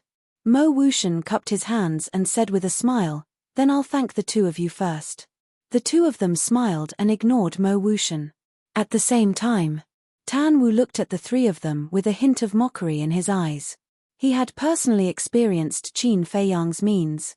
He was simply a fiend. It was already good enough that he didn't come looking for trouble, but he actually took the initiative to provoke him. He really didn't know what to do. However, he couldn't be bothered to remind them. On the one hand, these people might not listen even if he reminded them. On the other hand, he was also very happy to see these insensible people fall. Look, what's that over there? Suddenly, a cry of surprise sounded. Tan Wu looked up suspiciously, and his eyes were immediately filled with bewilderment. At the end of the left front, there was a blurry outline. That outline was huge and towered into the clouds. Moreover, one could sense a majestic aura from afar. The golden-haired youth shouted, "Go over and take a look." More than 20 small boats immediately changed direction and swept towards the left front. As they got closer, the outline became clearer. More than 10 breaths later, everyone finally saw the outline's true appearance. It was actually a stone staircase. The stone staircase was blood-red and slanted upwards. Every step was neat as one, like a staircase to heaven that reached the clouds. But the strange thing was that there was no support at the bottom of the stone staircase, giving people the feeling that it was floating on the sea. However, beside the stone staircase, there was a huge stone tablet floating on the sea. This stone tablet was more than 100 meters tall and was also blood-red, as if it was cast from fresh blood and suffused with an icy luster. And when the people present looked at the stone tablet, ecstasy immediately appeared on their faces, because there were 2 big words engraved on the stone tablet. Parameter. Like iron hooks and silver strokes, it emitted a terrifying aura that made one's heart palpitate. This is the parameter. We've finally reached the parameter. After a moment of silence, everyone cheered. As long as they climbed that stone staircase, they would obtain the qualifications to enter the imperial capital. The imperial capital. In the eyes of all the living beings in the 9 prefectures, that was the holy capital that they all dreamed of going to. Hurry! Everyone drove the small boats and crazily rushed towards the stone staircase. At the same time, on the distant sea, 8 small boats sped over. It was Qin Feiyang and the others. Although they were several kilometers away from Tan Wu and the others, they had been driving the small boats at full speed all along the way in order to avoid the blood puppet's pursuit. And the small boat's current moving speed was comparable to their flying speed. Thus, the distance of a few kilometers was nothing to him. And at this moment, they also saw the outline of the parameter. But like Tan Wu and the others, they did not know what it was at first. Therefore, they were exceptionally careful at this moment. Damn! So many blood puppets. As the distance continued to shrink, they could clearly see the group of blood puppets that were chasing Tan Wu and the others, and their expressions could not help but change.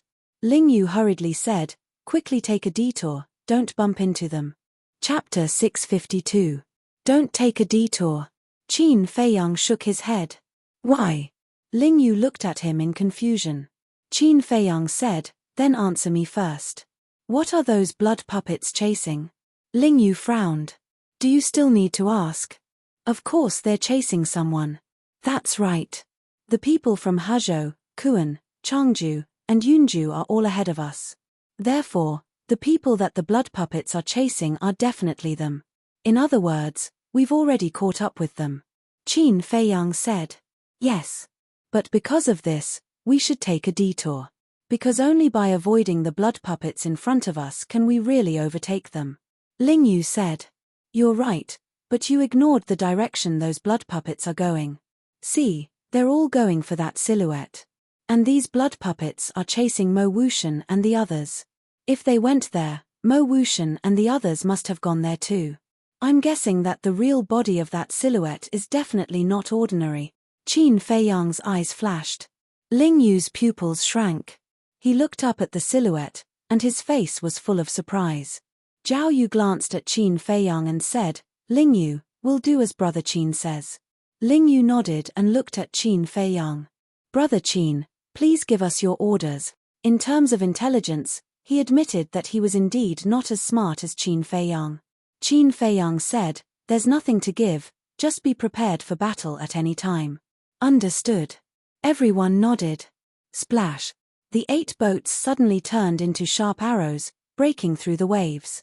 Mo Wuxian and the others were only 200 meters away from the other shore. It could be said that they were very close. Everyone was wild with joy. 200 meters. 150 meters. 100 meters. But just as they entered the range of 100 meters, the faces of the 5 people at the front suddenly twisted. Then, the 5 of them turned around at the same time. The next moment. Following a series of painful screams, the 5 people exploded one after another. The small boat under his feet immediately turned back. What happened? The people behind all stopped in unison and looked at the 5 returning boats in bewilderment. The golden-haired youth looked at Liu Yunfeng and Pei Sancha and said, "You two go take a look." "We." The 2 of them raised their eyebrows.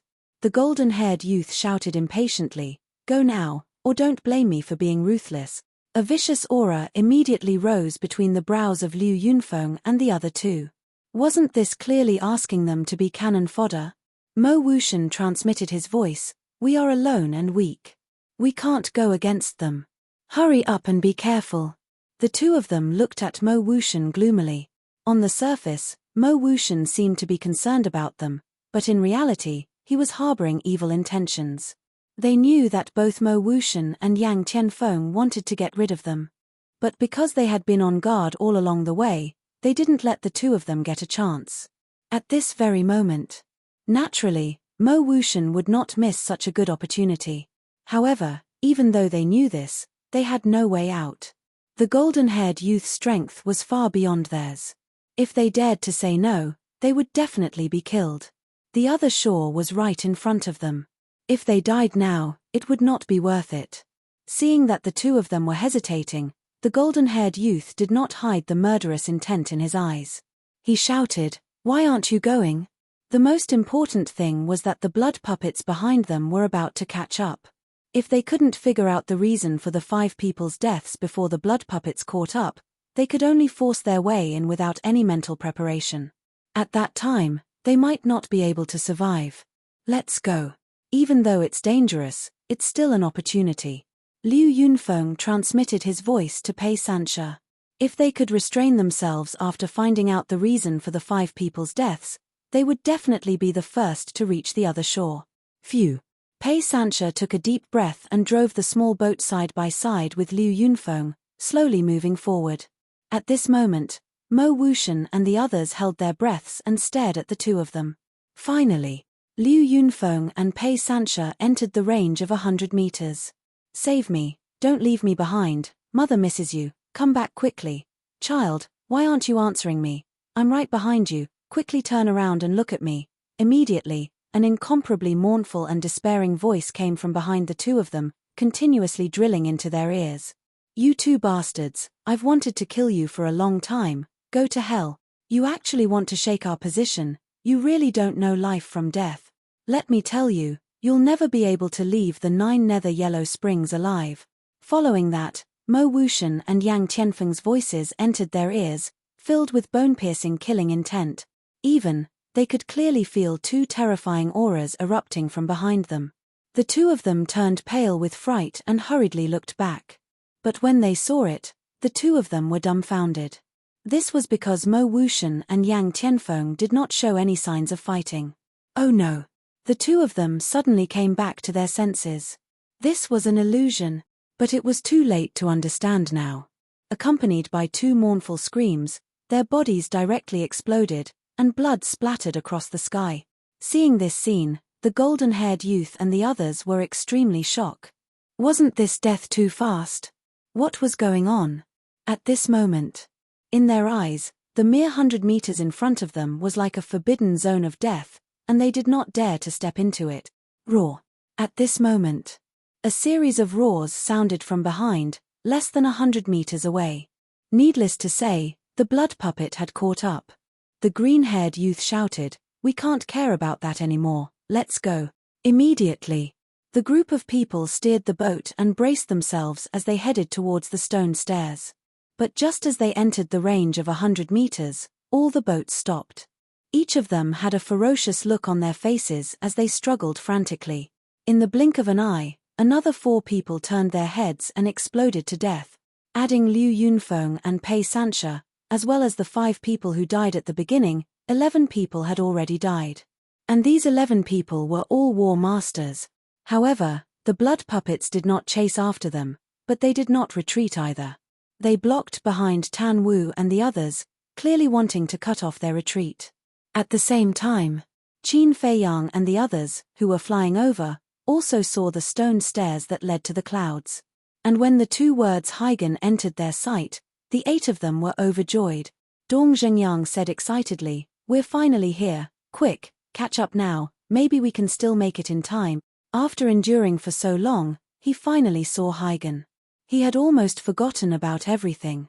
Qin Feiyang glanced at the stone stairs, then at the stone tablet, and then at the blood puppets in front of him. Suddenly, he noticed that there were more than a dozen boats floating towards them. However, because there were too many blood puppets blocking his line of sight, he could not see the situation of Tan Wu and the others, but his intuition told him that something was happening in front of him. At this moment, Dong Zhengyang and the others had already steered the boat forward. Qin Feiyang's expression changed, and he immediately steered the boat to chase after them, at the same time shouting, "Stop! Heigan is right in front of us, why are we stopping?" Zhao Yu said without turning his head. "Didn't you see those boats floating over? There are more than a dozen boats, in other words, more than a dozen people have already lost their lives. It must be very dangerous ahead, don't be rash," Qin Feiyang said angrily. Hearing this, Dong Zhengyang and the others glanced at the sea, and when they saw the dozen boats, they suddenly shuddered and hurriedly braked. Qin Feiyang caught up with them and said in a deep voice, "If you continue to be so impulsive, I won't care about your life or death. I'm sorry. We were wrong." Whether it was Dong Zhengyang and the other 2, or Ling Yu and the other 3, they all looked ashamed and apologized to Qin Feiyang. Suddenly, 2 desperate screams came from afar. The 8 of them looked up, their eyes full of surprise and doubt. Qin Feiyang's eyes were solemn, and he said, "Without a doubt, it's not that easy to reach Heigan. Be careful." Dong Zhengyang and the others nodded. "Let's go." Qin Feiyang waved his hand, and the 8 of them once again steered the boat and sailed in that direction. Roar! The blood puppet that was chasing them from behind suddenly roared angrily. Immediately, the blood puppets behind Tan Wu and the others all turned their heads in an instant and looked at Qin Feiyang and the others. Damn it! Qin Feiyang and the others' faces darkened. They didn't know how many blood puppets were behind them, but there were more than 50 blood puppets in front of them. Roar! The 50 blood puppets immediately rushed toward Qin Feiyang and the others, and their roars shook the sky and the earth. "What should we do?" Dong Zhengyang looked at Qin Feiyang. Qin Feiyang looked at Lu Xingchen and said, "Shouldn't you also make a move? We can't always let Ling Yu and the other 3 do it." Everyone looked at Lu Xingchen in surprise. "How would I dare to disobey Brother Qin's orders?" Lu Xingchen smiled, raised his hand and pointed in the air, and a giant storm suddenly appeared out of thin air. Those wind blades emitted the power to destroy the world. At the same time, his aura was like a rainbow, as if a god had descended to the world. What a powerful aura! What a terrifying battle art! Lu Xingchen, you're actually a 3-star war grandmaster. Dong Zhengyang and Ren Wushuang were dumbstruck.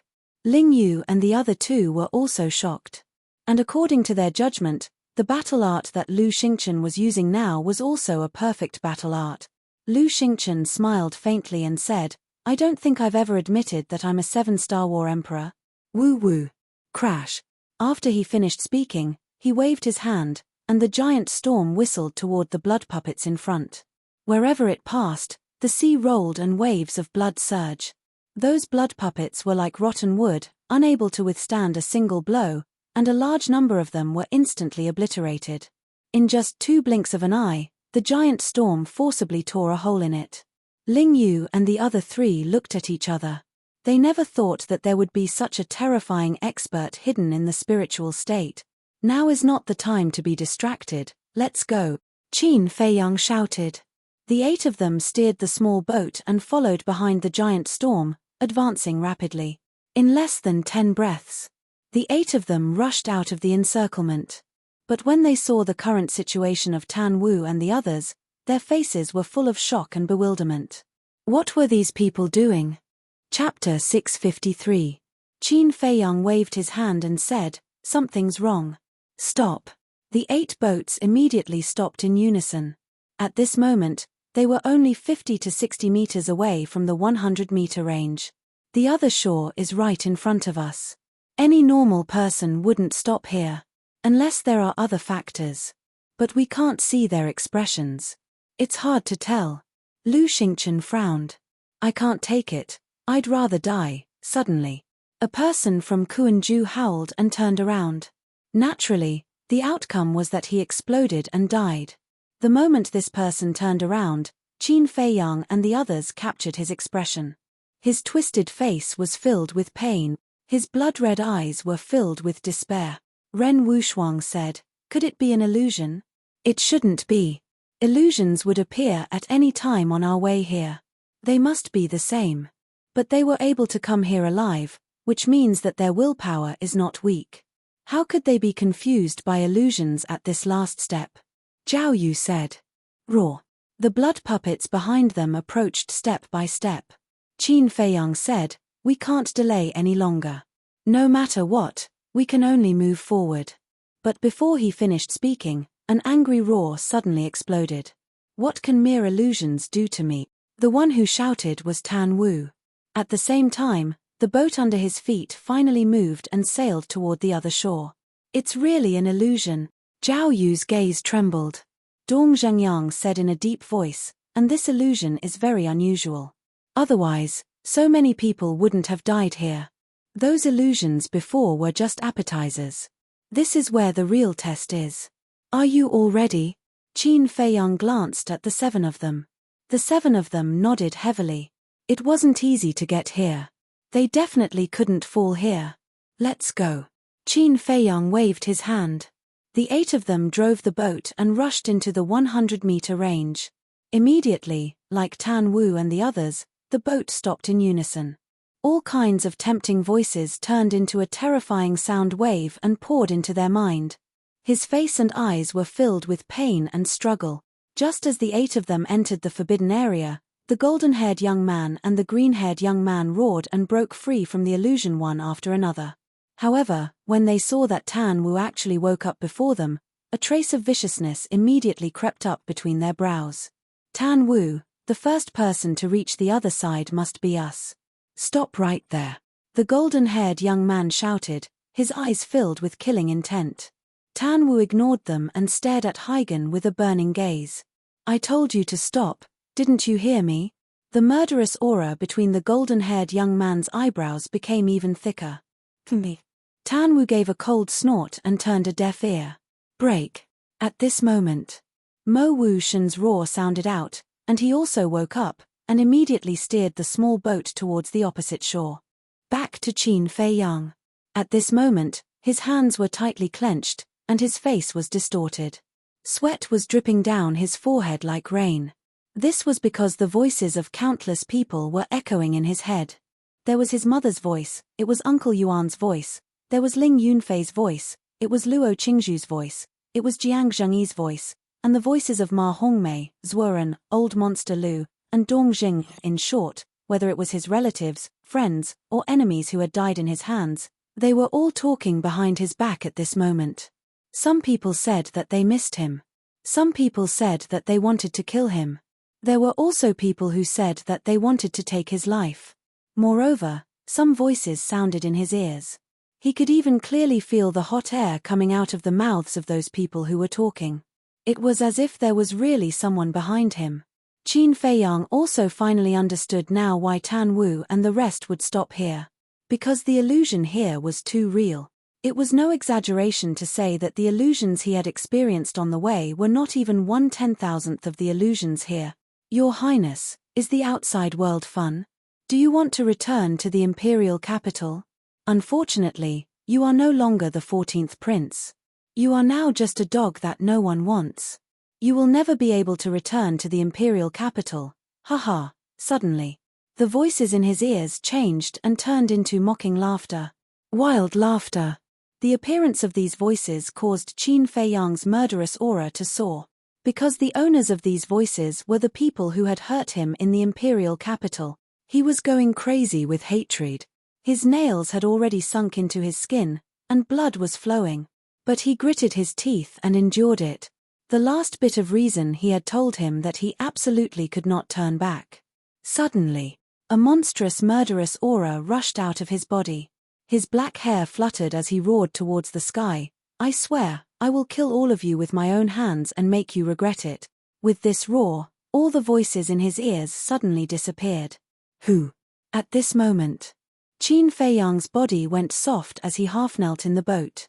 Sweat dripped like raindrops and he panted like an ox. It was really dangerous just now, and he almost lost his mind. However, it was also thanks to the voices of those people just now. Because it was these voices that had completely stimulated the hatred in his heart and his unyielding will, which allowed him to get rid of the illusion. This is Qin Feiyang's voice. At the same time, hearing Qin Feiyang's roar, Tan Wu and Mo Wuxian's eyes trembled. As they were all confused by the illusion and could not turn back, only now did they know that Qin Feiyang had also rushed over. And from the sound, Qin Feiyang seemed to have gotten rid of the illusion. Immediately, Tan Wu's eyes became playful. Once this fiend arrived, there would definitely be a good show to watch. But Mo Wuxian's eyes were filled with killing intent. He absolutely could not let this person reach the other shore. He looked at the blonde youth in front of him and transmitted his voice. The two of you, that roar just now was Qin Feiyang. You have to keep your word. Don't worry, with us here, he can forget about reaching the other shore.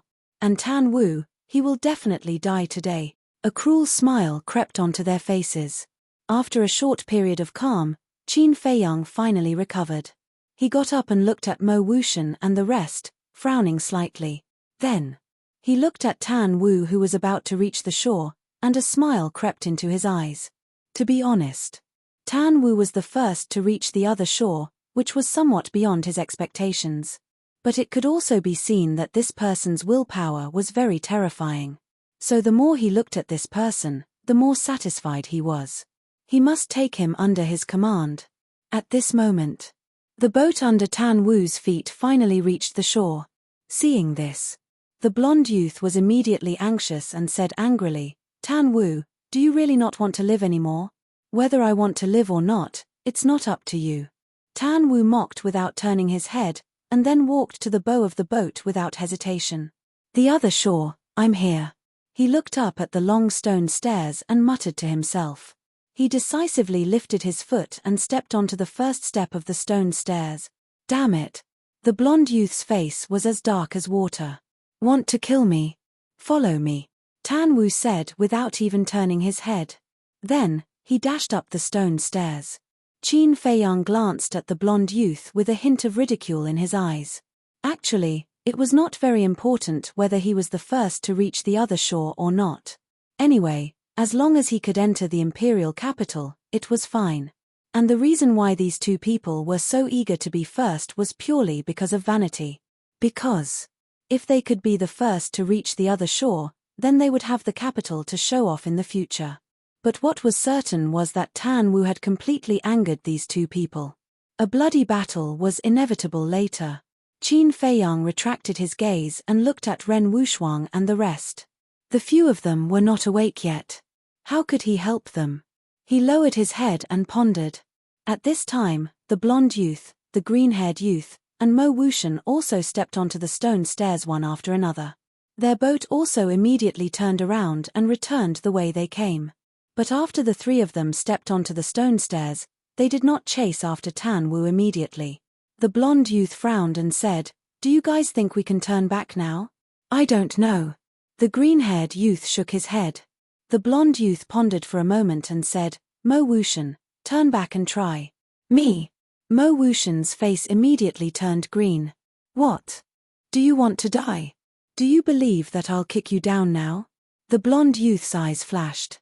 Mo Wuxian, you have to be sure that you can turn back first before we can help you deal with Qin Feiyang. If we can't turn back, how can we deal with him?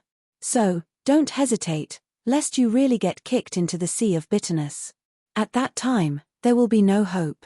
The green-haired youth said with a smile. Mo Wuxian was furious. If he had known earlier, he would not have colluded with these two people. But it was too late to regret now. I'll count to 3. If you don't turn back, then don't be ruthless. The blonde youth sneered. 3, 2, 1. The golden-haired youth was counting slowly, but in Mo Wuxian's ears, it was like a talisman that hastened his death. Just as he counted to 1, Mo Wuxian gritted his teeth, closed his eyes, and suddenly turned around, his face filled with nervousness and panic. 1 breath. 2 breaths. 3 breaths, until 10 breaths passed, Mo Wuxian did not show any signs of exploding. He slowly opened his eyes. Seeing that he was unharmed, he was immediately overjoyed and said, "I can turn back." The blonde youth was also overjoyed and immediately turned to look at the Sea of Bitterness. After more than a month, this is the first time we turn back to enjoy the scenery of the Sea of Bitterness. The blonde youth laughed. Yes. The green-haired youth nodded, and then asked, "Mo Wuxian, who is Qin Feiyang?" "He is." Mo Wuxian pointed at Qin Feiyang, who was in deep thought with his head lowered, and a cold light flashed in his eyes. The two looked over and sized up Qin Feiyang for a moment, and a trace of disdain appeared in their eyes. "Isn't he just a one-star battle ancestor? What's the big deal? Killing him is as easy as waving my hand. But isn't he awake? Why hasn't he come up?" The blonde youth said with disdain, and then asked suspiciously. Mo Wuxian thought for a moment and said, "This person is a very emotional person. He should be trying to help his companions. So childish." The two of them shook their heads mockingly. Mo Wuxian glanced at the two of them, and there was a trace of worry in his eyes. The two of them were too arrogant. If they did not quickly get rid of Qin Feiyang, they would definitely suffer a great loss in the end. His eyes flashed slightly, and he laughed. "The two of you, in order to prevent any accidents, why don't we kill him now?" "Good idea. We have already left the Sea of Bitterness, and can kill him freely. But his hands and feet are tied on the small boat." The two of them laughed very brightly. Mo Wuxian also laughed. "Then what are we waiting for? Let's end his dog life." Boom. Immediately,